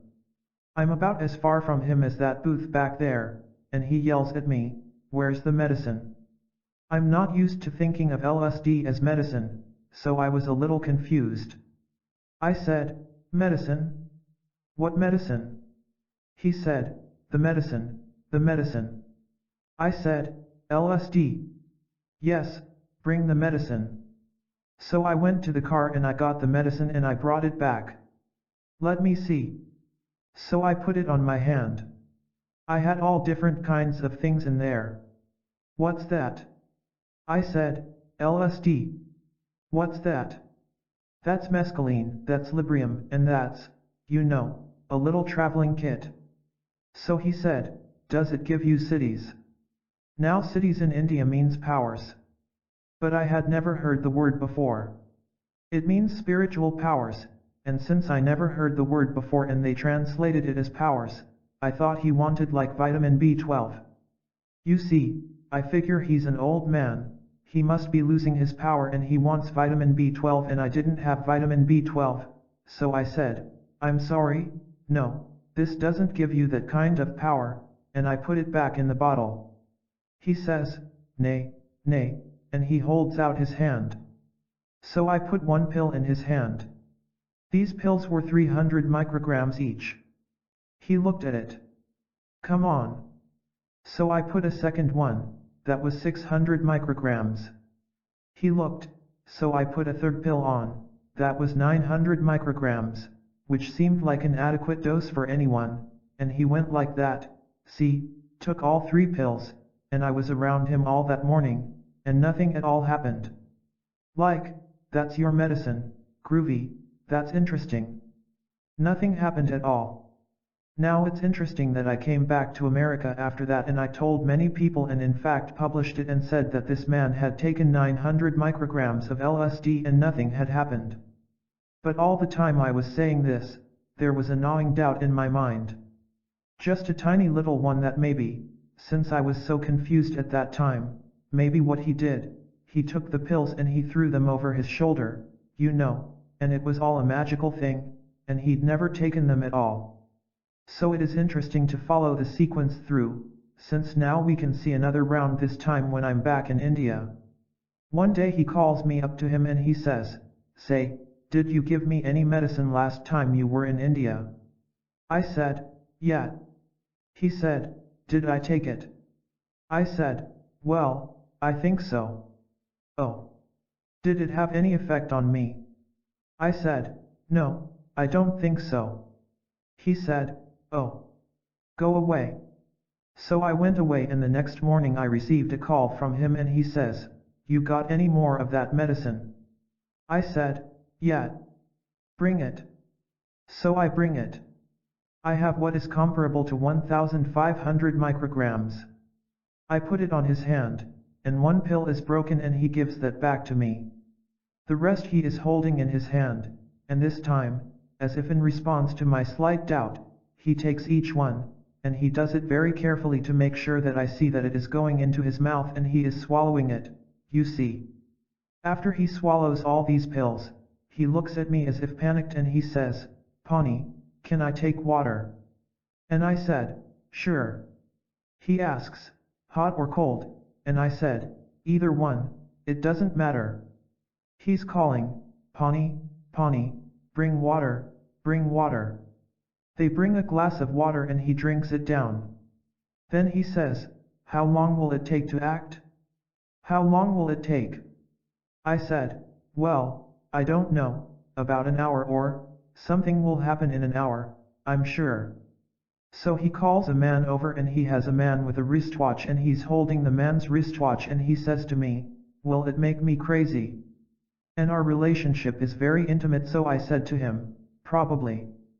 So at this point he goes under his blanket, which is what he sits with, and he comes up looking absolutely insane. At which point I think, aha, oh, what have I done? I've let this old man take this strong drug and now he's gone crazy. Oh, what a terrible, it'll be an international incident, and it's terrible, and I've blown it again. Then he laughed at me, and at the end of an hour, just nothing had happened. And I was there all day and nothing had happened at all. At the end of the hour he says, "You got anything stronger?" I said no. Oh. And he said these substances were known about in the Kulu Valley, long ago, but all that knowledge is lost now. Then he said, it's useful, not the true samadhi, but it's useful. Then later when questioned about LSD by some of the young Westerners that were with him, he said, if you're in a cool place and you're quiet and you're feeling much peace and your mind is turned toward God, it's useful. It's useful. He said it will allow you to come in and have the visit, the darshan, of a saint, of a higher being, of a higher space, higher consciousness is how you can translate it. But he says you can't stay there, after a couple of hours you gotta come back. He said, you know, it would be much better to become a saint, rather than to go and have his visit, but having his visit is nice. He said it strengthens your faith in the possibility that such beings exist. At the time he used Christ as the saint he was talking about. He said it allows you to have the visit of Christ but you can't stay with him. It would be better to become like Christ than to visit, and LSD won't do that for you. He said it will strengthen your faith but it won't make you into that. He said love is a much stronger drug than LSD medicine. One day I had my Volkswagen microbus, and I went to visit a little temple with about 6 or 8 other people because he had said to come at 1 in the afternoon. On the way back we crossed a bridge over a river and went up a hill, and the Volkswagen wouldn't get up the hill. So I told everybody to get out and push. Everybody got out but the women, the 3 women, and I thought, gee, they're young and healthy, why don't they get out and push? But I just thought it, I didn't say it. We pushed and we got to the temple and we walked in and Maharajji looked and he said Ram Das is angry. Everyone said, no, he's not angry, Maharajji. Yes, he's angry because the women wouldn't get out and push. Now if you can imagine having someone like that who's in your head like that, I mean, where am I going to hide? Many of us have been through psychoanalysis.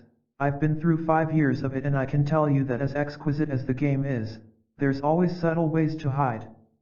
But where am I going to hide now from this guy? He obviously can see, he can see my inner head thoroughly at a distance and at any time. What effect did that have on me? Who is he? What kind of a being is this? What is this phenomenon?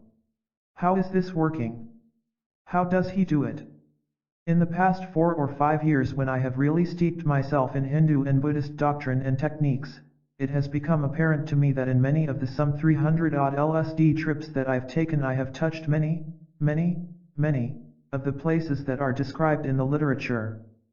For example, the reason that we translated the Tibetan Book of the Dead and published it as the psychedelic experience back in 1964 was because the nature of the experiences in the Bardo Vidal, the stages one goes through in the process of death, that a Tibetan has read to him by a Tibetan Lama at the time he is dying, those descriptions of the different planes or states of consciousness, many of those descriptions were the most vivid descriptions of what we were experiencing with psychedelics, but hadn't been able to describe. We were saying it was ineffable, and there it was, described in this book that was 2,500 years old. So whatever they were talking about was certainly similar to whatever it was that we were playing with, LSD. It's true that in terms of the nature of the experiences that I've had from study and meditation and being in India for these past few years, there are very, very dramatic parallels. Those of you who have had psychedelics know that the stuff goes through so fast.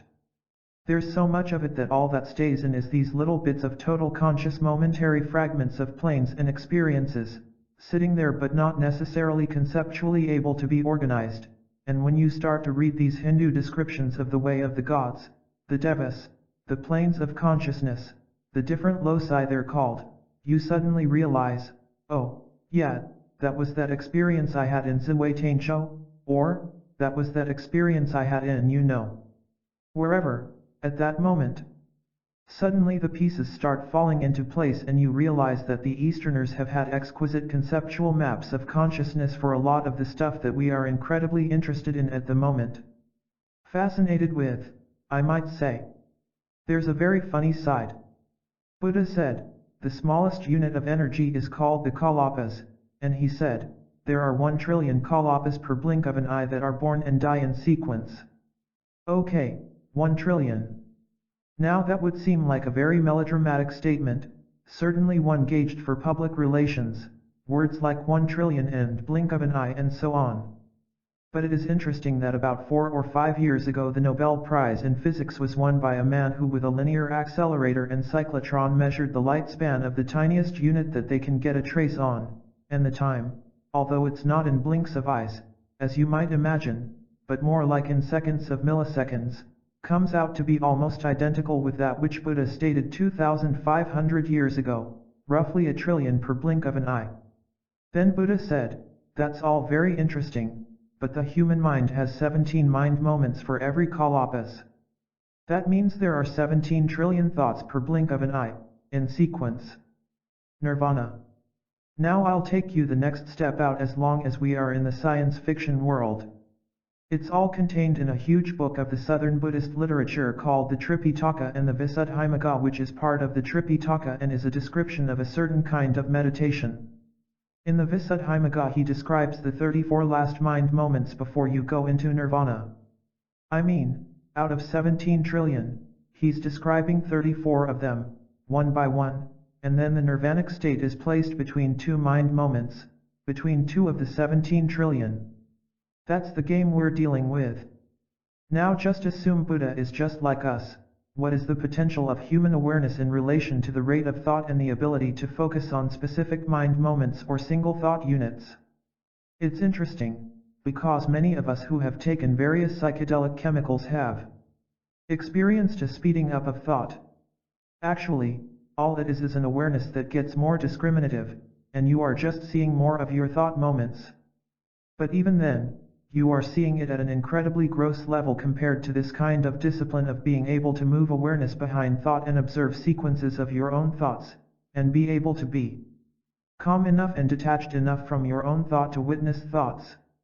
Buddha describes these stages of the arising of a thought, the duration of it and the dying of it. Now there are 17 trillion per mind moment, and he describes at one moment that you just focus on the arising of thoughts and you look around and it looks as if the whole universe is being created over again. That's Christ's statement, look, I am making all things new.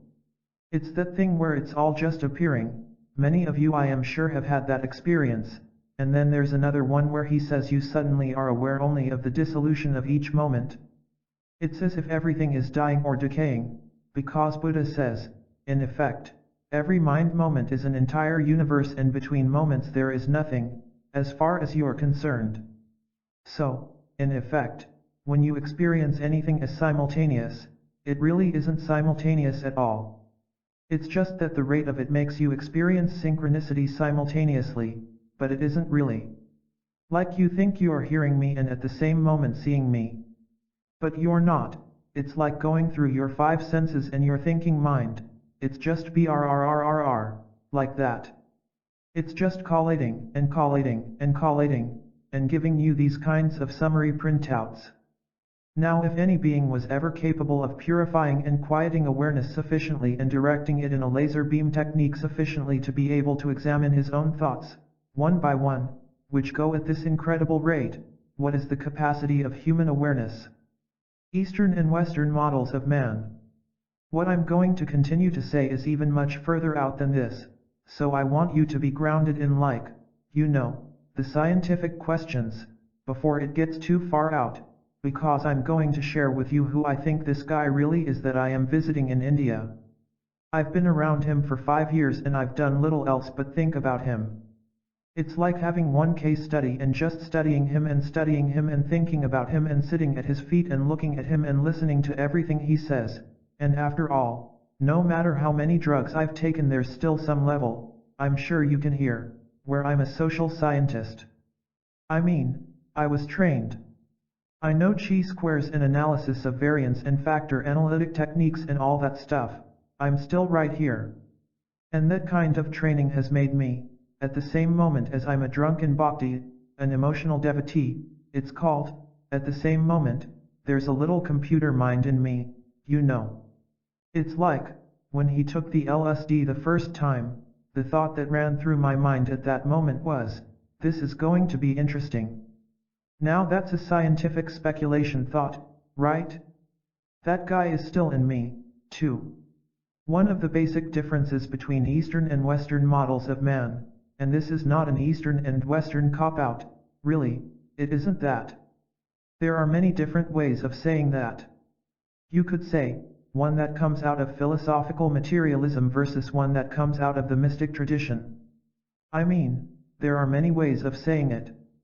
But the basic difference can be exemplified by the statement cogito, ergo sum, I think, therefore I am.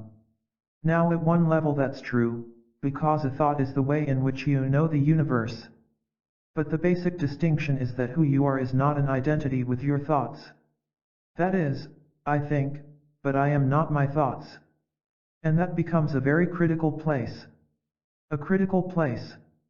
For example, in meditation there are meditative exercises which involve extricating yourself from attachment to your senses.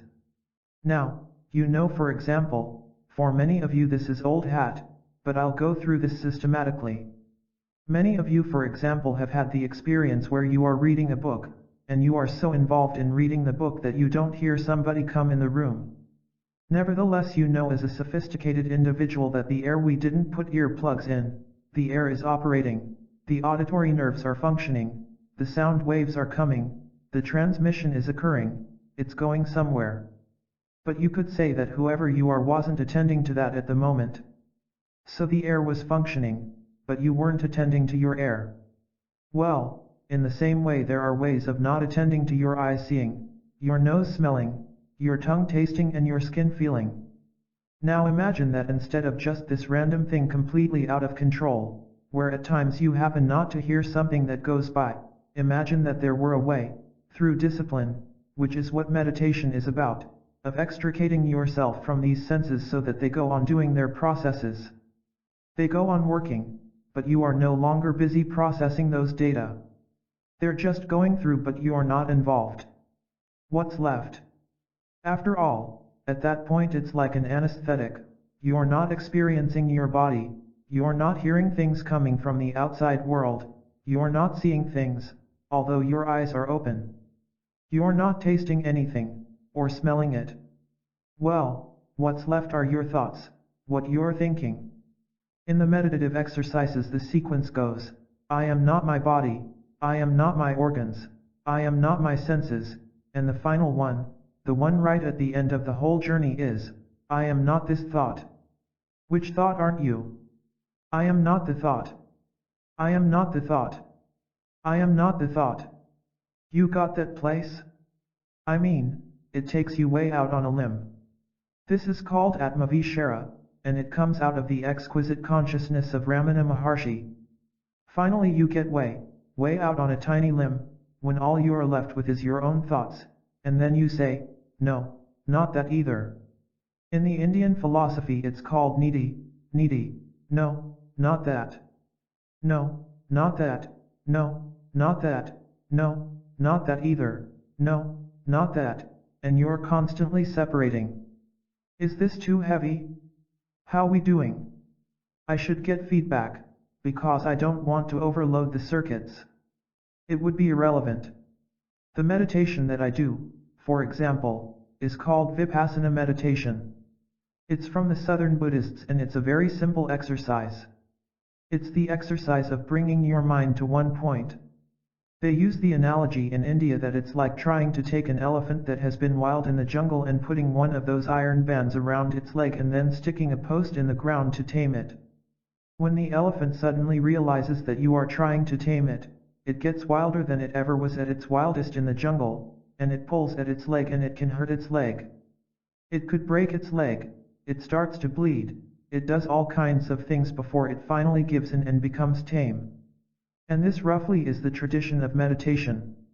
Vivekananda, one of the Eastern people who came to the West and taught this, said, "The mind is a terrible master and it's a wonderful servant. But for most of us it is our master and not our servant. We are so identified with our own thoughts. So this process is the process of bringing your mind to one point. Now, let me tell you to, well, for just like, say, 15 seconds, play this little game. Just do what I do. Let me explain. I go into 10-day courses where 16 hours a day, this is what I do. We'll do it for 15 seconds. You focus right on the tip of your nose and you note the breath going in and out. You don't follow it into your body and you don't follow it out into the akasa, into the universe. You just notice it right here. You're like a parking lot attendant. And your job is merely to notice a car that goes in the factory and one that goes out. You don't care where it went or who, you know, you're just a checker. Just check, it went in and that one came out. This one goes in, there's one coming out. That's all you do, you just sit right there and notice it. That's all you do, you just sit right there and notice it. That's all you've got to do. We'll just do it for 15 seconds. During that time don't think about anything else. You can at least get a feeling for what the game is. Now imagine that you are a sophisticated, rational, Western person and you go into a course and you sit down and the man says, "All right, I honor you and you honor me and we all honor each other, and we're sitting. Everybody comfortable? Fine. All right, now, for the next 16 hours with breaks every 40 minutes to walk around the room a couple of times, you will just follow this breath going in and out of your nose. Well, you literally psychologically climb the walls. I'll tell you. I mean, if you thought you had any discipline of mind, you see what you don't have, very, very, very quickly. See, like most of you probably heard the air conditioner, or you felt your body or you thought, what the hell's this all about, or, isn't this interesting, or, or you know, I can't even find my breath. Everybody's got these little brrr thoughts. They're like little mosquitoes buzzing around. What happens is you usually sit down and meditate and you start in, and then, what I go through, what I used to go through, I don't anymore, I'd start in and I'd think, this feels good. That's a thought. That's not part of the game, see. What you do with every thought, when it comes up, it's like somebody who drops by for tea when you are trying to work on a manuscript. You say, "Hello, it's great to have you. Why don't you go into the kitchen and have tea with my wife, and I'll be along later. I'm working on this manuscript." And then you go back to the manuscript. You sit down and you think, right, fine. The next thing is, gee, my knee hurts. Thought. Just another thought. For the first few days they are very kind to you. They let you, when your knee hurts, move your knee. Later the instructions are for the next 40 minutes you are not to move at all. Your knee hurts, and that's just a stimulus. After all, your knee isn't going to fall apart if it hurts for a while. Each time you deal with pain, you bring your consciousness back. It gets caught again, and you bring it back. If it gets caught, you don't get violent with yourself. You don't beat the elephant. You just constantly remind it that it's hooked to this post in the ground, so you just keep coming back. It's called a primary object. You just keep coming back to the primary object. You go through my knee hurts. Oh, I'm hungry, that's another one. Then there's another one, for this I got a PhD. That's a great one, you know, like what am I doing here? After all this training here I am sitting watching my breath. I mean, I ought to be in a mental hospital. And, who sits around all day long watching the breath of their nose? I mean, it's obviously some totally compulsive individual who's afraid he's going to stop breathing or something. And to take that on as a chosen discipline, 16 hours a day, day after day? But the funny thing is, we will spend millions and millions of dollars on creating these incredibly complex computers, and filling our mind with knowledge, but the actual tool, which is the tool of our conscious awareness, we spend very little time training. We don't even understand in the West what it means to train consciousness, or what it means to develop these disciplines of one point. Because it is literally true that, were you able to keep your consciousness in the same place, on one point, literally on one point for 12 seconds, you would be in one of the highest forms of samadhi. You would be one of the most enlightened beings. 12 seconds, that isn't much. That's how out of control we are. And what it does is, over the course of some days or some weeks you begin to notice your mind operating. You begin to notice how your desires keep manifesting in thoughts. You'll be sitting there and suddenly get incredible sexual rushes and fantasies. Keep in mind now that who you know yourself to be is only a function of your thoughts or your conceptual models of who you are. Ego is really a conceptual structure of some sort, and if your mind is thinking about the same thing all the time, what happened to the ego? Because the ego is really based on part of those 17 trillion mind moments being filled with redefining the game, over and over again. Well, really I'm Ram Dass, and I'm doing this and I'm somebody who gets hungry and I'm. And there's the world out there and I'm here. I'm just. We're using all of our senses and our associative stuff to keep the game together, to keep our conceptual framework of the universe in order. The minute you bring your mind into one point, what in effect you are doing is overriding the existing program in the computer. And when you do that, there is an incredible amount, of course, of the computer trying to reassert itself, so that the thoughts get more insistent, more demanding. Suddenly you've got to go to the bathroom in the worst way, even though you just went 10 minutes ago. There is a book called the Bhagavad Gita in India which is a book that is concerned with a battle, supposedly a battle out in the battlefield. But one way of understanding that book is it's this inner battle about who's going to run the game. Are your thoughts going to be your master or are you going to be master of your thoughts? I would like to have programs available, one of which is the Ram Dass program, but I would like not to have it run my life. Because it turns out that isn't who I am. That's who I thought I was. Vivekananda talks about a coach going down the road with a coachman and the man inside the coach. For years, the man inside has just been sitting in there, or the woman inside has been sitting there, and the coachman has been running the coach. The coachman has gotten the feeling that the coachman owns the coach and is making all the decisions. Finally the person inside taps on the glass and says, "Say, would you pull over here?" Imagine what happens in the coachman's mind. He never even knew there was anybody back there in the first place, and he is under the impression it's his coach and his horses and he's running the show. And then suddenly this person says, "Would you pull over, here's." Who the hell do you think you are? It's my coach. What do you mean it's your coach? Ever since I can remember, says the coachman, I've been running this coach. Well, I understand that, but now, you know you were going in the right direction, now it's time for a change, and would you mind pulling over? What do you imagine happens then? I mean, the coachman doesn't just say, "Oh, master, I'm sorry, I give up," and pull over. Then starts the struggle which is outlined in the Bhagavad Gita.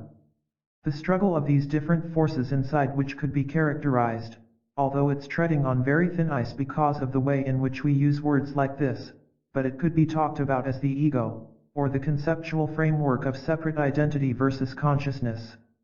I'll talk a little more about what that consciousness is about, although I know that some of you use the term ego in different ways. What happens is that when you try to bring your mind to one point, at first it speeds up incredibly and each thought is saying, in effect, think of me, I'm important, I'm important. Like, what was that noise outside? You know, I've got to get up, oh, I forgot to call so and so. I mean, you can't imagine what comes up. If you really want to take somebody to another level of consciousness, just put them in a room. This is what I do when I run a training center. I have these domes out in New Mexico that are just domes out in the woods, and they are totally empty. They have a little wood fire and a bottle of water, and I take a person, give him a sleeping bag and put him in there and close the door. Food is left outside every day and they can go to the bathroom, go back in. It's a totally empty room and they are left there for anywhere up to 19 days. That's a very interesting experience because there is nowhere you can hide. You can't hide in books. You can't hide in collecting more experiences. What you start to do is run your old tapes. You remember, I used to sit and think about all the people I ever knew, and I'd go back to kindergarten, and all the people I had ever known. Then I'd take one of them and try to remember all the things about him. Then I'd go through all the best restaurants that I've ever eaten in my life. Then I'd go through all the places I still wanted to visit, then I'd go through all my theoretical models of what I thought was happening, and I still had days left. The mind would just keep creating this stuff and this stuff and this stuff. I was doing this in a temple in India and, after all, I had closed the door of the temple. This was a voluntary thing. And every day at 4 o'clock the bus would go by, and I could just see out my window this bus that went to Delhi going by. And from there I could get an airplane to America. Sometimes at 3:30 in the afternoon, when I knew the bus was going to go by at 4, I'd think, what the hell am I doing here? I could just grab my clothes and leave a note, and within 2 days I would be dancing at the Fillmore. I mean, I could be like back in life. What am I doing? What kind of idiocy is this? You know, I mean, I would create this stuff and I would be just pacing around the room like a mad, wild man. The last time I was in India, I went into seclusion in a place where they lock you in and put food in through a double window. They open the window and put the food in and close it. You don't ever see a human being at all, and it's complete. There's no windows, nothing. And I was naked in there all the time. It was very hot, down in the southern part of India. And when I got out, I went to my guru, and the first thing he said to me is, "It's good not to wear clothes when you're in there meditating. So you think you're alone. So you try to bring your mind down and quiet your mind, and of course these thoughts get more and more dramatic and more crisisy and more pulling, and the most vicious thoughts are the thoughts, this is never going to work. That's a good one, and the other kind of thought that hangs you up is, it's working. See, what happens is you're doing it and you quiet your mind just a little and you get these incredible rushes. You get these ecstatic feelings of incredible bliss, even to incredible calm. And you've never felt this kind of awe. Of course, all those experiences are just more thoughts. All those experiences are just more thoughts. Oh, got me again. Got me again. They are more subtle all the time. They keep taking you just where you least expect them to. And it's only after some time that you stop drinking in the ecstasy or stop going through the struggles and you start to get calmer and calmer and calmer and let the mind just sit quietly and do its thing. It's the awareness which starts to approach what the Buddhists call pure mind. The thoughts are still there, but they are floating by just like clouds. They're not grabbing at you. Now, the question of why thoughts arise is concerned with human motivation. Motivation is what in the Eastern tradition is called attachment or desire, clinging, and attachment or desire or clinging is the root of the problem. Now here's my predicament. See, I was trained as a motivation psychologist, right? Dave McClelland was my boss, and I worked in the field of achievement motivation, dependency motivation, nurturance, succurrence, power, affiliation, etc. Sexual hunger, thirst, the drives and needs. I used to teach courses in human motivation. I come from a tradition where, from a psychological point of view, motives are givens in man. Everybody's got drives and needs and so on. Now I come into a tradition where motives are seen not as necessary things, but as part of the package, if you will, not who you are. As a motivation psychologist, I defined who we are in terms of motivation.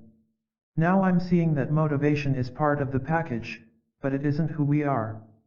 This is a very critical place, very critical. When Buddha came out from under the Bodhi tree where he got enlightened, he came back to the guys he'd been hanging out with and he said, "Hey, fellas, I figured it all out." And he gave them what is called the Four Noble Truths. The first truth is, it's all suffering. That's a hard one for us in the West. What do you mean, it's all suffering? It's not all suffering. I had a wonderful time last night. But the breakdown of the statement "it's all suffering" is as follows: birth has in it suffering, death has in it suffering, old age has in it suffering, and sickness has in it suffering. Not getting what you want has in it suffering, getting what you don't want has in it suffering. We'll all agree to all those, which leaves two categories, getting what you want and not getting what you don't want, which we don't include under the category of suffering. Then he says, but you see, about those two, they are both in time, and anything in time is going to go. I've used the example of the ice cream cone. You know, you start to eat the ice cream cone and you got to keep eating cause it's going to melt and you can't keep that first rush of the ice cream cone forever because after a while you are going to have had enough ice cream cone and you already know it when you take your first bite, so even in the first bite of the ice cream cone is the suffering of the anticipation that it's going to be over. That's true about sex, and it's true about everything you ever wanted. Like, we'd like to advise you, you've just been given the Nobel Prize for the greatest contribution to science this year. Oh, thank you.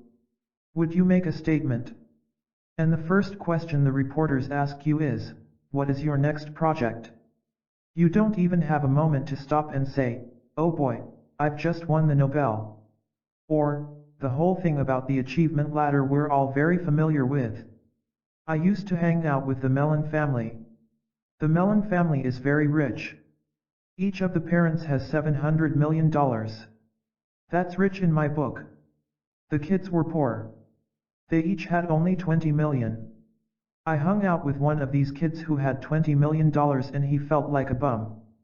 I had a little Cessna plane and we'd landed in New York and we'd pull up next to this very fancy jet at the private run place. He'd say, that's Uncle Paul's. Gee, I really wish I could afford that. Here's a guy with $20 million who's miserable. Right. That's far out, from my point of view. You know, I remember spending a weekend with Hugh Hefner in his Playboy house in Chicago. And there was suffering in the midst of plenty, I assure you. In the midst of plenty, suffering. That's what Buddha was talking about. As long as you are in time, there's suffering. Then his second noble truth is, the cause of suffering is craving. The reason you suffer is because you want something. His third noble truth is, if you didn't want anything, you wouldn't suffer. If you give up wanting something, you won't suffer. And the fourth noble truth is what is called the Eightfold Path. To give up wanting anything you have to give up wanting it.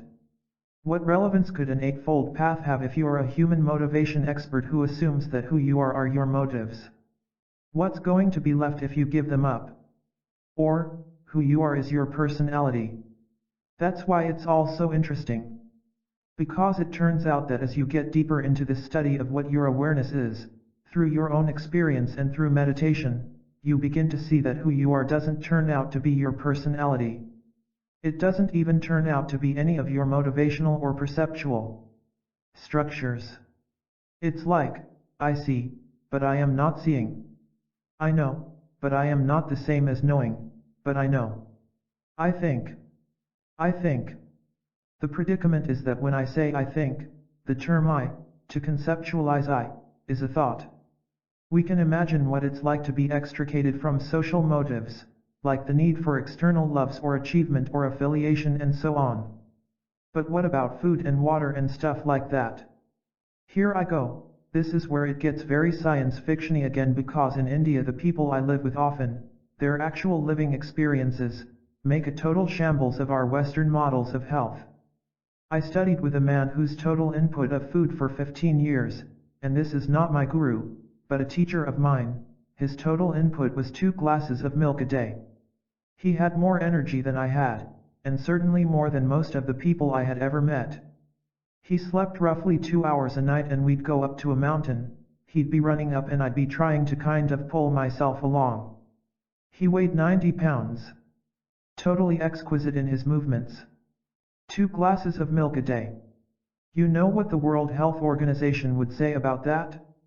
I mean, even if it's good, rich buffalo milk, you're not going to live through it. But there he is. There he is. All you've got to do is find one guy, see, just one woman or one man who's doing it, and it makes a shambles of the whole trip. The relation of mind to matter is so much more exquisite, and the only way man is able to play with these games is when he has extricated his awareness from his thinking and sensing. Then his awareness becomes just like a laser beam, and it develops a kind of power that is capable of things we don't attribute as possible to human beings. For that power to be developed, however, Buddha points out that you must extract yourself from attachment.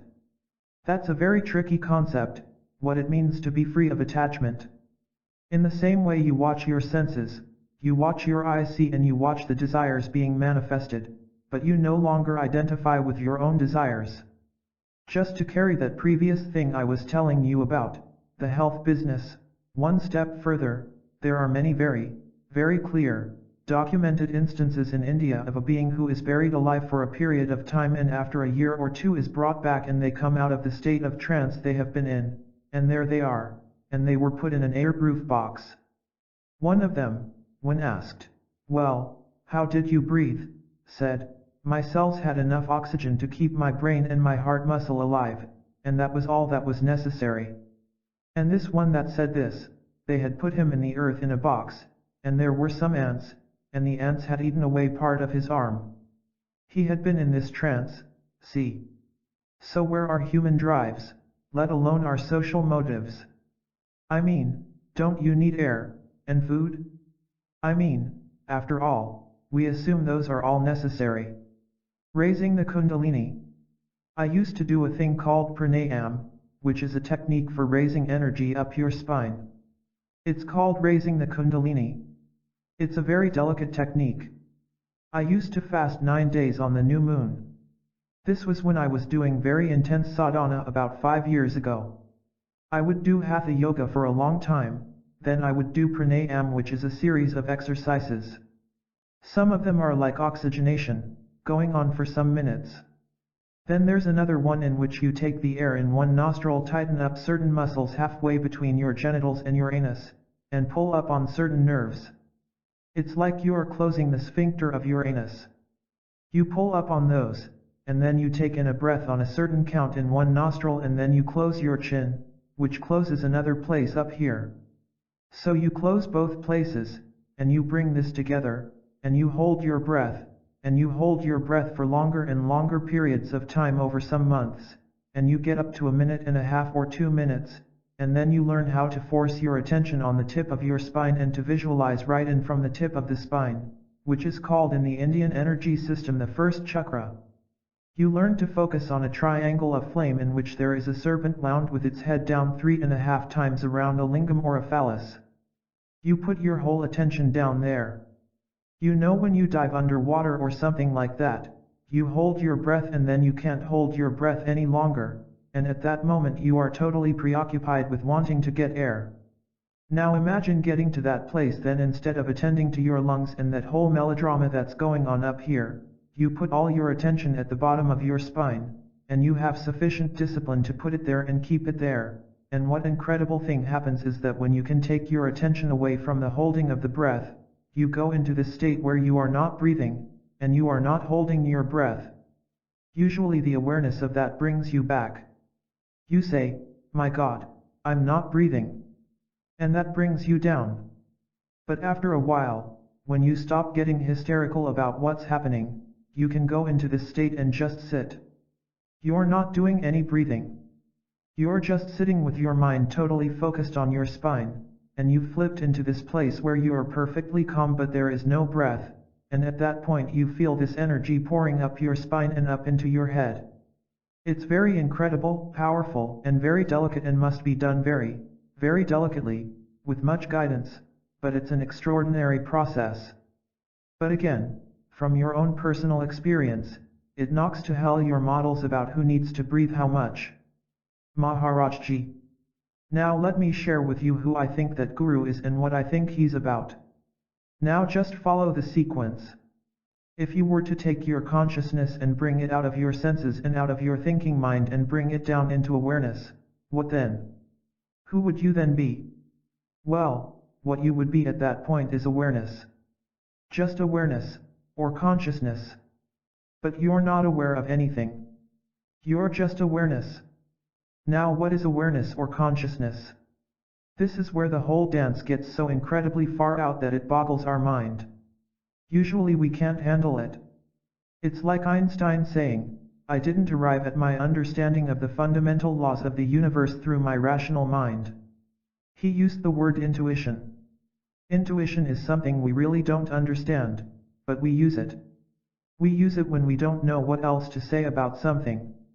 We say, "Well, he intuitively knew." Intuitively. Well, what in fact it is that there are other ways of man knowing things than through his senses and through his thinking mind. But we don't know how to use them.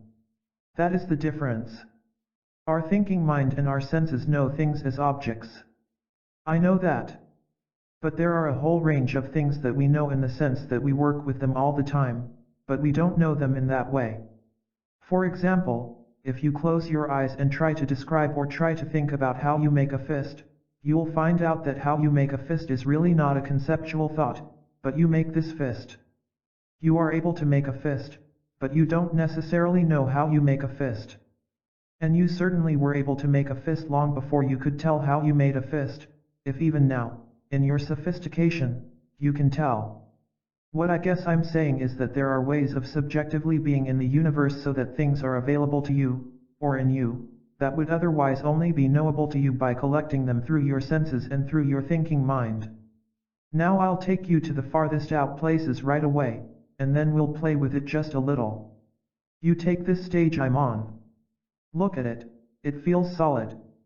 We think of that wood as solid, but we are sufficiently sophisticated. We know that if we subject this to, say, electron microscopy, we will see that it really isn't as solid as it looks.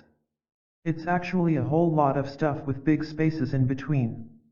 Not only that, but the things that it's made of are actually moving all the time, and when we get down to the tiniest unit of energy, we find out that that unit of energy is just in free flow through it all. Sometimes it's part of that wood, and sometimes it's part of me, and sometimes it's part of this, and there's a total interchange of energy in the universe. All these quanta of energy then go to make up nuclei and electrons and so on. They are all big, gross things compared to this tiny unit of energy which is totally interchangeable in the universe, and seems to flow in what would appear to be a random fashion. Now, if you can understand that, then what you see as a solid is not really solid.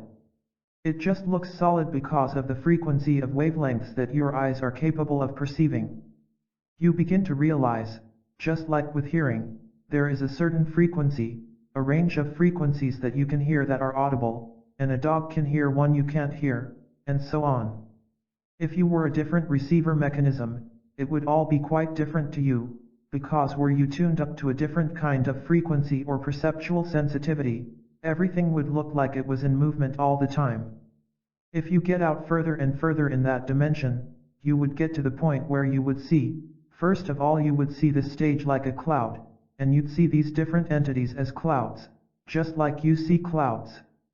They are made of stuff that keeps changing, and you would see the cloud pattern. Like looking at figures in Rorschach cards. If you go out yet one more level into sensitivity, you would see that these clouds are all part of a solid. You go in more and more until finally when you look at the level of these quanta of energy, the universe is a solid.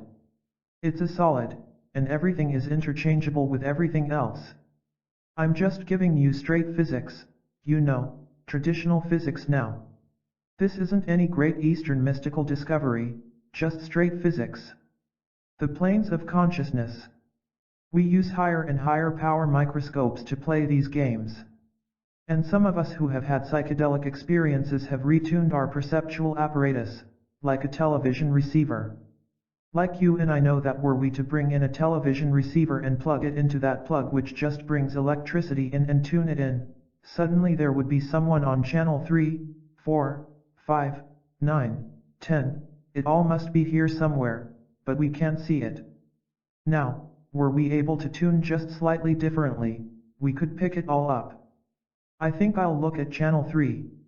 Now I'll tune to channel 4, now, that all sounds facetious, but it turns out it isn't at all.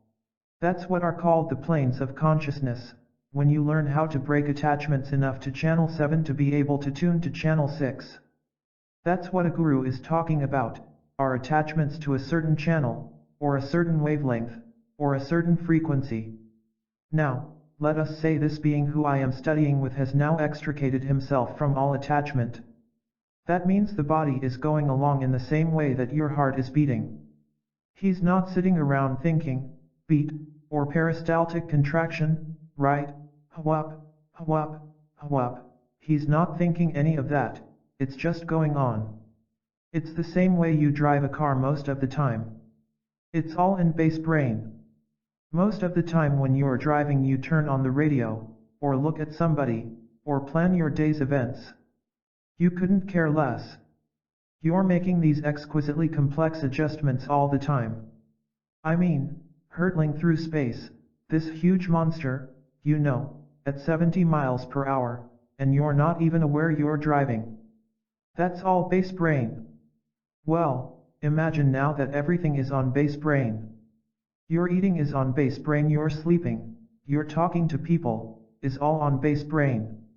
All your thinking is on base brain. Ah, you don't like that one.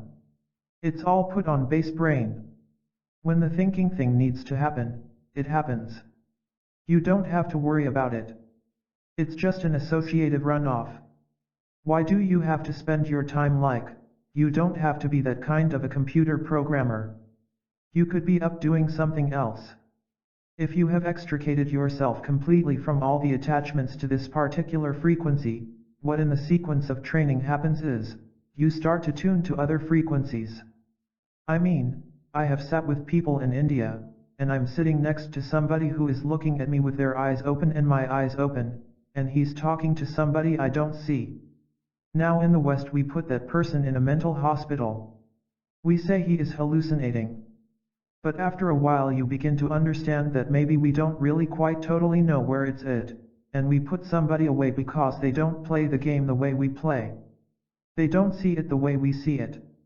And it turns out that we're hallucinating, too, because we're just fixed on a certain frequency. I have a brother who is often hospitalized and sometimes they let me visit him, but the psychiatrist has to be present. And there's my brother on one plane and the psychiatrist on another plane. They both look crazy, in the sense that they are both attached to what they consider absolute reality. Well, from my point of view these are all relative realities. They are not absolute realities at all. All you have to do is shift in one reality once, you just get out of it once, and suddenly your attachment to what you thought was the real thing starts to collapse pretty fast. You say, yes, it's relatively real, but not absolutely real. So that is the training. You go from this plane, and as you loosen your attachments you start to move into other planes which, when we are attached to this plane, we often call hallucinatory states. And sometimes it's very delicate. What's a projection of what? You come into other frequencies where it all looks different, different greens, different entities, you are looking different. What they call your physical body, your astral body, your causal body, these different bodies are at different frequencies and you are attached to your physical body because you are attached to your senses. When you are attached that way, you don't notice your physical body. So the lowest level of the game is where you loosen the physical body from the astral body. Let me give you an example of this. I was traveling with a very beautiful Swami, Mutananda, on a religious pilgrimage in southern India. One day about 3 in the morning he took me by the hand.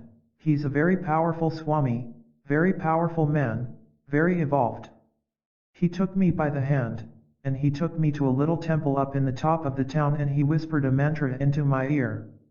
That is, it's like a prescription, it's a phrase to be repeated. It's a Sanskrit phrase and Sanskrit is a conscious language, that is, the vibrational sound of each word is meant to do certain things to your nervous system. He recited this thing into my ear and then he did a ceremony over me and I lost my body consciousness, and then a few hours later I was brought back and I came back to him and I said, "What was all that about, Babaji?" He said, "That mantra will give you vast power and vast wealth." And I said to him, "Well, that's great, but I don't want vast power and vast wealth.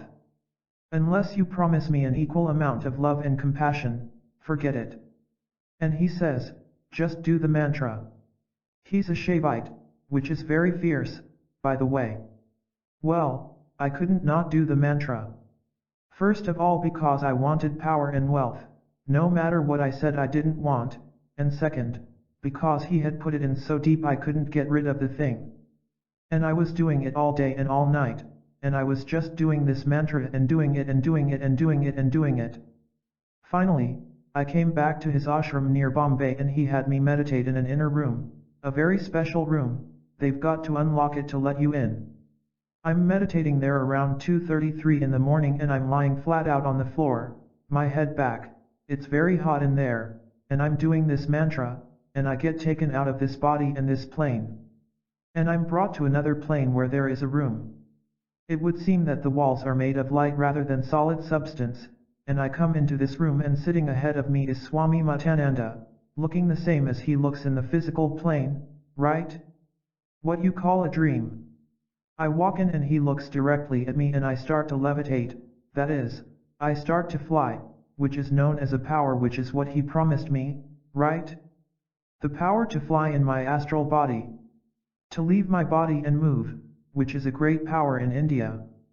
So I started to go up in the air and then I started to tilt a little bit and I get a little frightened, see, and I think I'd better right myself, and at that moment I think, what am I doing lying on my back, and I'm back in the room. I was brought back to the physical plane.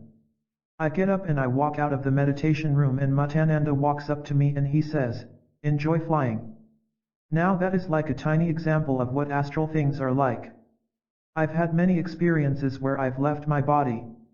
You can get your body into this, which is called Padmasan, or the lotus position, and it's perfectly balanced. You can just put your body there and leave and go somewhere, wherever you want to go. You pull yourself back from your senses and from your thinking mind and then, in just the subtle form of your thinking mind, in your astral body, which is this bodiless awareness, you go out. I'll tell you how weird it is, although to talk about this stuff gets very weird for this particular setting. You can look back and you can see the cord of light that links the bodies. It looks like an umbilical cord and it looks like a blue light. Within that body is another body, and it gets more and more subtle as you tune your frequency to different planes. Now imagine that you are not attached to any of these bodies, then what happens to you? Well, that's really what this man is that I meet in India. Because if you are no longer attached at any of the planes, you see, what we call this taps on floor, when we go down to the quanta of energy, we call it energy. We say these tiny units that are interchangeable in the universe are energy. But now instead of calling them energy, let's call them consciousness, and just say the universe is consciousness. Not self. Consciousness, but consciousness. That is, energy and consciousness are merely two different labels depending on where you are looking at it from.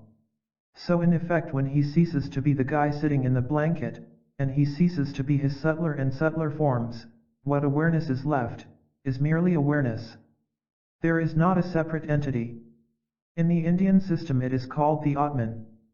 There is a Jivatman, which in Christianity is called the soul, which is the separate entity of higher consciousness. But even that shell breaks and you would say, in effect, the way my guru knows about my mother's spleen, for example, this is really so incredibly far out that it's really hard to say it in front of a group of thinking beings. He knows about my mother's spleen because he is my mother's spleen. He doesn't know he knows about my mother's spleen, and he didn't know he knew about it a minute before he said it, but out of all the possibilities in the universe the thing came through him that was necessary for me at that moment in my life, not by his thinking. What I think I should do is lay the thing about his mother's spleen on him, that will really blow his mind. You've got to understand there isn't anybody in there. That's the one we can't handle. Now and then when we see a catatonic and we work with him enough we say, Jesus, maybe there's nobody in there. It's just his body vegetating.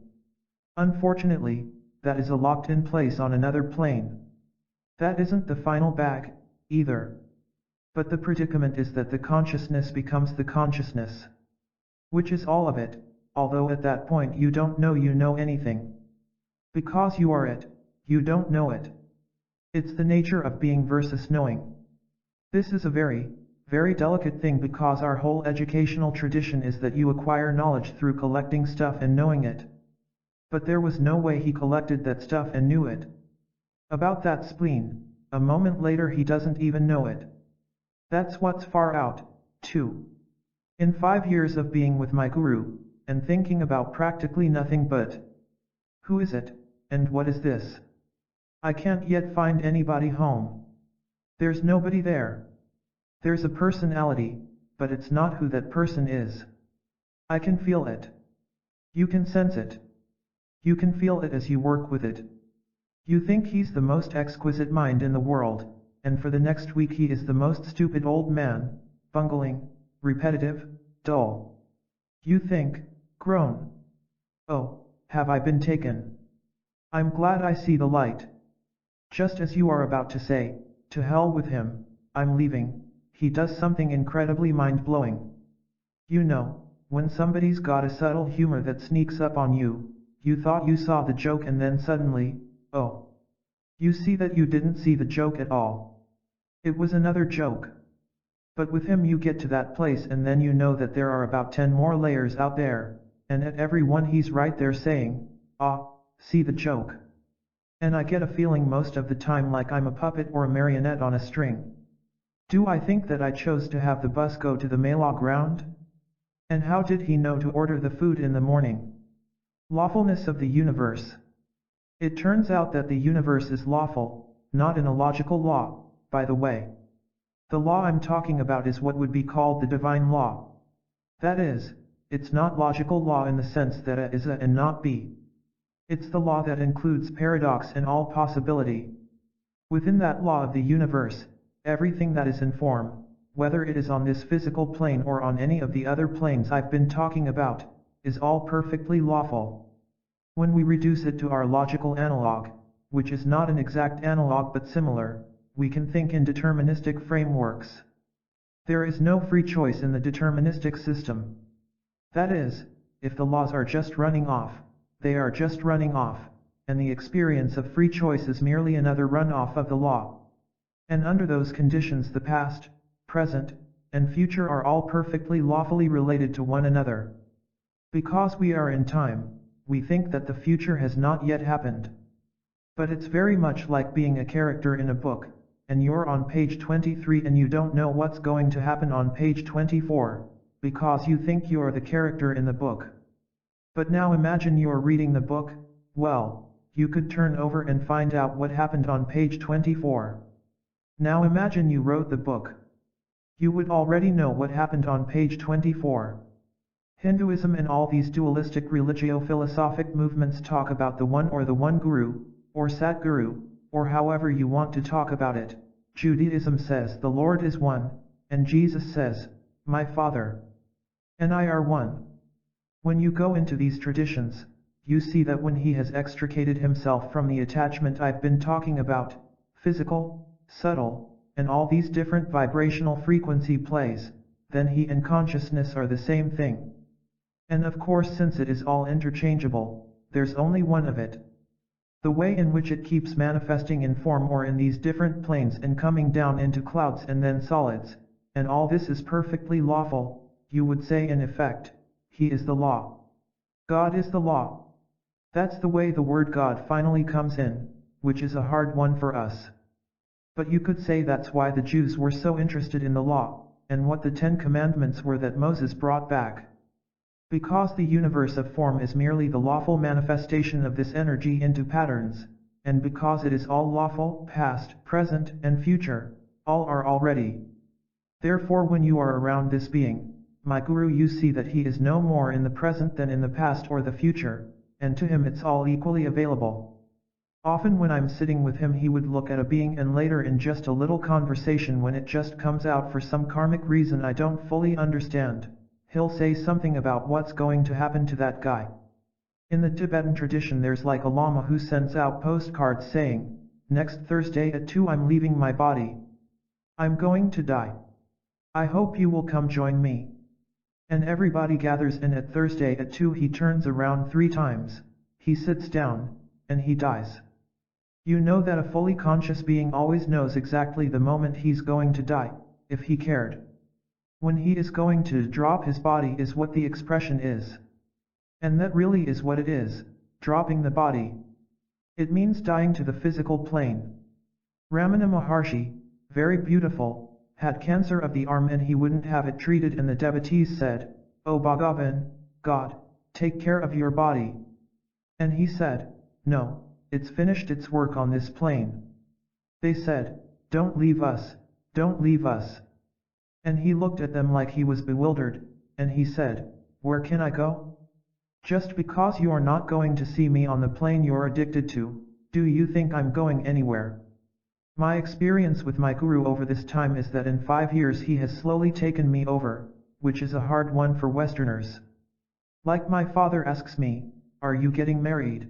Because the woman I used to live with is in India with my guru, and he keeps calling her Mrs. Ram Das. So I say, "I don't know, he hasn't told me yet." My father comes out of the tradition where you don't ask somebody else if you are going. "What do you mean, he hasn't told you?" he says. "Don't you make any decisions on your own?" And I say, "No. No." Now from our point of view we really think we lost something. In the Christian Bible it's called "Not my will, but thy will, O Lord." Because once you understand, who thought that he was making the decision in the bus to turn right? Once you realize you are not who you thought you were anyway, how long do you want to play out the little melodrama that you think you are doing it all? And if you don't think you are doing it all, and it's still all lawful, you might as well just sit and listen to how it all came out. That's the "not my, but thy will." It's what is called surrender, which we find so horrible because when we think of the word surrender we think of one ego surrendering to another. But if you imagine just surrendering into the law or surrendering the illusion that you are the choice maker. The idea is, when you surrender, is the result chaos? Is Freud right? Is the whole idea right that who we are is a wild animal? Or is that just more of the program? 4. Karma and reincarnation.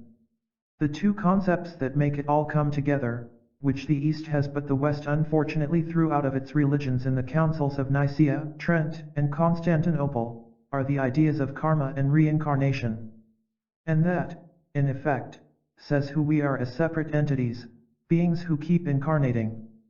That is, taking on form in certain vibrational frequencies which we will call the physical plane. Taking birth, in order to work out, to run off certain kinds of attachments, to get finished with attachment. When you get finally finished with the attachment, the desires that keep making you be born again and again cease, and you become one with the One. And that is the merging back into the One. From a Zen Buddhist point of view, once you are in the One, there's no one. Of course, you don't see the One, you only see the One if you are two. Once you are in the One, it's non-dualism. Those two models, those two concepts, make an entirely different matter out of what the meaning of what your daily life is about, or what the meaning of human suffering is. Because once I see me as somebody who has taken on this package in order to carry out certain works of purification, I start to look at the experiences I'm having in life as part of that purification exercise. Then I see this life as a certain necessary kind of work that I am doing. It's the question of what is the meaning of life. But in order to do that, I am no longer using the basic philosophical foundation of the West, which is philosophical materialism. I don't mean materialism in the sense of I want to build a wristwatch. I mean materialism that says we are our human bodies, and when they're gone, baby, that's it, so get what you can now, because when it's over, it's done. When you look at the world from the viewpoint of philosophical materialism, and you look at the caste system that existed way back in India that's just coming to a decaying end now, you see horrible injustice. When you look at it from the point of view of incarnation, you see it in an entirely different way. In the villages in India, these people are still living in the spirit. They are now identified with this earth in that way. Now we in psychology call that a dissociative process, as a defense mechanism to protect one from undue anxiety. I mean, I know that game, too. That's one way of looking at it. That's the way to preserve philosophical materialism, which is a set of assumptions. But when you're working out of a different experiential base, philosophic materialism doesn't seem so valid to you. And once you get into another space, you see that you, in fact, have taken this birth for a certain function and you are just running it off. In those cases the king is doing his dharma or his perfect route, in which his thing is to be the perfect king, and the sweeper is doing his thing, which is to be the perfect sweeper. In the village the sweeper doesn't wish he were king, because the wish to be king is making him other than a perfect sweeper and his work is to run that one through. The king will be the sweeper, and the sweeper will be the king, and so on. Now, from our point of view, you say, oh, well, that's all fantasy and projection. But for people who are living in a different space or a different identity with themselves, like the guy that I am talking about that I visited in India, he's in a village where you run down the street and say, you know what Maharaj Ji just did? He told me this. And they say, oh sure, of course. But did you hear? You know, to them it's common fare. In the village I live in everybody says, of course that stuff all happens. Nothing big deal about that. Because they are living much closer than we are to the space where all this is possible. For us it's called miracle because it doesn't fit in with our existing philosophical conceptual system. Now, reincarnation doesn't have to be linear in the sense of the Bridey Murphy kind of thing. It may well be in terms of past, present, and future all being here simultaneously. There are many ways of thinking of the fifth dimension of infinite repetition and changes and so on. Many ways of thinking of reincarnation. I used to do personality research and we would try to predict when a mother and father did a certain thing, how the child would be in terms of Freud's identification theory. We were studying resistance to temptation, guilt, internalization of values, and sexual role identity, the four things that are supposedly the manifestation of identification. We would question the parents for many hours. We'd study the child with exquisite instruments, and we'd throw this all into a fantastically complex factor analytic design and we'd usually come out with a correlation, say between 40 and 60. A correlation of 0.4 means that you've accounted for 16% of the variability, which means that 84% of the variability hasn't been accounted for. Now we in social science say, well, if we could put more variables into the computer. It's just that it's such a multivariate thing. We can't predict it from a single variant. Or we say, well, we don't have the theory quite right, but almost. And when we do, it will go way up. But you see that 84% that's left we call random error. Or say that we haven't put variables into the machine, that very easily could allow for a number of different possibilities about how it all really is. I don't question at all that my body is related to my heredity through my parental strain, and that my personality is affected by the internalization of values through my relations to my parents and society, my socialization. I don't question that at all. That is the package as far as I am concerned, but that isn't who I am. And in effect, from the reincarnation point of view, a person before birth knows exactly what they're buying into. It's not a pig in a poke, they know just what they're buying into. They say, I'm buying into these parents, this experience. I'm going to be in this life, I'm going to have one eye, I'm going to be a cripple, I'm going to end up being beaten to death on the street in Benares, and that's what I need. Okay, here I go. You dive down in, and the veil is lowered. There you are, and here we are, and we run through this one, and then we get all finished and we come back out of it and we wake up. Okay, you ran that one off, now let's see what's next. What I need to be now is a duke, and I might have to wait thousands of years for that one. I know I'm pushing you very hard, but I'm just trying to give you a feeling. The game is much more interesting than we thought it was. You begin to see this entire physical plane as a training school. The minute you stop treating all of the experiences that every single being has had which don't fit in with your conceptual model of who you are and how it works as hallucinations or irrationality or psychosis or deviance, you understand it as, really, information. You see, this is the issue, you go from being a decider, a judge. The judge says, will I accept what he is saying or not? He's a very persuasive fellow, but obviously he's taken too many drugs. He's left the realm of... I mean, there's a judging place in all of us. And we are running all these experiences through our logical, rational mind, because we think that's a real big deal. From another point of view, as I've told you, there are obviously other ways of knowing. That is considered a siddhi, a power. Knowing through the intellect is merely another power. It's like prehensile hands was a big deal earlier, and then cerebral cognizing is another big deal. In India, in the yogic tradition, they say, look, each thing seems like a big deal, but don't get hooked on it. Instead of saying, well, that's a good one, I'm going to use it in control. See, we're interested in control and mastery. We can go to the moon, aren't we great? I can say it, but maybe you can't hear it. I can say from Maharaj Jis' point of view, he is the moon. What does he want to go there for? What man has continually done, he's taken each little tool he's been given and used it in order to enhance the power of his own separate entityness.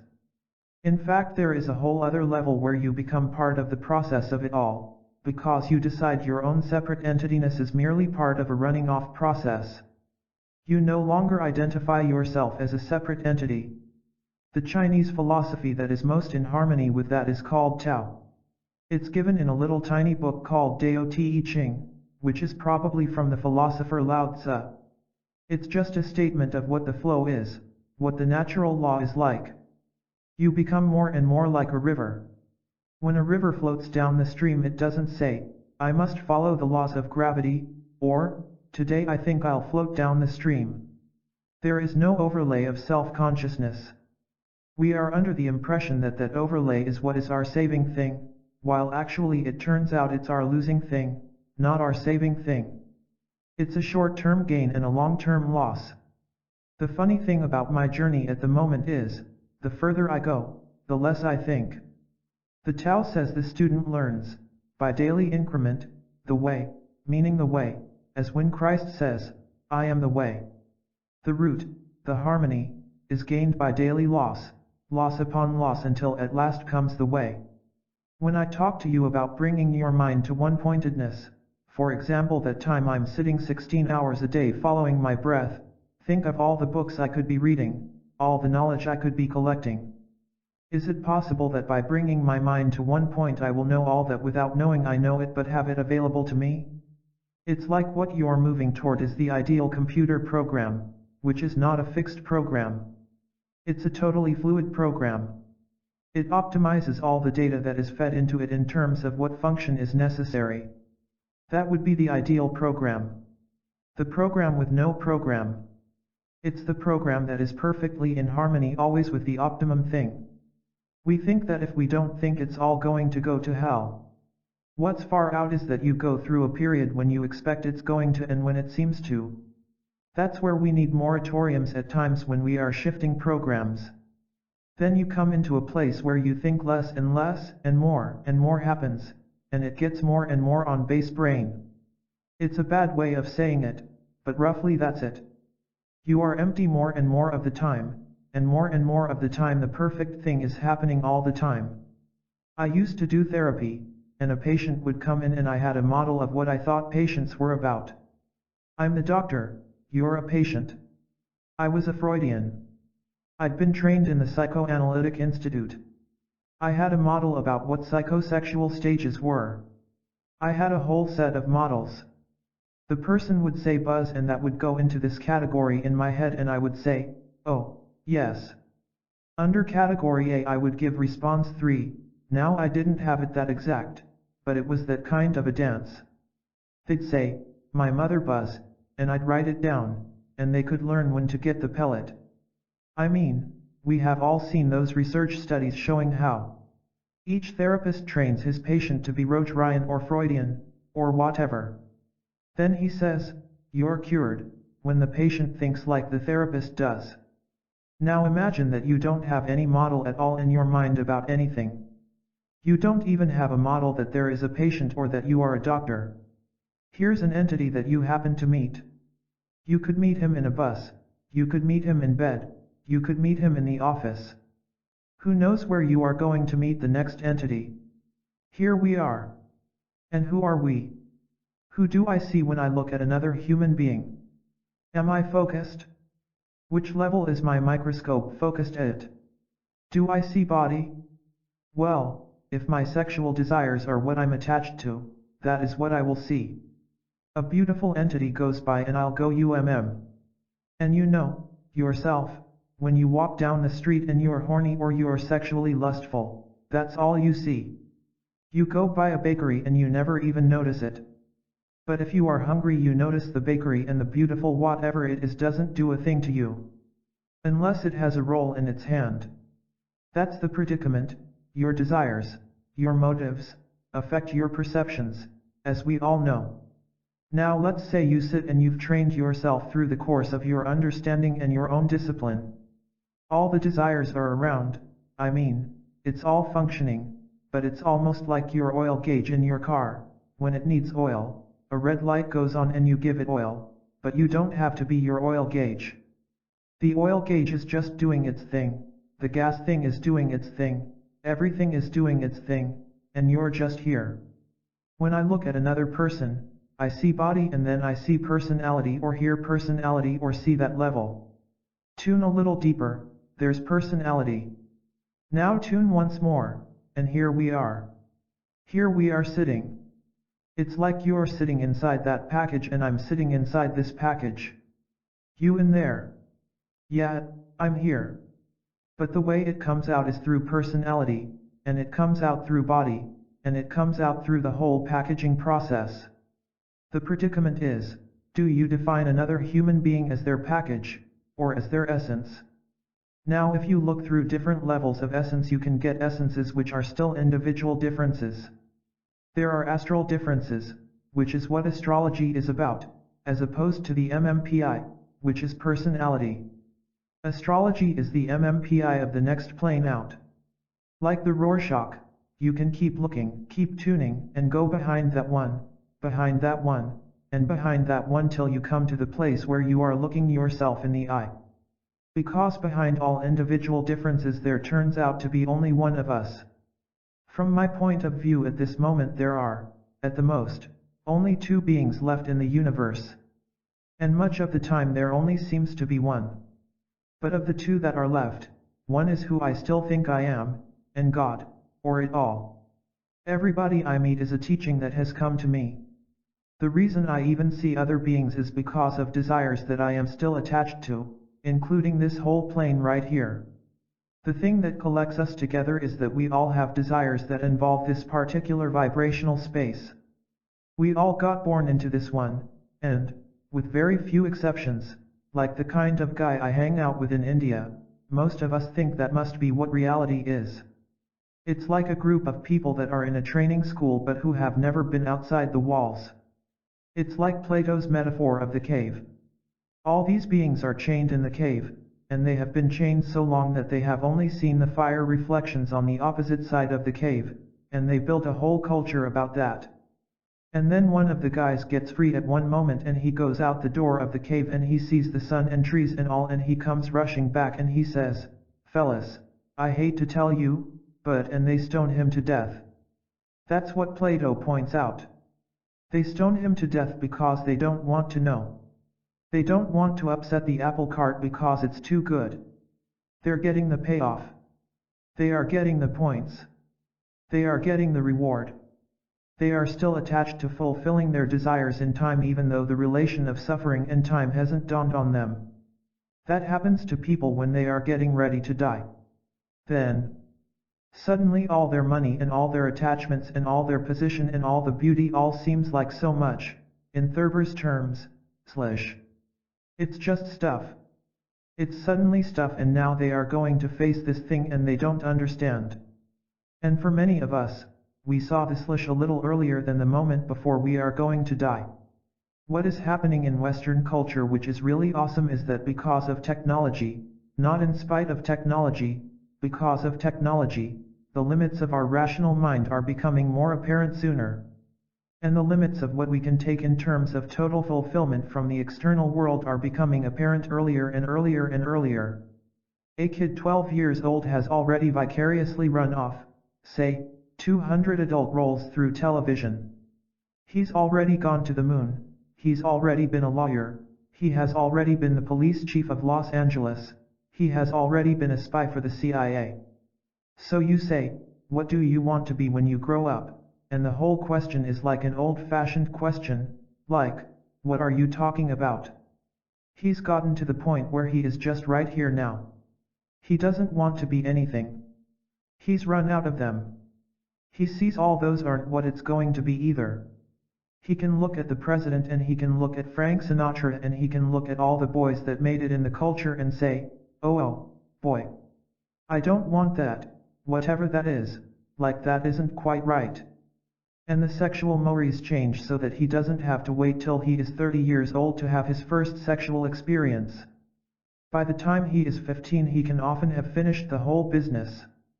The game is changing, and the frequency of the use of marijuana and all this stuff means he is already playing with this loosening of his consciousness, and he has already been on other planes.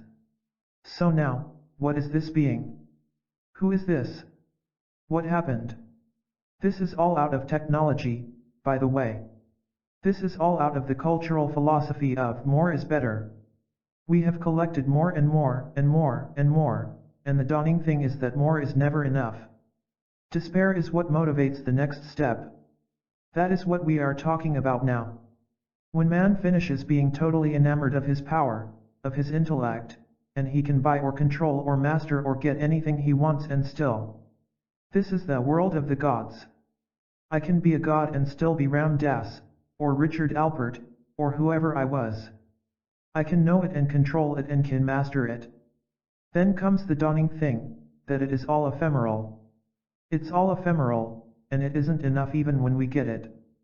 We've had wise men and sages, not so much in the West, but we have had beings who were totally fulfilled beings, and they have a certain vibrational space, and when you are around them you feel great peace. Certainly if great peace was contingent on the acquiring of things, we would expect the most beautiful, the most powerful, and the most successful beings in society to show that great peace. Well, usually they are an example of the people who least show it. Then, there comes a despair which is an absolute prerequisite for the whole trip, the despair that knows that how you thought you would make it isn't going to make it. That despair is a prerequisite to turn back inward, and turning back inward starts you to go for the next level, and that is roughly what many of us are now doing. Some of us do it in our spare time, some of us do it on Sunday morning or Saturday night, some of us try to build it into our work, some of us say, well, I can do nothing but just go the whole trip and see what happens. It's very extraordinary for me as a psychologist to have let loose of so many models of how I thought it had to be. When a person walks in and sits down with me now, they come and they say, my problem is brr. And I'm suffering. They get all done, and I'm looking right into their eyes, because the eyes are the windows of the soul, and I'm looking right through all that stuff. When they get all done, I say, right. I hear all that, and here we are. You're telling me about your melodrama, but that isn't who you are. 'Cause I can see, it's just stuff. It's like you are telling me about the paint job on your new Cadillac convertible. I really see therapy, in terms of personality, as body and repair work. But it has nothing to do with essence. Essence means that the therapist has to know who he or she is, because the therapy will be just as high as the therapist. A therapist who thinks he is a therapist can only create a patient who thinks he is a patient. A therapist who thinks he is a personality can merely exchange one personality package for another personality package. He can't even imagine that there is a way of being that has nothing to do with personality. Like, from a personality point of view, a lot of my pathology isn't over. When I left analysis, my analyst said, "You are too sick to function in society." That was in 1958, and he may well have been right. I've been just barely holding on ever since. The stuff is still around, but it is just stuff, just stuff, just stuff. Now I will give you a little insight as to how I am playing this game. All this time I have been talking to you, all morning long, have I been identified with myself as the speaker? The far out thing is, I'm not. I'm just sitting inside here and this whole thing is happening. I walked in here totally empty-minded, I had nothing I had to say to you. How am I going to collect points? Am I going to have you all say, very interesting? Am I going to take it home and count it, put it in a scrapbook? They were very appreciative down at it. Very wonderful, big deal, so what? I'm doing this, 'cause this is what I do, 'cause this is what I do, like a shoemaker makes shoes. And what you get out of it is your current predicament. That has nothing to do with me. I'm doing this as my work on myself. I have no sense of social responsibility. None whatsoever, because that's just another attachment. I have no desire to do good. As I get freer of attachment, I am good. The 10 Commandments you can look at like, don't strike me dead. You can follow them out of fear, or you get to the point where you understand that they are describing how the universe works. And you, in effect, become the laws, the 10 Commandments. You don't follow them, you are them. Like, if I'm not attached to my separate body and personality, how can I steal from you? Who am I stealing from? I have to think, I need something. It's like one hand stealing from another. I have been having this interesting deal. This book, Be Here Now, has sold many copies, and this community that did the artwork and so on, they were the publishers, they got about 40 cents on every book. So suddenly they are sitting with $150,000 and money is corrupting them, and they are all getting. So I went to the distributor, and I said, look, let's change the whole game and reduce the price, and everybody cut out profit. So I'm working out to arrange to reduce the price, and I go to my father, who is a very wealthy Republican from Boston with a big estate, and he says to me, well, what are you against? Capitalism. I said no, I'm not against capitalism. I think it's wonderful. I'm happy you are a capitalist and you are enjoying it, and it's wonderful. I'm happy I do what I do and I don't want to change you. If there is more of you than me, then we have to play by your rules when we are in that certain space. If there is more of me than you, then you have to play by the other rules. That's the way the game is, you know, it's all a process. So he said, I don't understand why you are cutting the price when it's a bestseller. Everybody is willing to buy it. You could take the money and you could do good with it. I said, well, why can't I do more good than the persons who put up the money? Tell me something. You're a lawyer, you just tried a case for your brother-in-law, didn't you? Yeah. I said, did you charge him a big fee? Of course not. What did you charge him? I charged him my expenses. Why didn't you charge him a big fee? He says, he's my brother-in-law. I said, well, that's my predicament. Everybody is my brother-in-law, what am I going to do? The thinking mind is based on subject-object, so when you look at another human being including yourself, you see the other being as her or him, or them. When you are less and less attached to separateness, you experience it all more as us, or as one. Since the experience determines your action, you no longer can act in a way that's based on optimizing the position of the individual, because you see that is just accruing more problems. The only instructions that I function under now in the world are the instructions from my guru, which seem very simple and kind of Mickey Mouse from a Western, sophisticated point of view, to love everyone, and serve everyone, and remember God. Those are my instructions. But remembering God is all of this I've been talking about, that's what this is all about. We may have a hard time with words like God and the Spirit, but that's what these issues really revolve around. This is where finally these huge institutions like religion and science and philosophy start to find their way into the space where you are no longer attached to the more, or to the separate. This is what is commonly known in the religious tradition as living in the Spirit. When you are living in the Spirit, it all looks different to you. Living in communion or harmony with your universe as man in nature, you see the thing that keeps you from living in the Spirit all the time.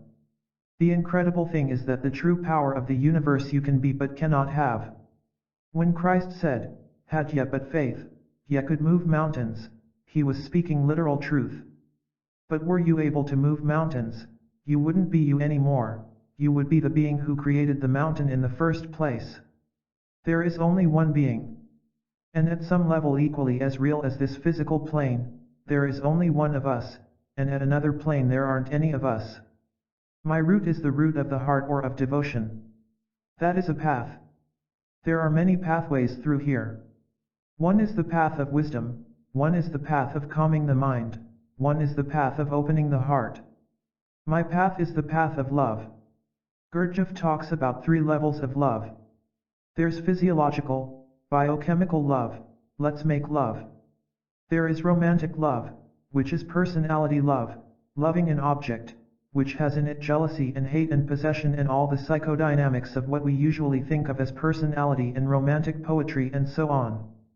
Then there is a third thing called conscious love. That is where you enter into the space which we previously called energy, and then consciousness. Another identity to those 2 identities is the word love, where you in effect become love, not loving as a verb, but are love. A being around you experiences you vibrationally, when they are open. When you say, I fell in love with so-and-so, I'm in love with so-and-so, what you are really saying is, they are a key stimulus which is an innate releasing mechanism to the place in me where I am love. And in effect when I live in the place where I am love, everybody I look at is my lover. So far out, as you can imagine. That doesn't demand you do anything about it. We're all right here in love. And when you meet another being, to the extent they are ready, they resonate right in that place, it's like a harmonic resonance. They resonate in the place where they are, in that place which is always ready in everybody but usually covered over with so much paranoia, where they also are love, not are loving, but are love. Suddenly here we are in the ocean of love which is what Christ's love was about. That love has no possessiveness. What am I going to collect? Your body. Very scary. I'm going to collect you in time and space? I don't need to collect it, because I am it. Part of the illusion we are born into is a resultant internalization of negative takes which become part of our ego structure and which lead into a take of ourselves, which does not allow us to honor and taste of our own divinity, our own beauty, our own love, our own presence. The minute you can look at another being and just focus right in on that place and let all the rest of the stuff be stuff, blowing by, then as fast as that person brings it up, it's gone. It's what is known as the mirror phenomenon. A guru, or a conscious being, is a pure mirror for another being. It's not feeding back theory. It's just mirror. It's just empty. When I sit talking to you now, I am doing mantra. Inside, ever since I sat down here, has been going Ram, Ram. You see, my name is Ram Das. Das means servant, Ram is one of the incarnations of God. I am a servant of God, not my will, but thy will. That name is a training device for me. My guru said, now you are no longer Richard Alpert, now you are Ram Das. When he talks to me, he says Ram Das, then he says something to me, and I realize he is not talking to who I think I am, he is talking to who I would be, would I stop thinking I was somebody. And when I said to him, it's going to be scary going back to America, he said, you shouldn't fear anything. I said, all I fear is my own impurities. Because, as I said, when you are sexy you see sex, when you are hungry you see food. You can only see your own impurities, anyway. The universe is the projection of your desires. So he came and he looked me up and down and he said, I don't see any impurities. I thought, what, is he putting me on? And then I realized, no, from where he is looking, there aren't any. We have been trained from the beginning in individual differences, and the reason we as an intellectual community are gathered together is because we are all masters at the game of individual differences. We can categorize and analyze and compartmentalize better than practically anybody else in society. That's why we are sitting in this building at this moment. And it's great to have that as your servant. If that is your master, you're trapped. Behind it all, here I am. Here we are. Here it is. Attachment.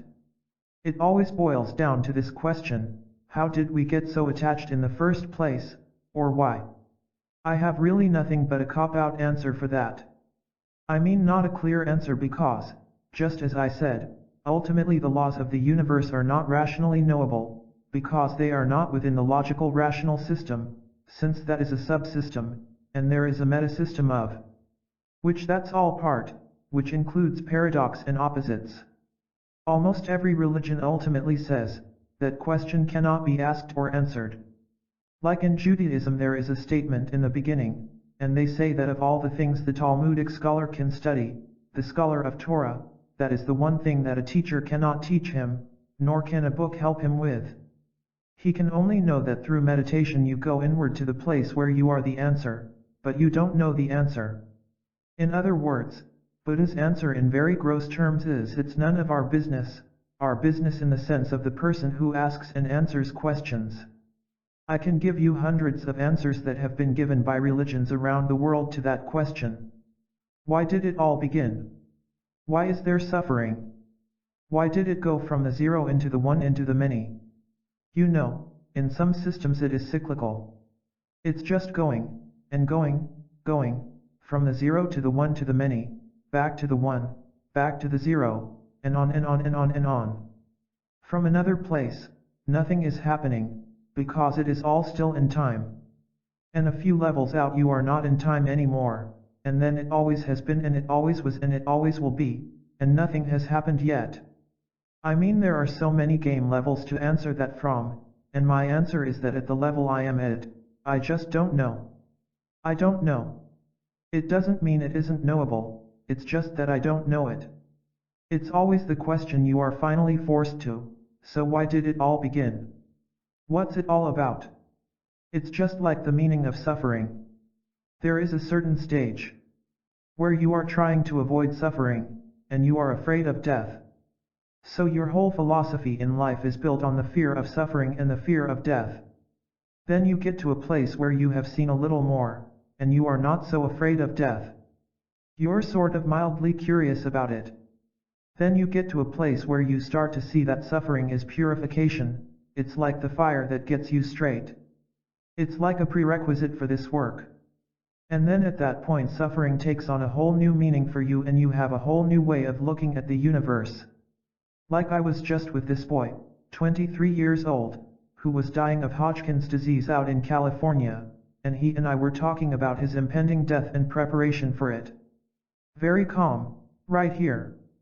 I could see that the people around him were saying, "Isn't it terrible that a person so young should die?" But I don't feel that at all. My feeling is, how do I know when a person has finished his work? I don't know what his work is. It would only be my fear of death that would make me want to keep that person alive, longer and longer and longer. Otherwise I would just want to hear how it came out. I'm not attached. Imagine that this is a training program, a training school, and it's not even a very exciting training school, it's one of the lower level ones. Suppose a person has very little to do, and they can do it in about 3 years. So they come and they do it in 3 years, and at the end of 3 years they start to die of meningitis or whooping cough. And we say, what kind of God could that be, that is taking that child from us now? Well, that person, that being, has finished its work. That's a whole different philosophical place from the place at which the person is moaning. Job in the Bible is a perfect example of this. What are you doing to me, God? God in effect could have answered, because you are my chosen. You're my chosen. Because suffering purifies. You get to the point like, when I suffer, I don't choose to suffer, I'm not a masochist, but when I suffer, I am working with it rather than suffering. I am seeing the suffering. And as this philosophical position keeps changing, as you keep evolving in these positions, the answer to that question you ask keeps changing and the reason for asking the question keeps changing. At one point it's a burden, then the next moment it's a joy, then the next moment it's nothing. How do we know? There are 3 ways in which you know things. One is you know them through direct experience. One is you know them because somebody you know knows them, and tells you. And one of them is you study them with your logical mind which extrapolates outward. My predicament is that there have been many experiences that I've had which are not conceptually organized, they are all like pieces of puzzles that are all hanging around. Then when I read something, or I'm with somebody whom I trust, like this being I know in India, and he says something, because of the little pieces of puzzle in my being, what he says has an inner validity to me that says, yeah, right on. While somebody else that doesn't have those little pieces of puzzle would say, well, I don't know, that's just his position. You see? And in a way, a lot of what I know about all this stuff comes through being around these kinds of beings and through my readings of what are called the sacred books of the world, which are descriptions by various mystics and saints of the states and the work on other planes of consciousness, which comes through things like Theosophists and the Buddhist tradition and the Christian mystics like John and Teresa and so on, the Eastern mystics, Eastern Greek Orthodox Christians, the Sufi tradition, the mystics of Muslim tradition, and a lot of Egyptian writings which are concerned with things like this, with the preparation and training of sages, and higher planes. But when I read this stuff, some of it, I read and it just goes by me, cause it's not relevant, I'm not ready for it, or I don't have the pieces of the puzzle to make it fit together. But other stuff, yeah, right on. There are certain attachments that an individual has which can only be worked out or realized on the physical plane. That is, they have to actually take a physical birth to work through that attachment. Working through an attachment means you have to work with that desire until you are no longer attached to that desire. The desire may go on, but you are not attached to it. Some work can be done on other planes, which are different vibrational spaces where beings have other kinds of qualities to them. That is, there are certain planes where beings can take on bodies at will, whatever body they need for certain work. There are bodies made of light, there are all these different astral planes. Some of it is described, for example, in books like Yogananda's book, Autobiography of a Yogi. A lot of the Theosophists have described these. Leadbeater has an exquisite description of these different planes. What generally happens to an individual depends on where his consciousness is at the moment of death. At the moment of death, if the person is holding to life, versus Gandhi for example. The moment he's shot. Probably when somebody is shot they go or don't blame them, or goodbye, or something. Gandhi is shot, he comes out of his backyard and he is shot with 4 bullets, and as he is toppling over he says, Ram, the name of God. He just goes out, right? He's so ready to go, he's got his bag packed and by the door. He's just come out to give a press conference, but he is so ready to go that he gets shot and he doesn't say, I should remember Ram, he just goes, Ram. Well, now that kind of being is in a different predicament when he drops his body than another being who thought he was his body. Because most beings who thought they were their body, when they die they enter into a space which is called purgatory in Christianity. It's kind of a floating in space, full of confusion, utter confusion. Because you can't imagine that you are still around and that you aren't who you thought you were. You haven't been prepared with a lecture like this, you know, to say, oh, right, that's what that was about. See, I mean you are not in that position. There is a horror to that moment, it's just absolute, total, confused panic. The Tibetan Buddhists' preparation for people dying is very interesting, because that describes 7 planes. 7 turns out to be a very hip number in the melodrama. What they say to the person they are preparing for death is, when you go out, the first thing you are going to experience, the first place you are going to be, is this, if you are free enough to be able to be in that space, which is where you don't exist anymore. It's just merging. That's it, you've done it, you are finished. If on the other hand you blow that one, because you are too confused or too frightened or you're holding on to it too much, you then come into the next plane. If you are too frightened and it's too much for you, you come into the next plane. Try to stay there. If you can't make it there, you come into this one. And they bring you down through 7 planes, and finally the one where you take rebirth, on this plane. And they prepare you for all these different planes. Just like when a Japanese person is dying, if they know they are going to die, they put a screen in front of them which has Buddha and the Pure Land. It's like a ticket, like a railway ticket to the next place.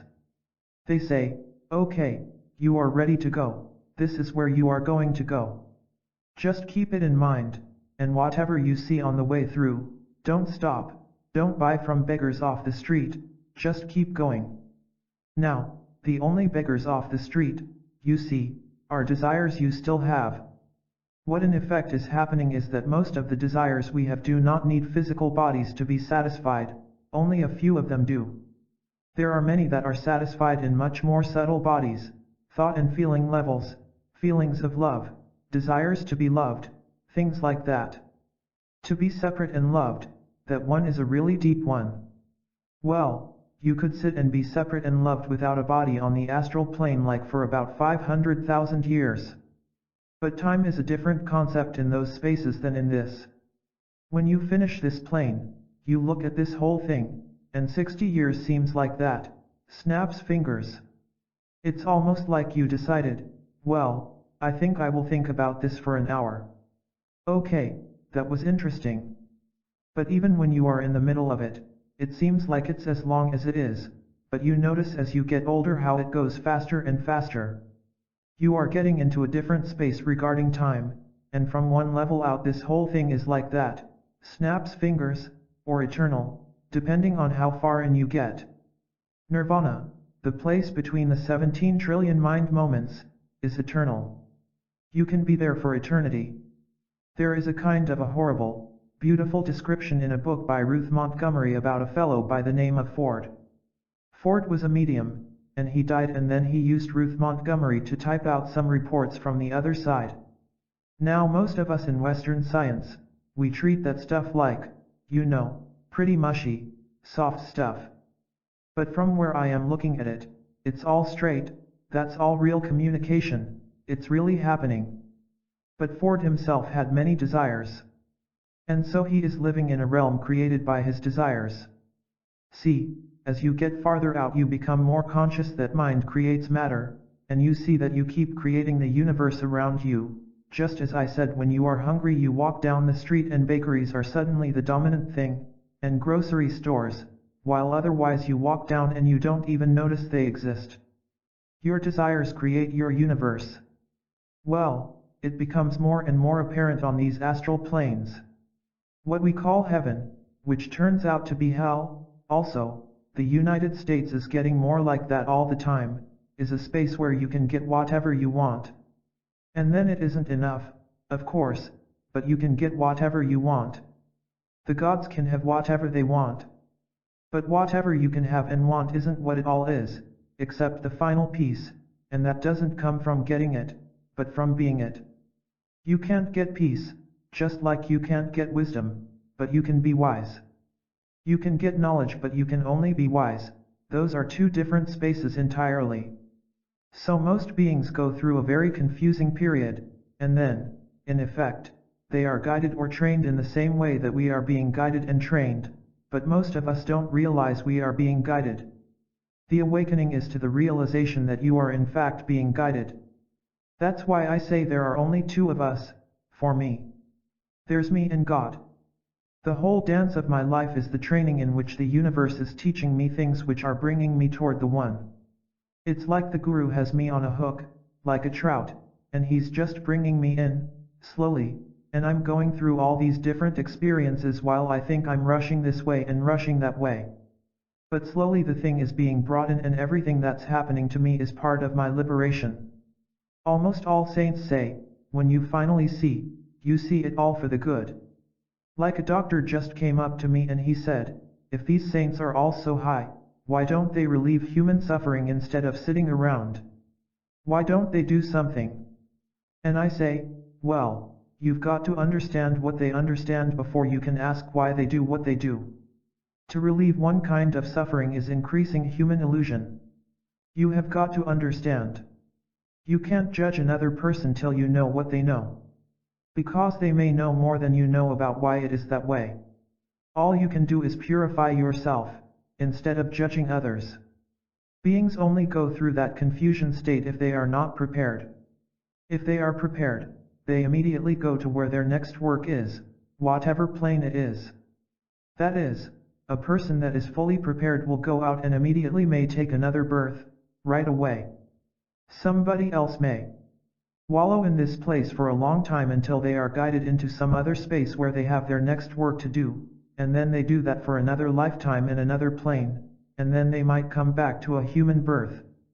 They may go through these dances. There are other beings who don't have to take births anymore. They are just running through a very subtle kind of karmic process, running off on planes of pure thought. They aren't even manifest in forms at all, nor emotion. That's Plato's absolute, the idea of pure idea. The thing is that you can tune yourself. Various saints tune to different planes and they meet various beings, like some people meet poltergeists and ghosts. Those are beings on very low planes, some of whom are still confused and trying to get back into a physical body. They are trying to take people over, and trying to possess people and all the stuff that we call possession. But you can only be possessed if you have desires of your own. That is, if you want power. Somebody comes along and says, look, I will give you power, the power of being somebody outside of the physical body, if you will let me use your body. There is all this weird stuff that goes on, which somebody that is pure and seeking for God never even notices. That's all irrelevant. It's just like you walk down the street and there are a lot of pickpockets, hustlers, and all that, but if you are going somewhere you don't even notice them. They are just all beings, and you don't get caught in them. While if you are looking to hustle somebody, you suddenly notice all the other hustlers around. It's like my teacher used to say to me, you know, when a pickpocket meets a saint, all he sees are his pockets. He never even sees the saint. All these different beings on these lower planes are just like us, except they don't have a physical body. That's really what it boils down to. Now then, there are these higher places which in the literature are called heavens, the lower ones are called hells. These are our labels for these different vibrational spaces where beings are doing different kinds of work. Through your meditation or a certain mantra you may tune to a certain plane where you meet a being who is the Lord in heaven and you say, "Wow, I've met the Lord in heaven." The Lord in heaven is just another being who is running off its karma on that plane. It happens to be the Lord of heaven, that round. Just like you might go to the White House and meet Nixon, who is the Lord of Earth or whatever you want to call that. I mean, it's the same sort of trip. All the heavens and hells, they are all just more of these planes. Behind all of that is thought or law, and behind all that isn't. Or is, but unmanifest. There is unmanifest and manifest and it's all right here now. It's all right here. It's not there. It's all here. There are some beings who are on higher planes, and then they choose to take a human birth because their work on that higher plane involves some runoff that can be best done on this plane. But it's not like we do it, where we go unconsciously into the birth. They consciously do it, like Christ, like Jesus. Jesus is the Son of God in the sense that it's an astral being who takes a physical form in order to do a certain kind of work. What blows our mind is things like the Immaculate Conception and all that stuff, like how could that be? How could somebody go without water or food? We don't understand it. We can't handle any of that stuff, so we say, well, it's just lousy reporting, that's really what it boils down to. When, in fact, beings from these planes do manifest, what we call a guru, like the man I deal with who is called a guru, who is sitting with a blanket in India, that's a doorway. But that isn't who he is. When I go through that one, through my meditation, I meet another being who may not be shaped that way, he may just be a certain feeling or presence, that's another doorway.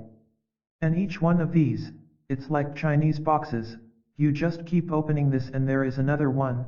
You open this and there's another one, you open this and there's another one, and when you finally open the last one, there you are.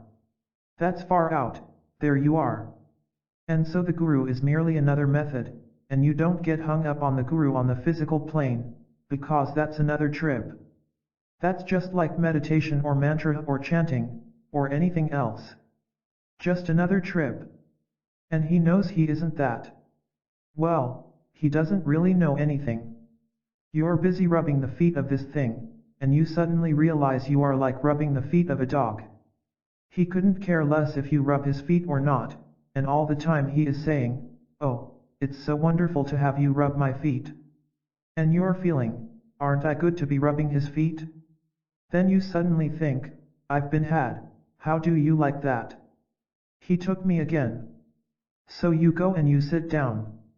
You just go in and you're empty, and you just focus here on the guru, and suddenly you meet him in another place and you get all razzle-dazzled, and you've met him on the astral plane, and it's all groovy, and then suddenly you realize you've been had again. Your fascination and your excitement and bliss and all make you cling to these planes. Most beings cling to one plane or another. So when they die they just land on one plane or another, still clinging, doing their work. A fully conscious being, when he leaves his body the same way that you'll take your next breath. With no more melodrama than that. And when they leave their body, that's it. They leave, they're just done. So part of our work is working with dying people. That's why my major reflections these days have been concerned with the development of a center for dying. That is, a place where beings in this culture could come to die consciously, to be surrounded by people who themselves are not afraid of dying, and who will provide an environment for them where there isn't a total denial of death and only other people who are afraid of dying. What it's coming to now is a service for people, including training seminars for the families of those that are dying, to get them ready to be with the person consciously at the time of death, and an exploration of various kinds of anesthetics to relieve pain but not wipe out consciousness, so the person can be very conscious just at the moment. Because the training for dying is exactly what the training for living is. It's a training to be right here now right here, now right here. Like Aldous Huxley when he died. He took LSD. His wife gave him LSD and he sat and he said, "Now I don't feel any more feelings in my legs, now I don't feel any more feelings in my thighs, the thigh is gone," and things like that. He just slowly left his body, just mildly curious. That's the intellectual trap. So he'll have another million years in a place where he can satisfy all his curiosity. Just another subtle one. Because ultimately you are not even curious, you are just taking the next breath, which is what all of us should be doing now. Every moment is our moment of birth and our moment of death, and here we are, and okay, now what? Now what? And now what? That's the optimum way for that transformation. It's just a transformation of energy. Nothing more or less than that. But if you think you are more than energy, you're going to be frightened. Because you think you've got something to lose. That's why I think the LSD research here in this place is really one of the major breakthroughs in this culture. As far as I am concerned, this is allowing people to psychologically die prior to physical death, which gives them a chance to experience the dissolution of ego, up to a certain point. The thing is that with a drug you are overriding desire. Those desires stay in subtle forms, and those subtle forms determine the future incarnation. So you are not shortening the trip, you are merely optimizing the use of this life. But, you know, in a way you are going through it. It's your karma to be in this center and be a terminal cancer patient and be dying here. I mean, that's your karmic predicament. You can't actually rip away an attachment, because that's an attachment too. Attachments fall away like a snake molds its skin. That's really much more of an apt analogy. But what you feel, you experience, you're doing, is just the subjective experience that you are doing anything, since there is actually no doer doing anything. The subjective experience of doing something is that you confront some desire. A certain amount of wisdom makes you see that you aren't that desire. And wisdom starts to dislodge it just a little bit. Meditation, or bringing the mind to one point, dislodges it a little more, because for moments you are free of it. Now, there are various strategies for how to work with a desire. One is not to do the thing that the desire is connected with. Like my guru put a cup of tea in front of me, and said to me, "Do you want it?" I'd say, "Yeah." He'd say, "Then don't drink it." Now, that's a very fierce strategy. See, the predicament is that you might spend the next 5 hours wanting that cup of tea. That's what celibacy usually is in the church. They are busy not having sex. I cannot have sex for another day. I know I can get through it. I'm not going to think of sex. You can't not think of a rhinoceros the minute somebody tells you don't think about a rhinoceros. You can try to stop something prematurely, but in a way you are just feeding it. You are feeding the reality of it by the preoccupation. So the optimum strategy under those conditions seems to be to do whatever the thing is, but remain as much as possible in the state of the witness, which in defense mechanism terms would be called dissociation. But it isn't dissociation out of anxiety. It's dissociation out of growth. So it isn't a defense mechanism. It's, you take on a place. You find the I in you. I used to be obsessed with root beer. You see, I have things like root beer and pizza, which you know are just not yoga food. So I sit up in my room and I say, okay, I'm just going to sit, and it's so beautiful. And suddenly the next moment I'd be at the refrigerator and I'd have a bottle of root beer tilted back and I'd be drinking it. Then the first thing I'd say is, damn it, I broke down again, I'm no good. And then another voice within me would say, drinking root beer, and putting himself down for drinking root beer. In other words, there was another voice in me which has no judgment. It couldn't care less whether I drink root beer or not, it's merely noticing what is going on. It's a completely dispassionate witness, not a judge. It's not the superego. It's not saying, you'll never make a good yogi because you're bad. It's saying, there you are, there's that and there's that and there's that. Well, what happens in the course of the development of this wisdom is that you are spending more and more time being that part of yourself, rather than the rest of it. So you say, there's the desire to achieve, or there's the desire for power, or there's that desire, or there's that one running off. It's like a subliminal flicker thing. You're doing something out of a desire that's taking you over, and then there's a moment when you see what you are doing, which is usually followed by a judgmental moment. But then you witness the judgment, and you keep going through these little flickering things with the desires that you are not ready to stop because there's too much force in them still. Deepest desires connected with survival and reproduction. Certain desires have more force than others. Ones that are connected with survival and reproduction of the species obviously are going to have the most built into them, like sex and food and so on. They are really deep and powerful, but you develop more and more of this witness, just like subliminal information stuff. First it comes in once every 10 units, a moment where you just see it. Then it's 2 out of 10, till pretty soon it's there more and more times. Just like today, I am resting inside watching this speaking and watching this listening, not particularly being identified with the speaker or with the listeners. There is just this process going on, and I'm watching it. Like if somebody comes in and he sits down and he looks like he's thinking, well, I'll listen to him, but I won't believe it, that's a very reasonable thing in a place like this. Then you see that something happens, the mouth softens just a little bit, see, oh, that's interesting, and then later on you see a smile. Now, to the extent that there is ego in you, you can say, see, watch. Snaps fingers, look, got another one. But when I see that, and when I see that reaction in me, I see both of those things and I say, yeah, right, that's the way the universe is. That's nature, running off. There is still a place in this personality that wants to be loved. It isn't who I am, but this personality has its own independent life, it's doing its trip. Well, slowly you become more and more of the witness, and as you are doing that you are feeding these things less and less.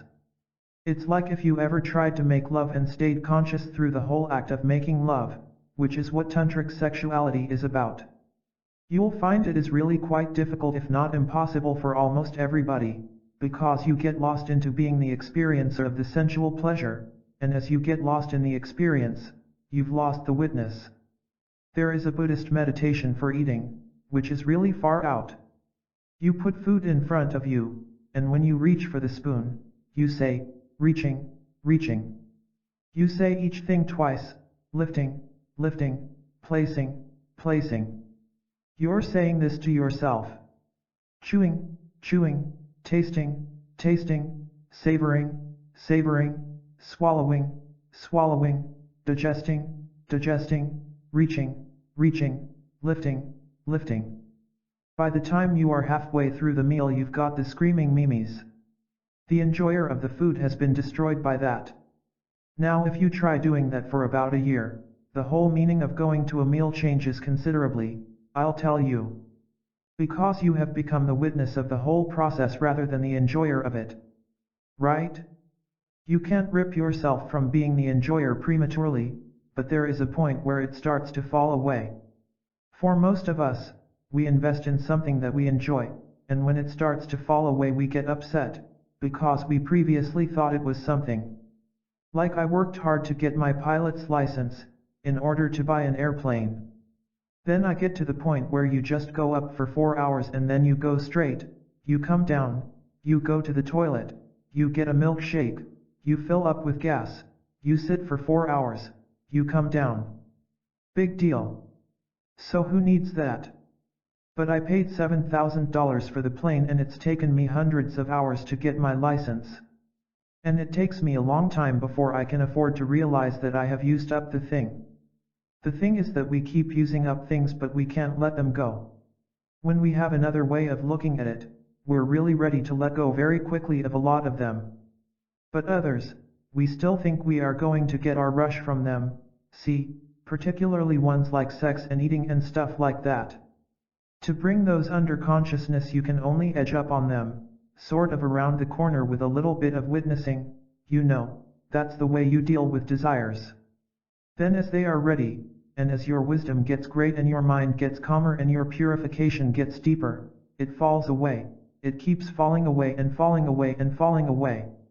For example, I told you my own instructions at this moment are love, serve, and remember. I don't have any form in that, and part of my work, as a training procedure for myself, is to stay as light as possible. I float around now, I float around the country, I float around the world, I have no form, I have nothing I have to do. It's very hard to be free floating. It's like free falling parachute jumping.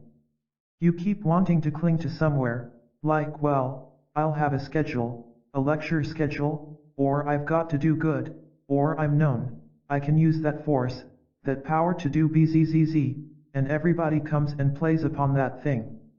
They say, well, don't you want this, or don't you want that? The game is just to stay in totally free fall, and do whatever you do, like this is what I'm doing, you know, Locke said, come down and speak, and so here we are. Because that was a message, not because I am hoping. I don't have any model of why I am doing this or anything else in my life. I'm not collecting anything. I don't have a goal. I'm just a pure instrument in the game. Giving up the attachment to who you think you are and what you think you are doing is a really scary one. People say, what do you do with your life? I don't know what I'm doing. So who are you? I don't know who I am, who do you think I am? See, like this group comes in, and the consciousness of this group sees a certain thing which elicits a certain thing out of me. Believe me, if I'm sitting with a group of young spiritual Westerners in the early morning fog at a beach, what comes out of me is a very different cup of tea than this thing. I don't plan that, but I notice when I hear tapes. I see that when I give a lecture at the Menninger Foundation it's entirely different than when I give a lecture to Hell's Angels or something like that. The content is the same, but the metaphor changes, because the metaphor is determined by the consciousness, even though I don't sit around and plan that. It just keeps happening. Other forms of life. I think everything in form is running off karma, but I don't know what the units are. Like I don't know whether the rock is what it is, or whether the cells of the rock are what it is. Like I don't know which level the game is at in that sense. If you read Meher Baba you go through mineral, animal, vegetable, etc., and these are all part of reincarnations. I don't know that to be true. I've never experienced anything like that so I really don't know. But I think the reason a human birth is considered precious is because of the degree of self-consciousness, awareness of one's predicament. A cow very rarely knows that it's a cow, and a dog, even though a dog can show a great intelligence at times, has very little concept of itself as a dog, in relation. That seems to be a critical factor that's necessary for what is called the awakening in that birth. So I think that almost everything other than human birth is a mechanical running off of karma. In the Indian system they talk about the three gunas, or three forces in the universe, tamasic, rajasic and sattvic, or the force of inertia, the form of fire or energy, and the form of purity or the sattvic. Everything is a composite of these three forces. They would say a rock is primarily a tamasic form, and fire is rajasic, and beings are just going through these different forms. But that's a hard one, that's beyond me. Comprehension. When you say, I can't comprehend it, it's because the thinking mechanism you have works within time, so time and space are the matrices against which you think. The predicament of dimensions which are not linear time or linear space, where here and now are both here and now and then are both now, those are ones we can't think about. That's the predicament. There is a book by Maurice Nicoll called Living Time, which deals with this a great deal.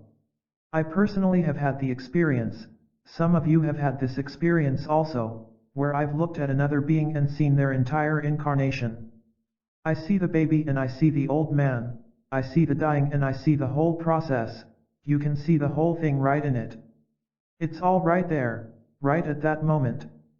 It's only because of your predicament in time that you think that you are relating to one part of it or another.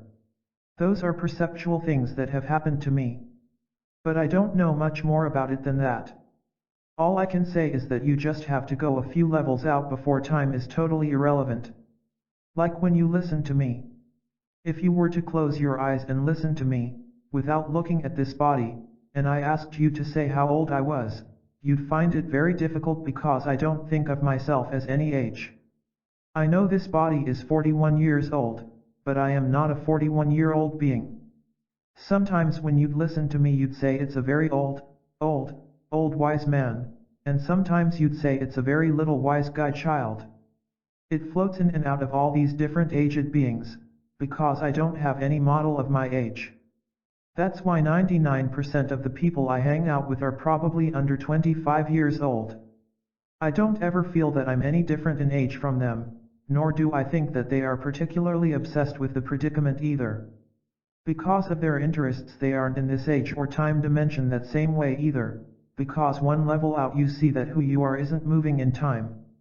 Time is describing the incarnations, the packaging changes. Desires. The desire to become enlightened is still you desiring something. What happens is you start to touch places way beyond what you ever thought you were. Or you start to awaken, and it's like the bliss is much more incredible, the understanding is more incredible, and so on, and the craving for it. It's like a super crave, and that desire is what is used to finish all the other desires. Then, near the end of that sequence, you are left with only that desire, and you see that the desire for it is what's keeping you from it. Then there's the having to let go of the desire in order to become it, which is the final process of dying, really. It's the psychological dying, because desiring that last desire is your final statement of who you are. But the predicament is that who you are can't go through the doorway. You can get right up to the door and you can knock, but you can't go in. They say it can come in, but you can't. That which desires to get through the door gets right up to the door, and then they say, the desire's gotta stay right out here. Sorry, leave your shoes outside, but you can come in. At that point the desire falls away. What has happened to me now, really interesting, although I still have plenty of other desires that are getting more and more subtle all the time, that desire is really much less than it ever used to be. It's like, to be as honest as I can, I don't know what birth I'm in, I don't know when it's over. There's nothing much I can do about it, I'm just living as consciously and openly and trustingly as I am living, and it's much more like here it is, and now what? I can't even try to be conscious, because even trying to be conscious is unconscious. So there is no more trying, there is just being. Like, I've meditated because I've tried to meditate, but I could see that it was just another ego trip.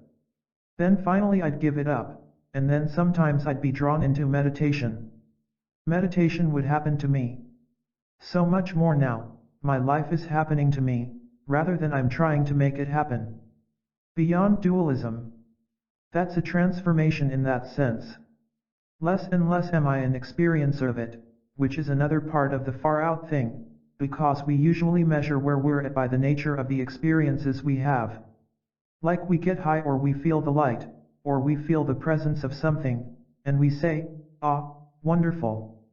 See, we got another mark, like, you know, good, I got another one, I just made another one. See?